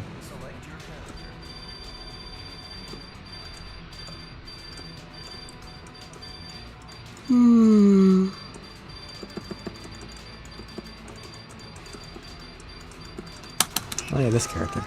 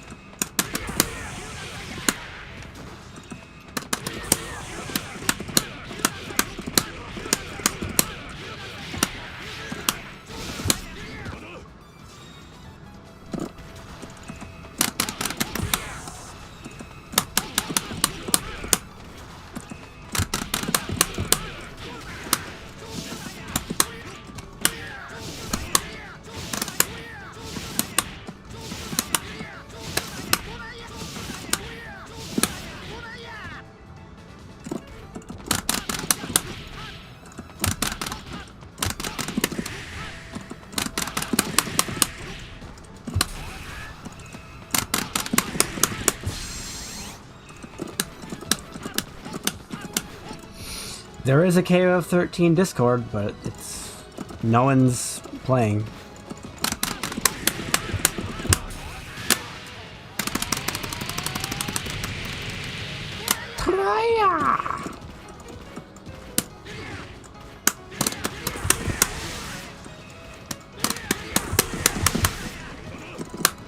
Is it forward? Oh, it's backward.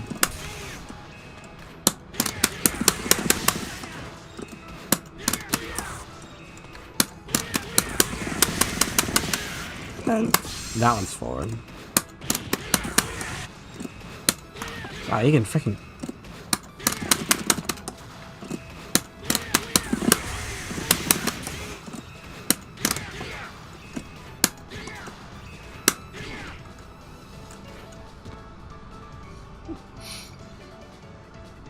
You assume I have friends.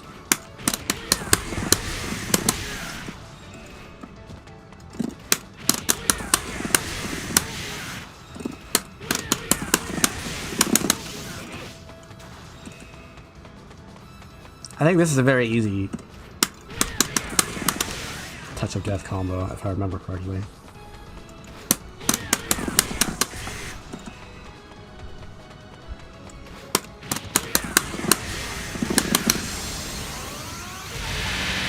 Oh, not quite. There's something else in there.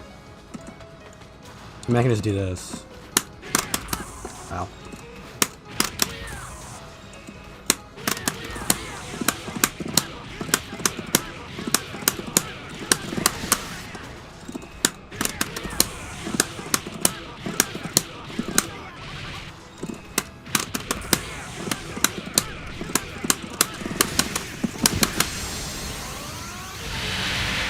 I did less damage.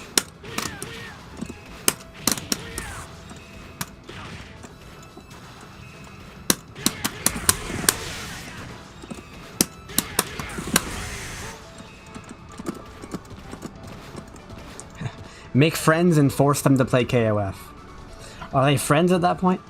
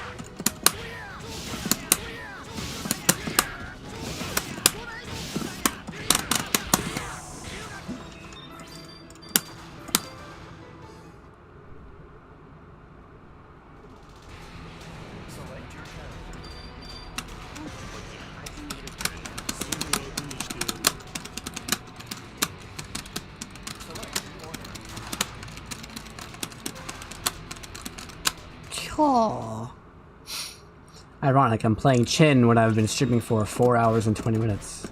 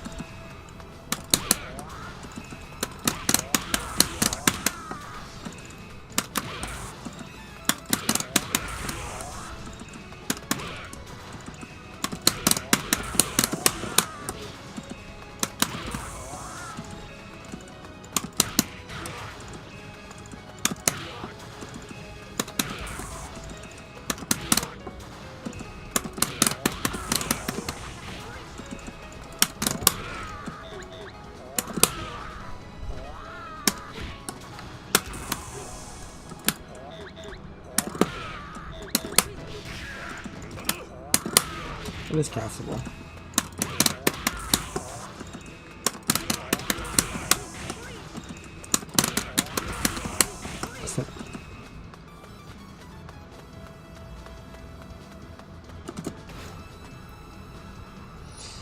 KoF is not complex.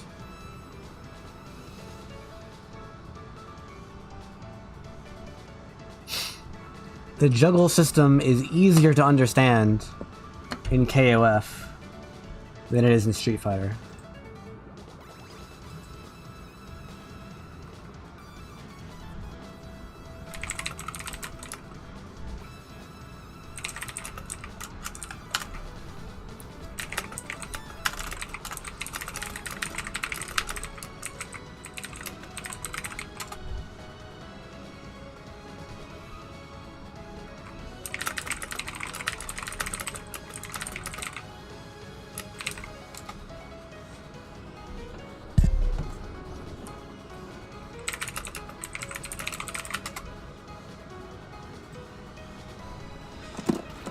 KoF neutral's hard? What do you mean?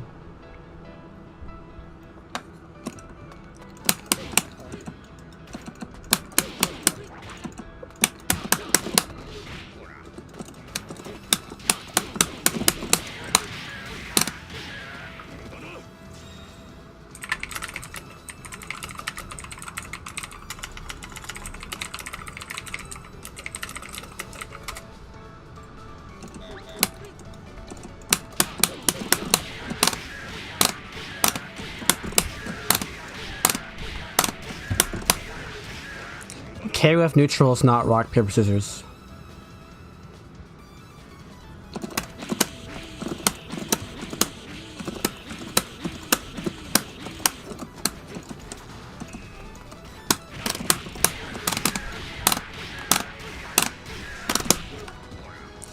The only game with a guess-heavy neutral is like certain matchups in anime games or versus games, and Guilty Gear Strive, which is hardly an anime game.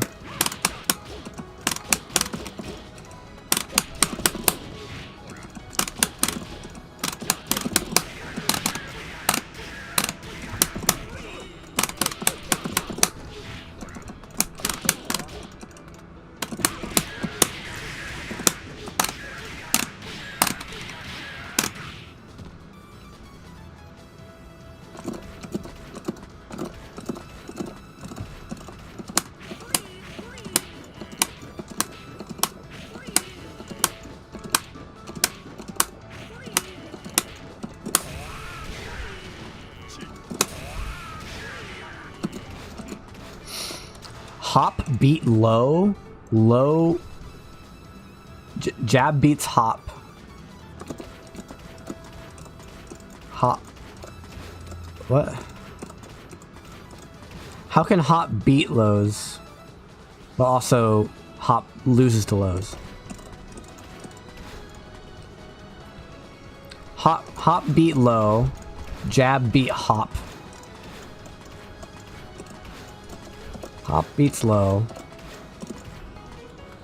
Jab beats hop. Low beats jab? That's not how it works.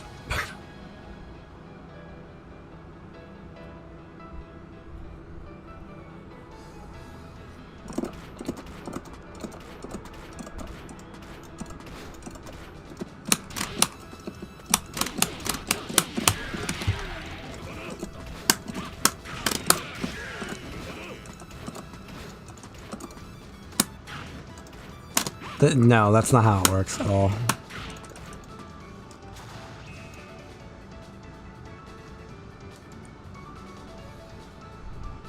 Between Street Fighter 6, Guilty Gear Strive, and King of Fighters 15, and Tekken 8, I think Tekken 8 is the most competitively viable game in the long run. Right now it's not, but they're fixing it, hopefully. But I would rather play KoF 15, because Tekken's boring to me.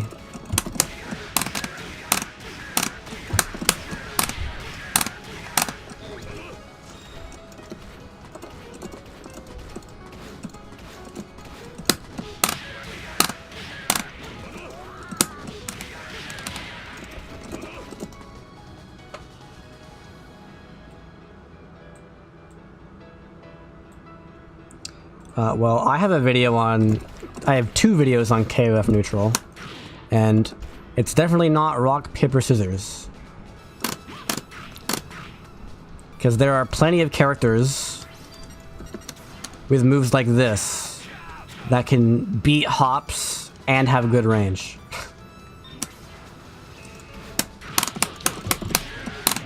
So whoever made that video doesn't know what it's talking about.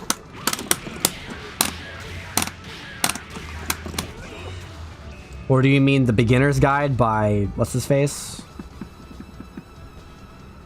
The beginner's guide to KoF.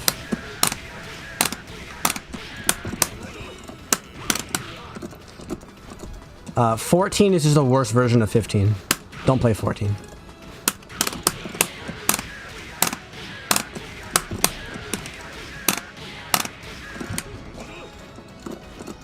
It's like trying to play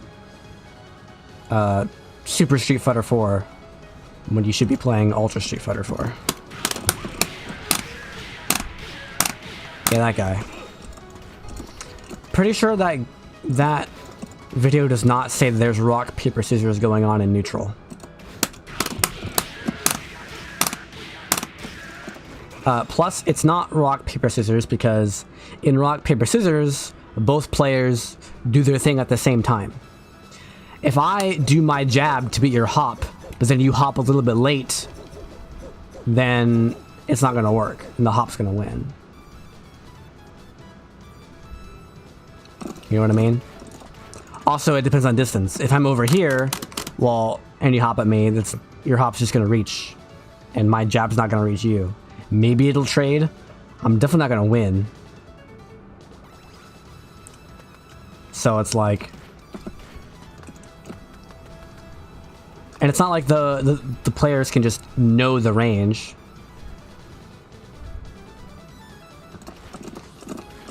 Because both players are moving, you know? It's KOF, you can freaking run.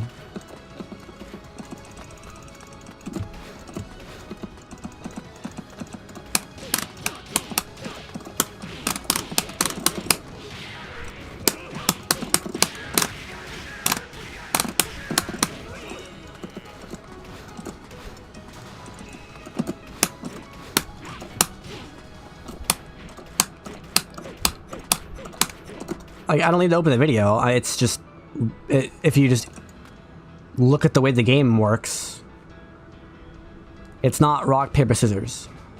It can't be.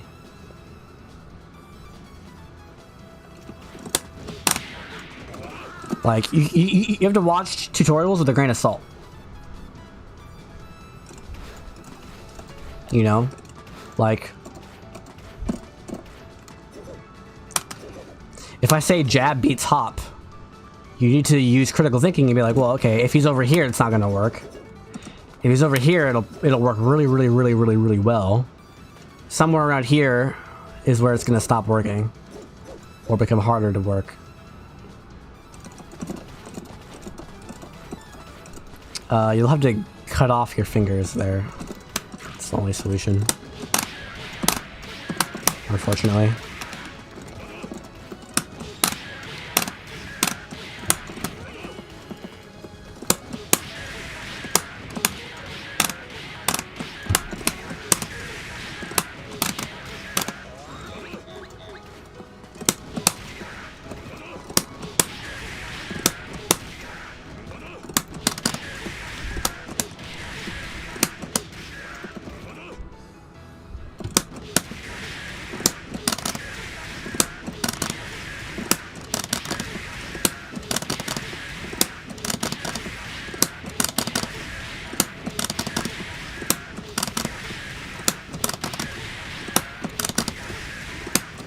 What else would you type with?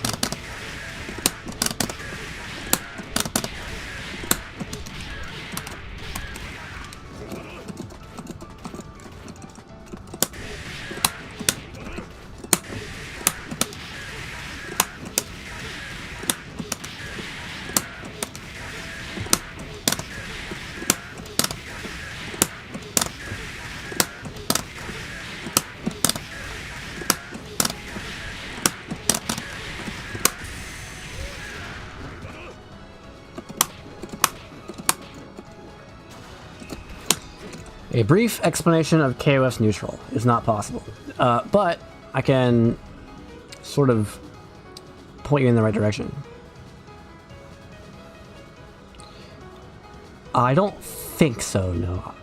I don't usually do, like, watch replays. I did that once for Guilty Gear XX, because I didn't stream it, I just recorded it, so I wanted to talk over it.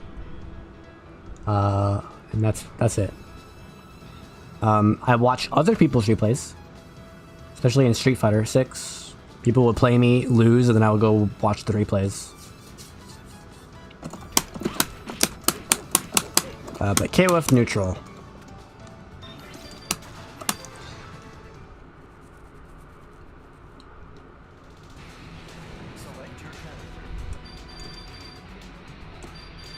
That being said, I do have a lot of gameplay footage of me playing, and then either during the match or afterward, I say what the opponent is doing wrong. I have a ton of that.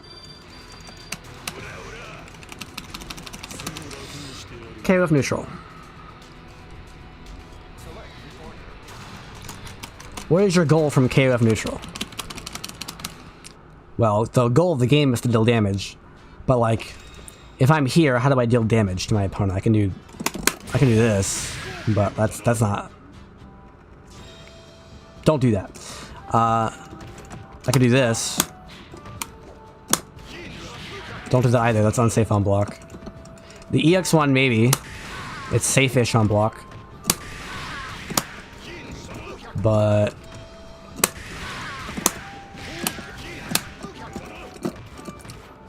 I wouldn't do that either. You can throw fireballs. Fireballs are good in general, but they can always be punished by a predictive jump from almost anywhere. Like, I can hit you from, like, Takuma has a very low jump, which is a gift and a curse. So he doesn't have as much range. Whereas if I'm Iori, I can do it from about here. Oh, a little closer. What about there? I'm in range.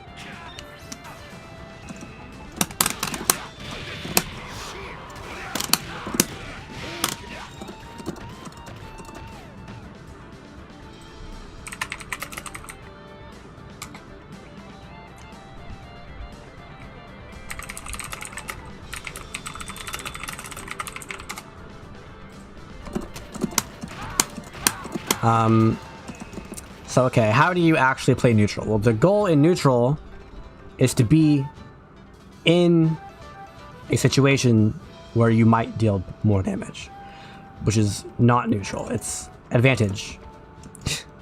So, like, for example, if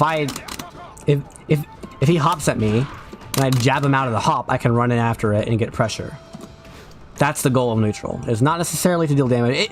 It is possible to deal damage. Like, I have a freaking shuriken that does half your life in damage.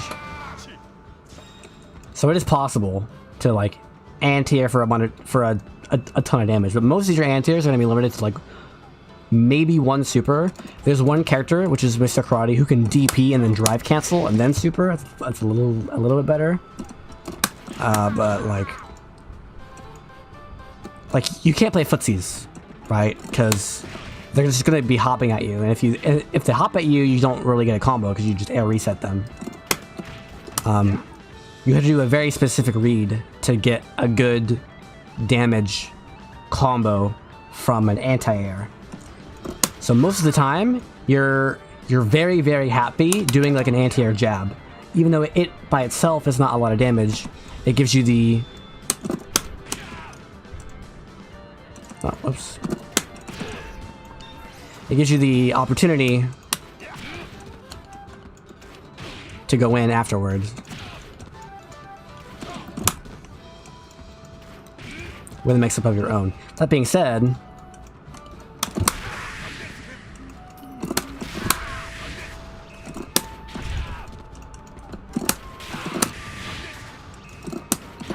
wow. There we go. There are ways to get damage off of your air-to-airs, your anti-airs, stuff in neutral. But that's not your main focus. Your main focus is to get offense. So how do you get offense? Well, there are two main ways of doing it, and they're both very abstract, and there's a million ways of doing each of them. So the first way is to attack the opponent with something that's plus on block, namely a jumping normal or a hopping normal. Or if you're playing like Mature, she has that flip move, which is plus on block. Very slow, but possible to use. It can also be like a cross up. She can cancel onto it, things like that. But the main way is to hop in.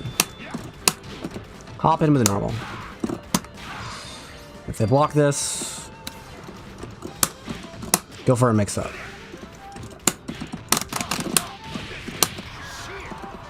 Right. The other method is to act earlier when you think the opponent is going to aggress onto you and avoid it in some way. And that could be occupying the space they want to occupy, right? Like this is a very common tactic. Doing a hop. Come on. I can't hop. I'll hop CD. That's weird.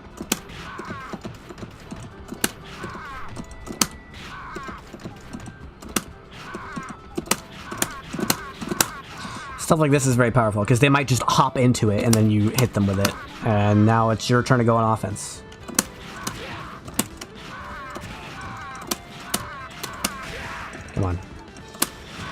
Like I do one of these. Oh, my turn now.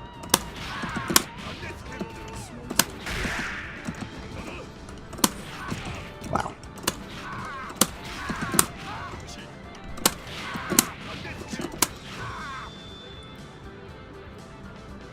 I'm going to turn the dummy to 1 guard jump, right? So as soon as he blocks something, he'll jump. See? Watch jump CD.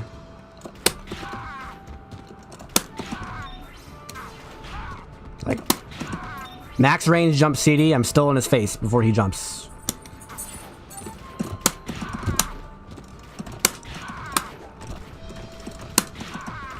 You're always plus a billion if they block a CD. Problem with CDs is they're not overheads. If I do crouch guard, he'll get hit by my jump normals, but not jump CD. It's not an overhead.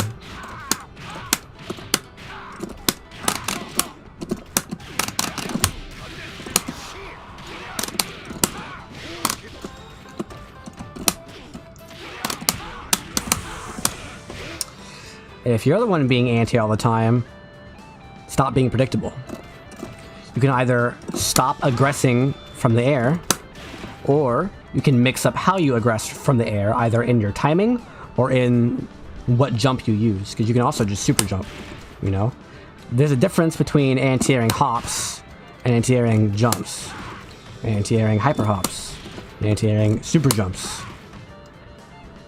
Or if you're Psyche, you can do jumping back light kick to feint your jump. Or you can just not jump in. Throw a fireball, see what happens. Or you can aggress from the ground. You know? If your opponent's just sitting there for a while, doing this is the same as doing this. You know?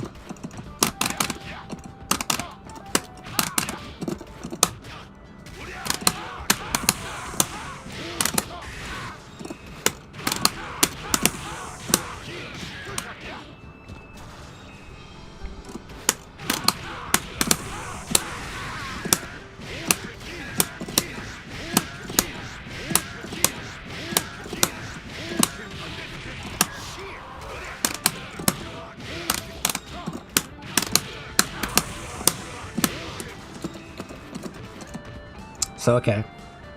What does that mean? It means that it's all about movement. Because unless you have a projectile, you can't attack a space that you don't occupy. Like, if I want to attack him, I have to move my character into him. Right? So the question is, do I focus on moving my character into him? Or do I focus on controlling the space right next to me so that he moves into my attacks? And so those are the two things you're looking to do. And sometimes you might choose to do neither of them because the timing's not right or the spacing's not right, so you want to move around instead. But it all revolves around your movement. All of it. Because where you are is the space that you can control. So I can throw my body at my opponent and play aggressively, or I can, you know, do this and now he can't hop at me anymore. And in either case, I get offense.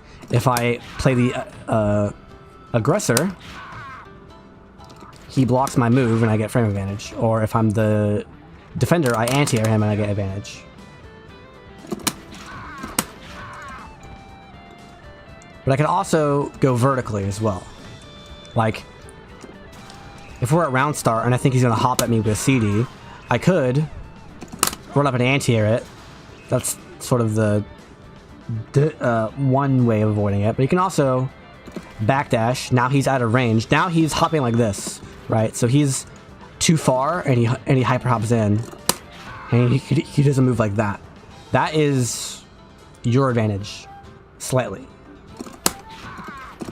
Because he has to come down and land from his jump. Or from round start, I could jump. If I do a full jump and he does a hop, he's gonna go right beneath me, and I'm gonna be, bam, like this. So suddenly, so now instead of him jumping in on me, it's me jumping in on him. Now some characters will have a DP waiting for you there. Not every character, and especially if your opponent's not looking for it.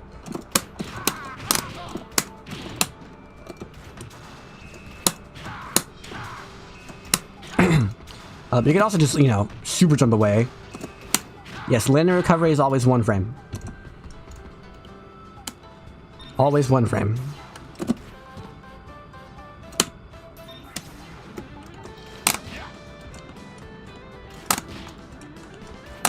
There it is.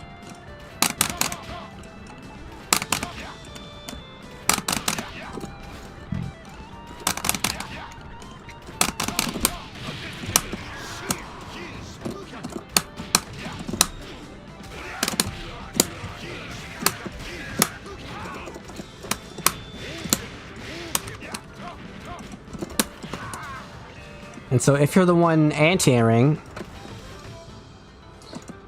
all you have to do is have an attack on top of them before their attack is on top of you. Now, some matchups, this is a problem. Honestly, in KoF XIII, it's not a problem at all. It's mainly a problem in the newer games where characters are really slow. But you move so fast in this game, you just do this, you know, and that's like you're covering a ton of space. But it's hopping up or jumping up and pressing a button instantly. Now the problem with this is obvious. Is I'm not doing a jump in, right? This is very easy for the opponent to anti-air if they didn't jump first,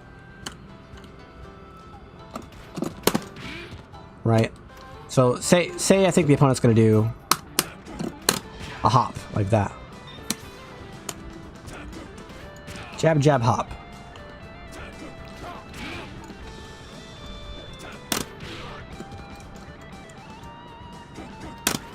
Control the space. Right? That's very easy from closer ranges. From a little further, it's a little harder. Still possible. But I'm likely to be too early, and then they come and punish it. So in these cases, I could preempt it. Wow. That was... Wow, what are these hitboxes? I could preempt it. And in this case, counter hit jump CD is a combo. Does not counter hit.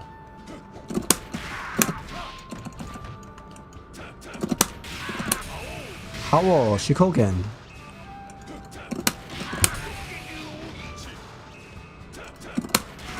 Not a counter hit. Not a counter hit. But like, if he's trying to hop at me like this, and I hop at the same time by doing this, I'll win because I'm pressing my button sooner. So we're technically both doing the same thing, but the timing is different because I'm doing my attack early in my jump. He's doing his attack later in his jump, which causes his attack to be slower than mine, but it'll work if I like crouch. Whereas if I just do this, this is not gonna work, but this will work. Ugh.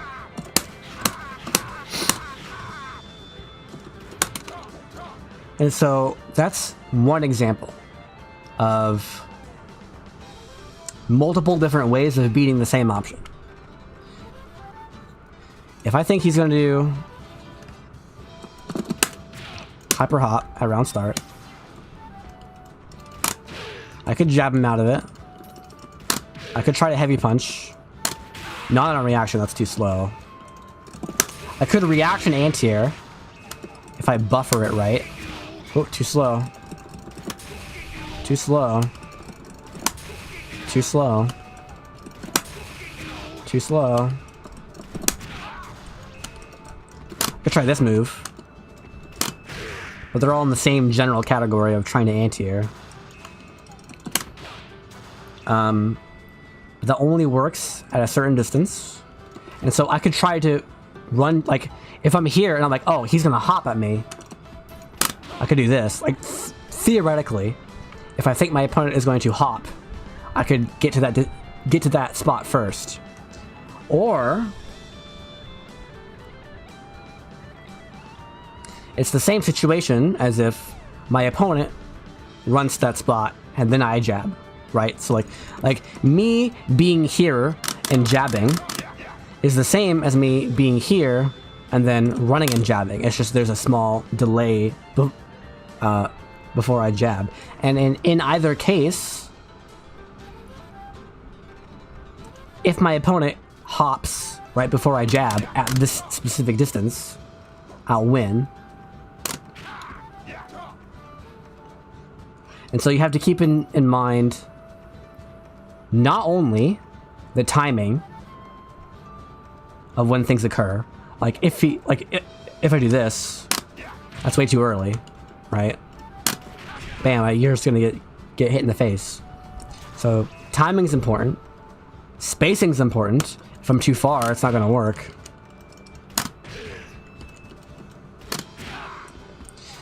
Spacing important, timing's important, and what buttons we choose are important, right? Sometimes jab will work, sometimes this will work, sometimes this will work.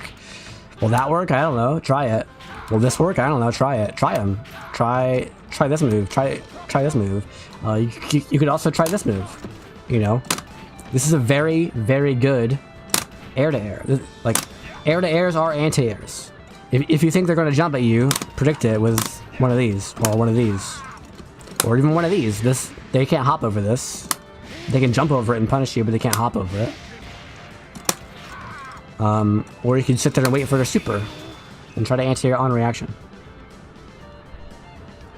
Although reaction anti-air is very few and far between in this game.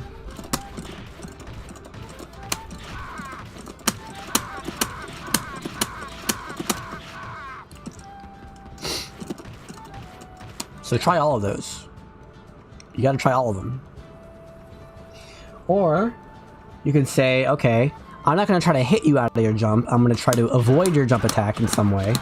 Or, you know, do anything except for block it. Right? Maybe I jump to avoid it, and then I come down with my own attack. Or I could backdash it, and then you whiff, and then I get my pressure afterwards. Or maybe I pick Mr. Karate and I have a parry. And I can parry it. Or maybe, like, there's so many different ways to go about it. I could air you by attacking you, you know? Do one of these things. Or I could try to run closer. Or I could stay at this range and do this. Or, there's so many different ways of beating the same thing that you can't... It's not optimal to say, I think he's going to do this, so I'm going to pick the highest reward option that beats that thing that I think he's going to do. That's not the way to play the game. That is a way to play the game if you know for a fact what they're going to do, but that's not going to happen. The game's too complicated for that. All of these things are viable things that you might do in a match. But here's the thing. If my opponent is a player who never hops at me from this range, then it's not viable for me anymore to do this from this range.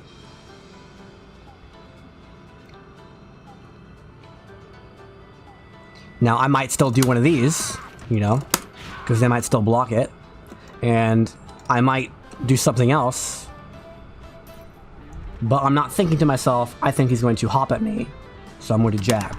Instead, you need to have a play style in mind, have sets of options, and know the types of play styles that counter those specific play styles. For example, if my opponent is too defensive,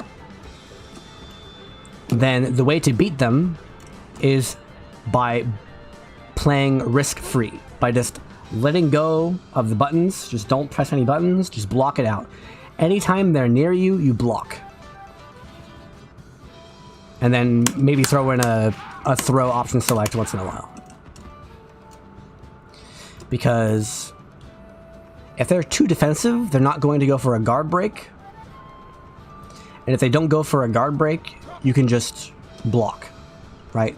The only way to beat people who are blocking is to throw them, which there's extended throw invincibility in this game. 10 frames after hit, stun, and block, stun, knockdown, you're unthrowable. Overheads. Takuma has no overheads, so whatever. And most characters' overheads, you can't combo off of them without spending meter. Chin is the main exception. He gets a small combo off of his. For no meter. And cross-ups. And in this game, it's pretty easy to see cross-ups coming. There are some characters like Hyo who are better at doing like surprise cross-up shenanigans. But as long as you're moving, they can't just do it to you out of nowhere, right? You need to be doing all kinds of movements. Throw a fireball, throw another fireball. Hyper jump, small hop, super jump, go in, go backwards, go back in, run in, throw. Like the way the game is balanced, it's very difficult to deal significant damage by throwing the opponent or using overheads or using cross-ups, with some exceptions. And even those exceptions are not... It's very easy to play in a way that avoids those types of things. So your main way of actually dealing damage to a blocking opponent is the guard gauge. And usually it's not because you get a guard break, it's because they know a guard break is coming, so they have to do something else besides block, right? But here's the thing, if you're too defensive, that's not even an issue. If you're too defensive, I can just block all day, and eventually I'll like backdash or super jump or something to escape and get my guard gauge back, and you've done nothing to me. So you need to be willing to play hyper aggressively, like this.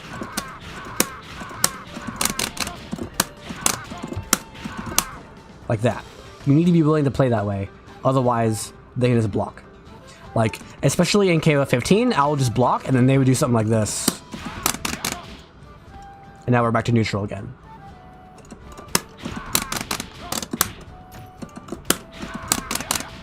Something like this.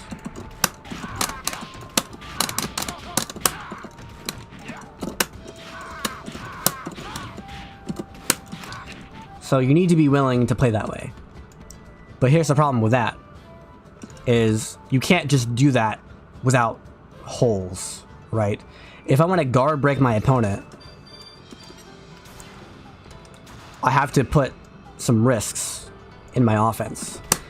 If I re-hop, that's one way to reset my pressure. If I re-hop, they can anti-air it. If I run up, then there's a gap there. Like this. So I do 1, 2, and then I go like this. And then if I do like... I mean, that's really the only ways of doing it. Because eventually...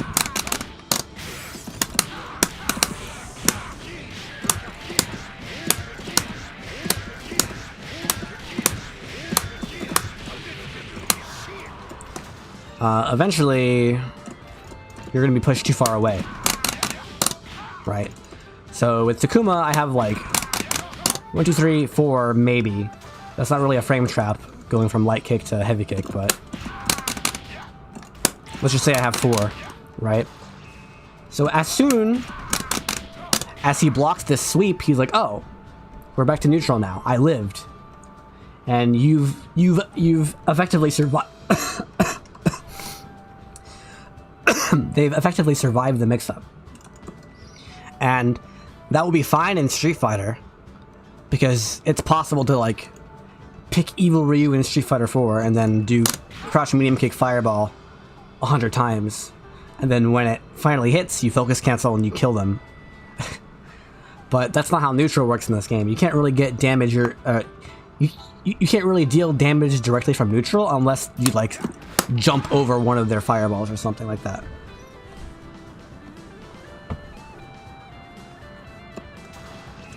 So if you do something like this as the aggressor, the opponent's won. They've effectively won. They sacrificed some of their guard gauge to go back to neutral, and their guard gauge will just heal. But you could have done something like this. See, now they don't know when your string's over. And you can also vary up which moves you do. Like watch the speed of this. This is me doing light kicks.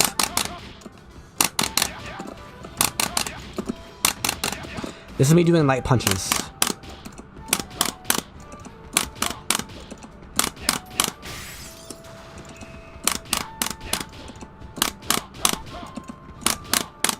It's a lot slower. I can't even do it all the time.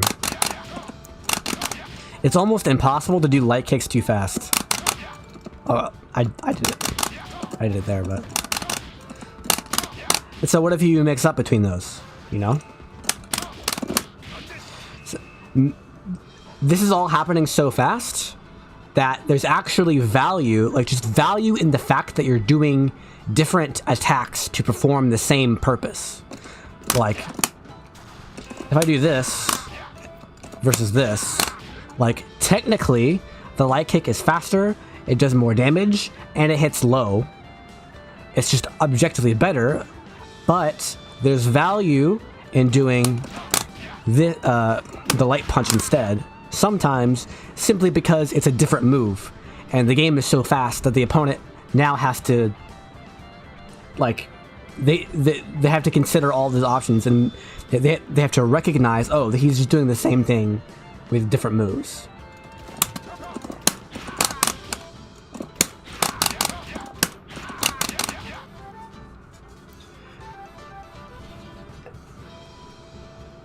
And so now you have layers. You have two different routes that you could go against a blocking opponent. Is, do I want to hit them right now? Or do I want to wait for the big damage with the guard break? Because I could do stuff like this, right? I could just try to command grab them, go for the combo now.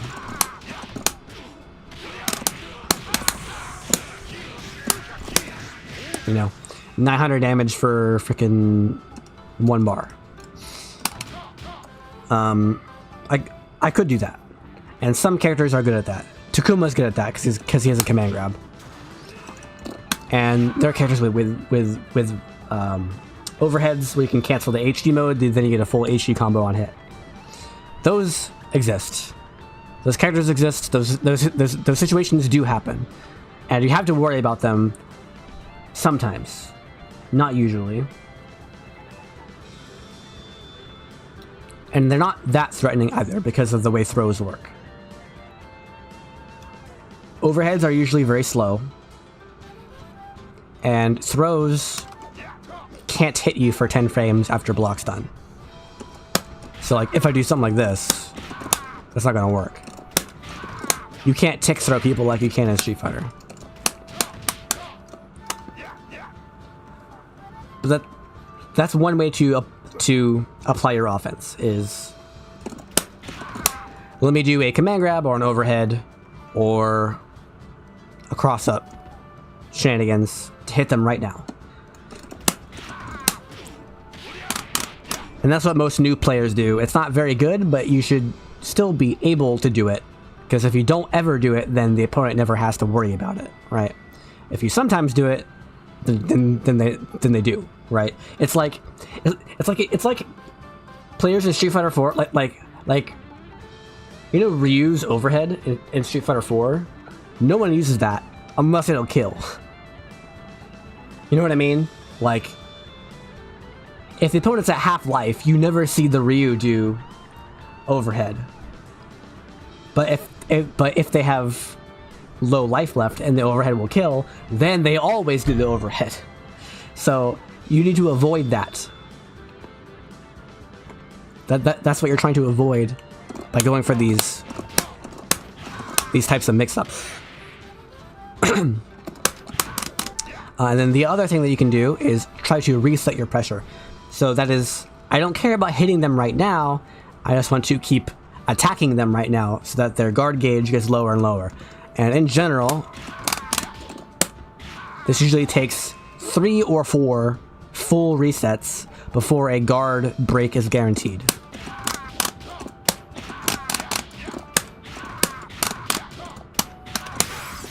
See? So 1, 2, 3, 4. Oh, come on. 1, 2, 3, 4, 5, 6, 7. Oops, 8. The 9th one guard breaks. But I can also throw in some extra moves in between.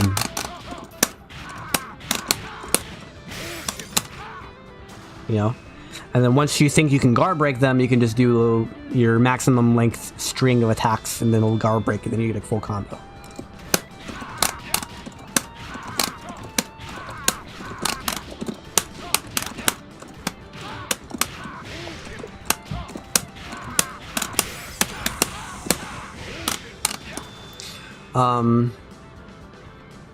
Most of, like, 99% of the time, they're going to stop blocking before you guard break them, right? There are some instances, like this move, which you'll half the opponent's guard gauge in one hit, so you might be able to do something like this. You know, and get a combo that way, but what's the point of pressure reset if there's no guard gauge in the game, like for a mental stack? There is none. Nothing directly. Like, if you're pressuring with special moves, you're dealing chip damage, right? It's like Fei Long in Street Fighter 4 would do wah, wah, wah, wah, wah. You know, that's annoying to deal with. Or Balrog rush punches. Or Athena Psycho Ball. Things like that. But if there's no guard gauge, it doesn't matter. You just block forever.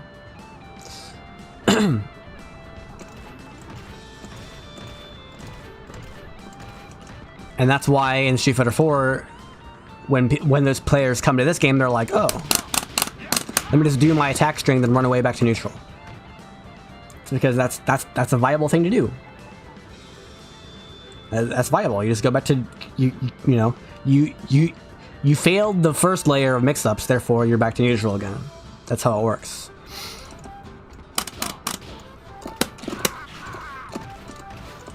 But KoF has toned down those first layer mix-ups and introduced the guard gauge, which makes it so that you don't need those types of mix-ups anymore.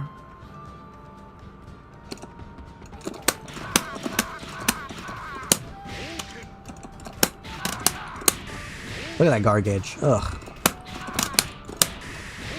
Ugh.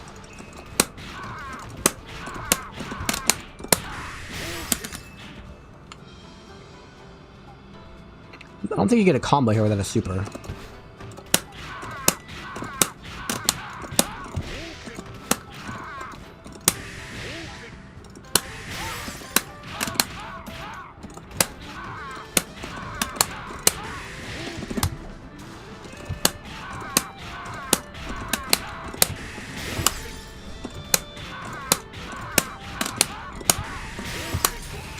Yeah, super works. Otomeja.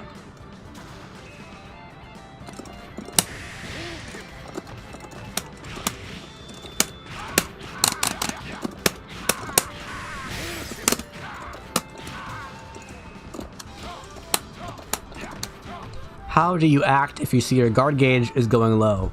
You stop blocking. Again, everything in the game has multiple counters. Blocking is a very strong counter that beats almost everything. Almost everything. The problem is, you can't block forever. So if your guard gauge is getting low, you block too much, now you have to pick one of those other counters. If you think they're going to do a rehop like this, like 1, 2, 3, rehop, then you do a stand jab. And it hits them out of their hop. And now you're the one on offense. You know? That's just one example. Or if you want a DP, you can try a DP. Or if you want to do a guard cancels are very good in all KoF games. You just spend 1 bar and you're basically out for free.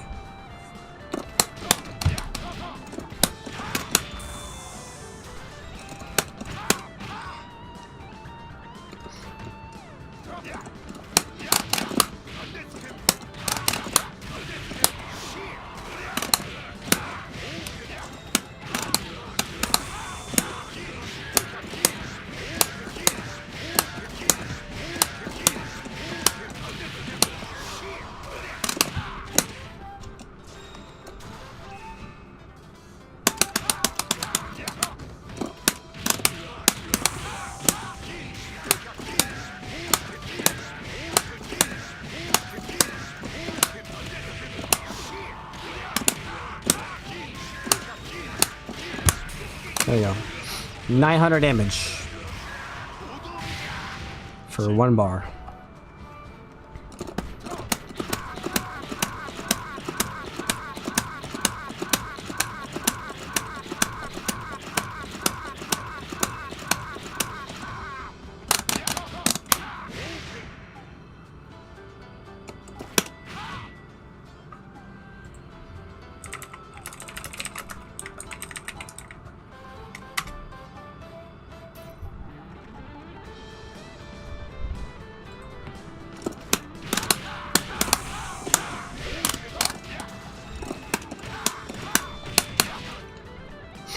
And you may have noticed, I somehow started talking about mix-ups when someone asked a question about neutral.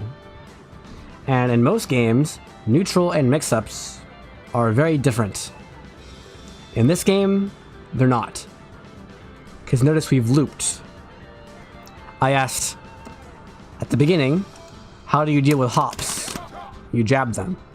I asked at the end, how do you deal with rehops? You jab them. So it's kind of like Tekken, where you're never really in neutral, and you're never really out of neutral. It's always neutral. There's definitely a mode shift of where certain things stop becoming viable if the opponent has enough frame advantage on you. Like, if you block one of these, you should probably keep blocking for a while, because they're plus 1 billion. But all the options from your mix-up state still exist in neutral. Like, I could, theoretically, just run up to your face and do this. That is possible. That is viable. But, like, anything closer than round start is... There's a threat going on right now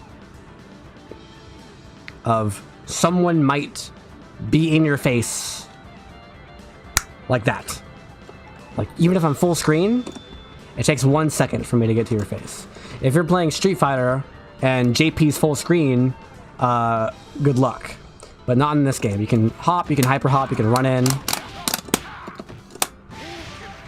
Fireballs are good, especially that one. Like, distance between you and your opponent is important. Is more important in the short term and less important in the long term than Street Fighter games or games without hops and rolls and stuff.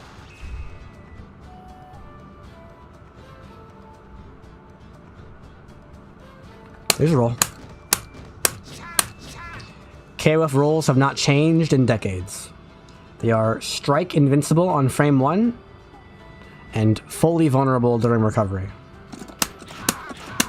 And you cannot tech throws during a roll.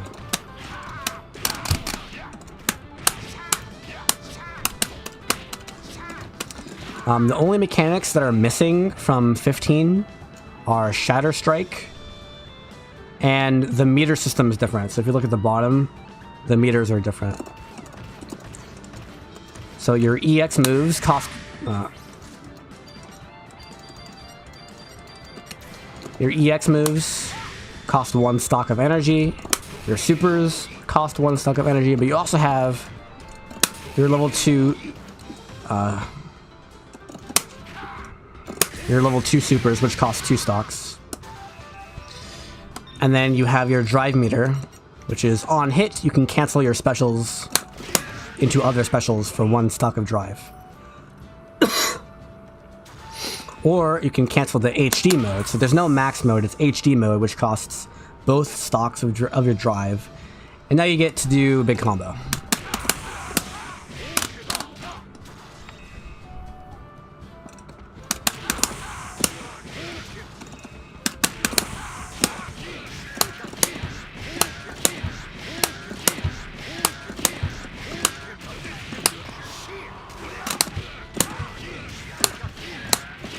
Right.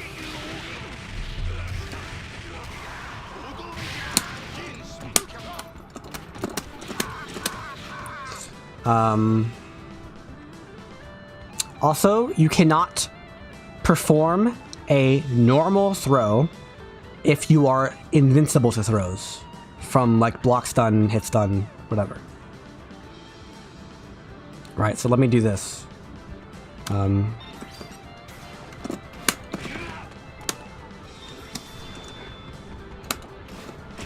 Oops. Come on. Oh, what the frick? Hey, what? That's not supposed to happen. Game is patched? What? Why are there KoF 15 throws in KoF 13? Okay, I might not apply to block stun then. That's interesting. Ah.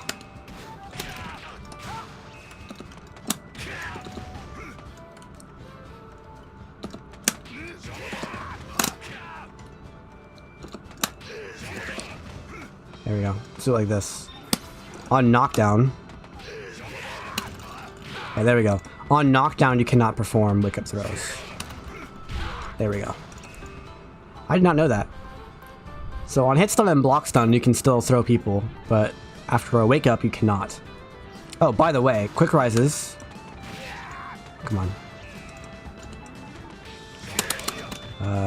Not close enough. Quick rises forfeit your throw invincibility, so you can throw people frame 1 after a quick rise. But also they can throw you, so...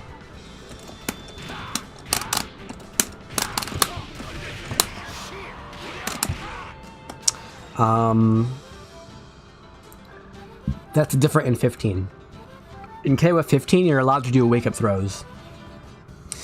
And yes, throws are still 1 frame. So it's really broken.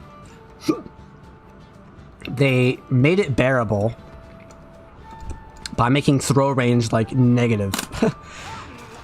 Throw range in this game is reasonable. Like I can throw you from about here. Yeah. In KoF 15, if you move back 2 pixels, you're out of throw range. So they nerfed throws in that sense, but they buffed throws on wake up. So yeah, so the 3 main differences between 13 and 15 is there's no Shatter Strike. Also, they just added that new thing to 15. I don't remember what it's called. The meter system in general is different because you have the HD mode instead of max mode, and you have drive cancels. And throws are different in a fairly significant way. You can now use defensive throws on wake up, and they're like guilty gear throws, and they're really annoying. Everything else is the same. Well, the game is faster.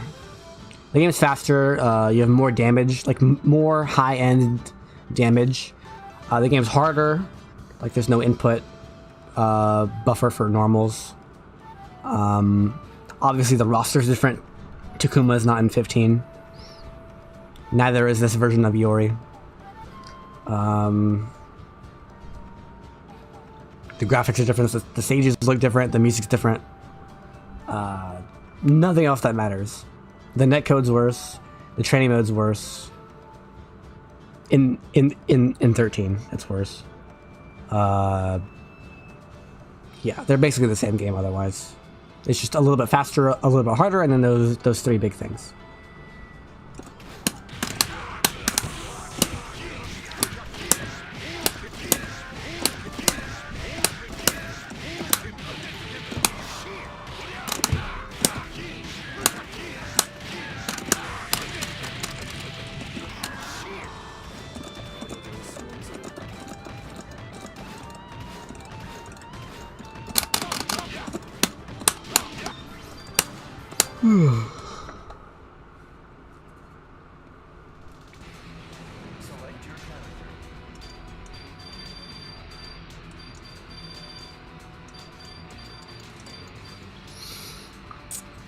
Has it been 5 hours? I feel like it has.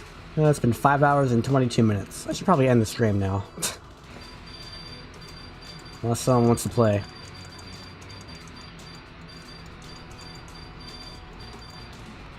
I'll do one character's trials. I'll do one trials. One character's trials. Who will it be? I did Joe's last time. Psyche.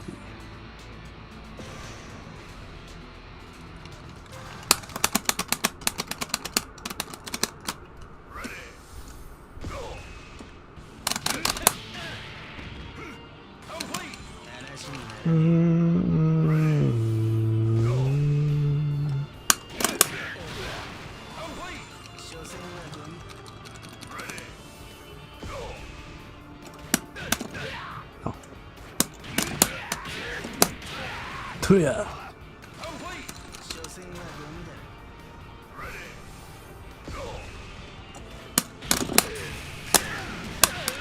Bagek.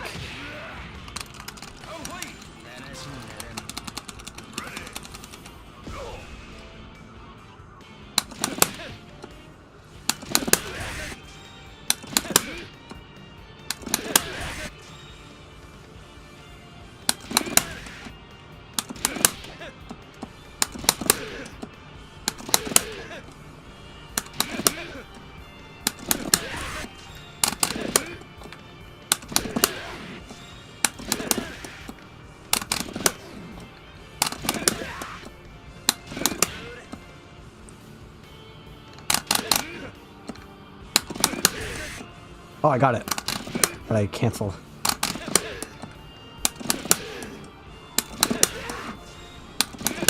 There it is.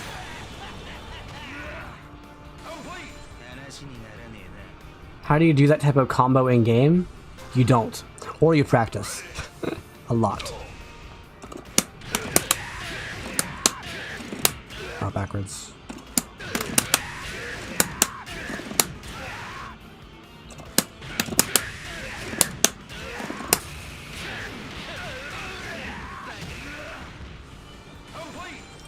The trials are meant to be hard, not practical.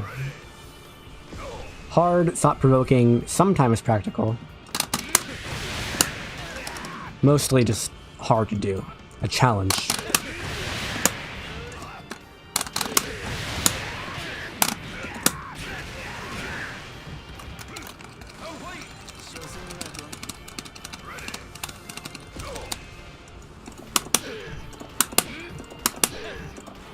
Full jump.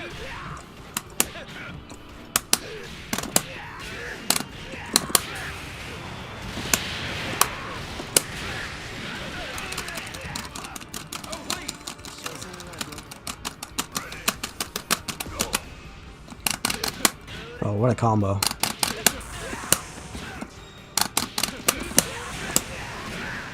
Let's see.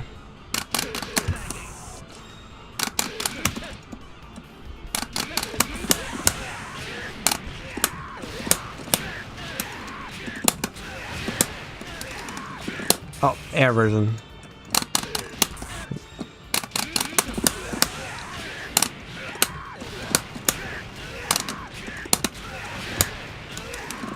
That's hard, actually.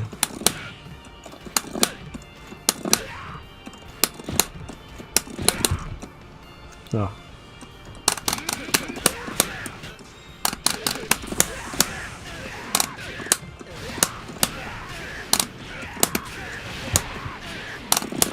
There we go.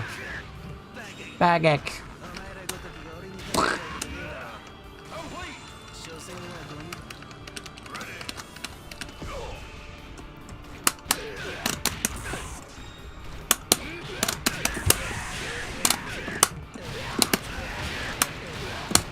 Oh, this is the hard one. This is the hard one. Whoops. Achoo!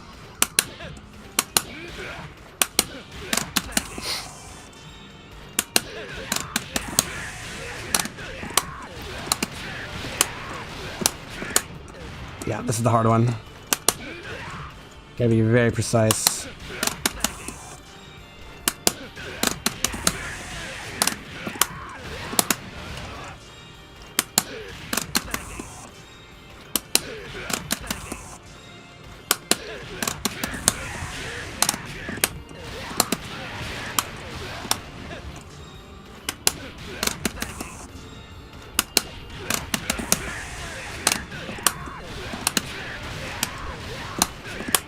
Yeah.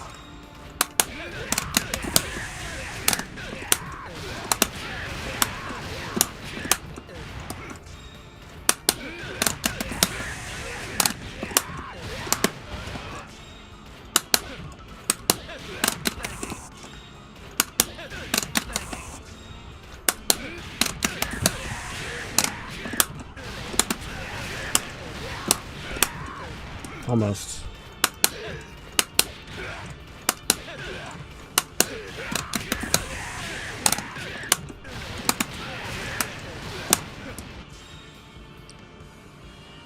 General Tours is just a specific game. Well, depends on what you mean. Depends on what you need.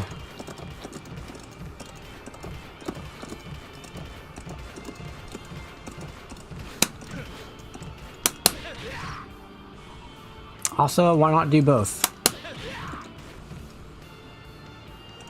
It is possible, yes, to do additional moves in KoF XIII Trials.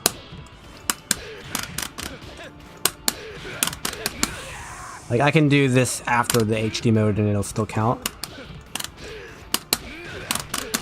Like that. The heavy punch still counted, even though I did it like jab, jab, HD, and then fierce. But then I wouldn't be able to do the second fierce. Or I wouldn't be able to activate HD mode after the heavy punch. So, in some cases, very rare cases, it makes the combo easier. But not this one.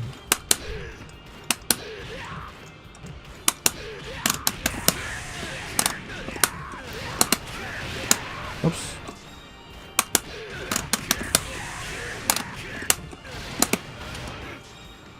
Okay, if you want to learn how to play Guilty Gear X and Core plus R, then look at the tutorials for Guilty Gear X and Core plus R.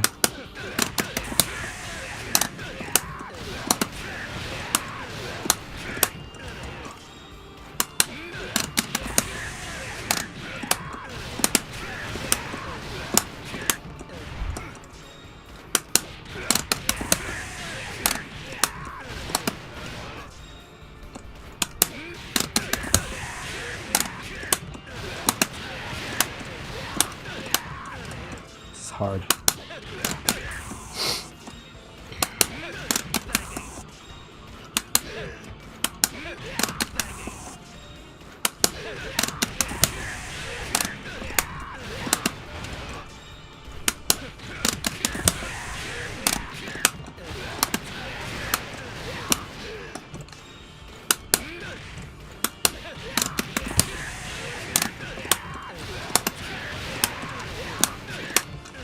Almost.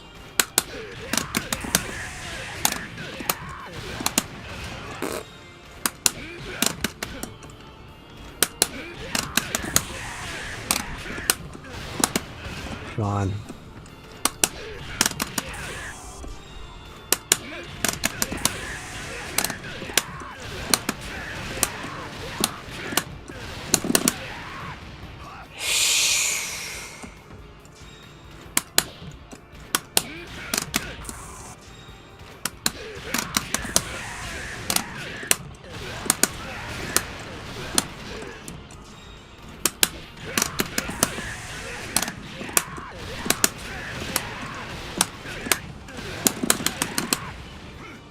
How do you do this? It feels so tight it's impossible.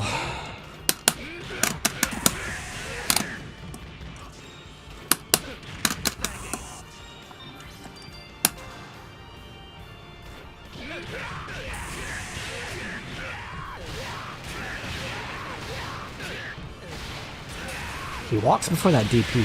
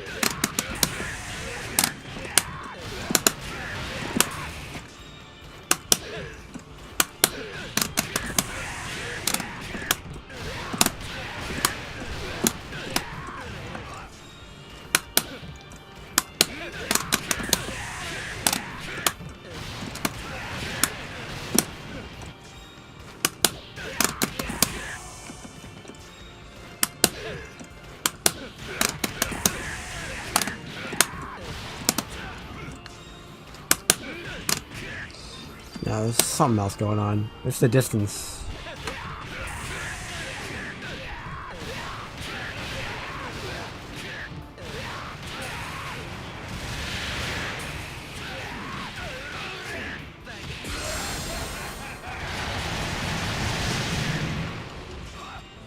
One more time.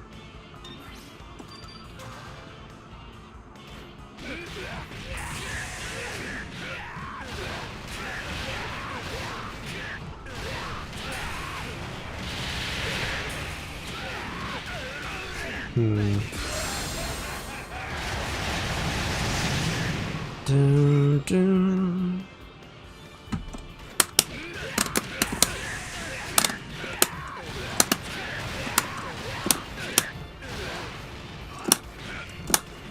It's in this. He gets less backward distance from this.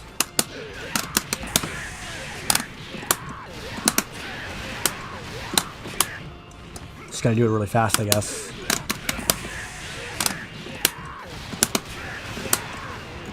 Wow, that was too fast.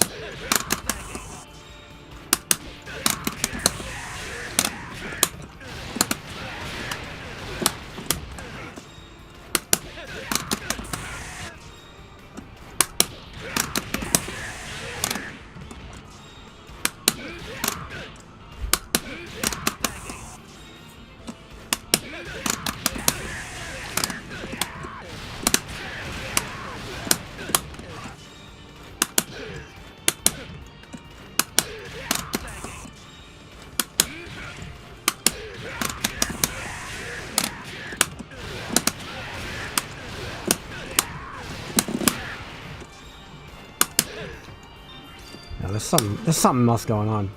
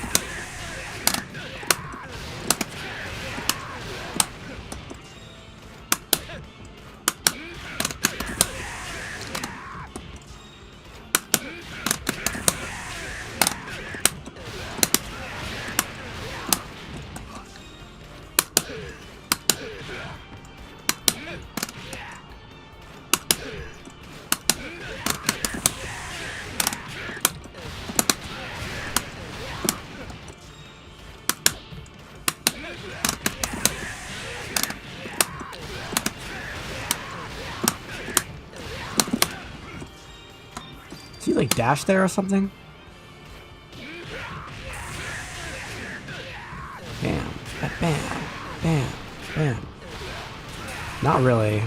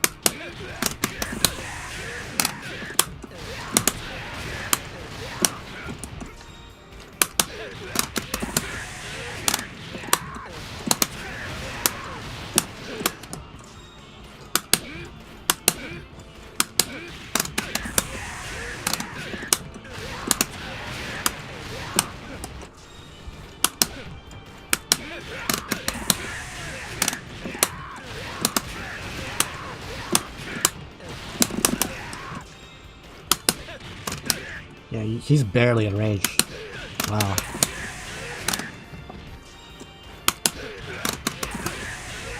Every pixel matters.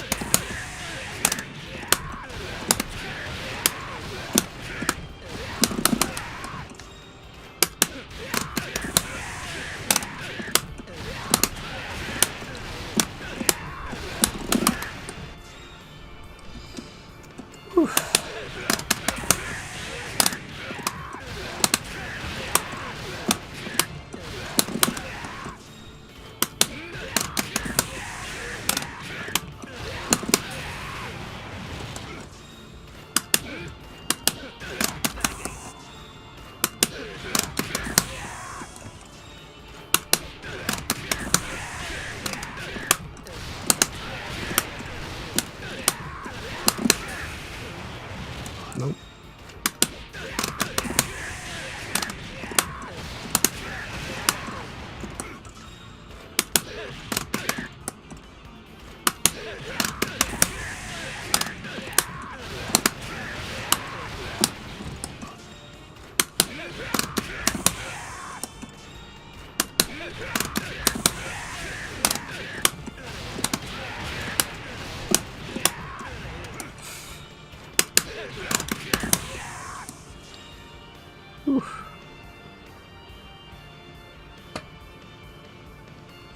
I'm out of steam.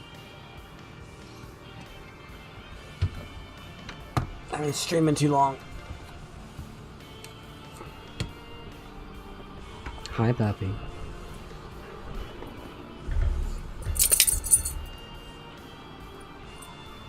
Come here. Good, Pappy.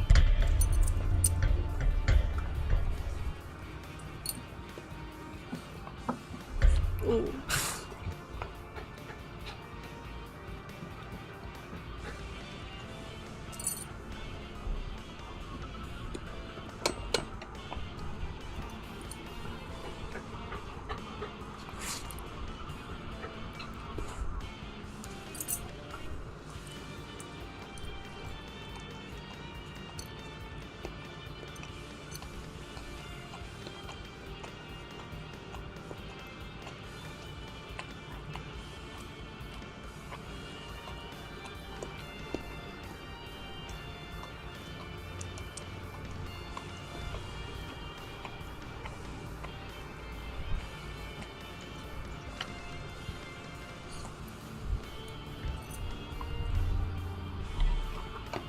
Alright, thanks for watching.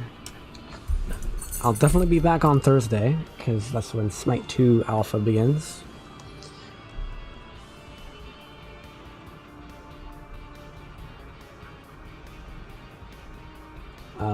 I did play Smite 1 before it came out. I played Smite 1, I don't remember exactly when I started, but the first splash screen I saw was Poseidon. Poseidon came out like 9 or 10 months into the beta, so somewhere during that time is when I started playing the game. And I played it a lot of hours, plus like 1,000 or was it 1,000? How many hours on the Steam version do I have? I have 655 hours on the Steam version, but I played a lot more off Steam, so a lot. So yeah, we'll be playing Smite 2. Hopefully it works.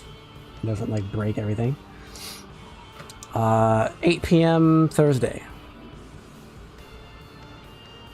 Eastern American time.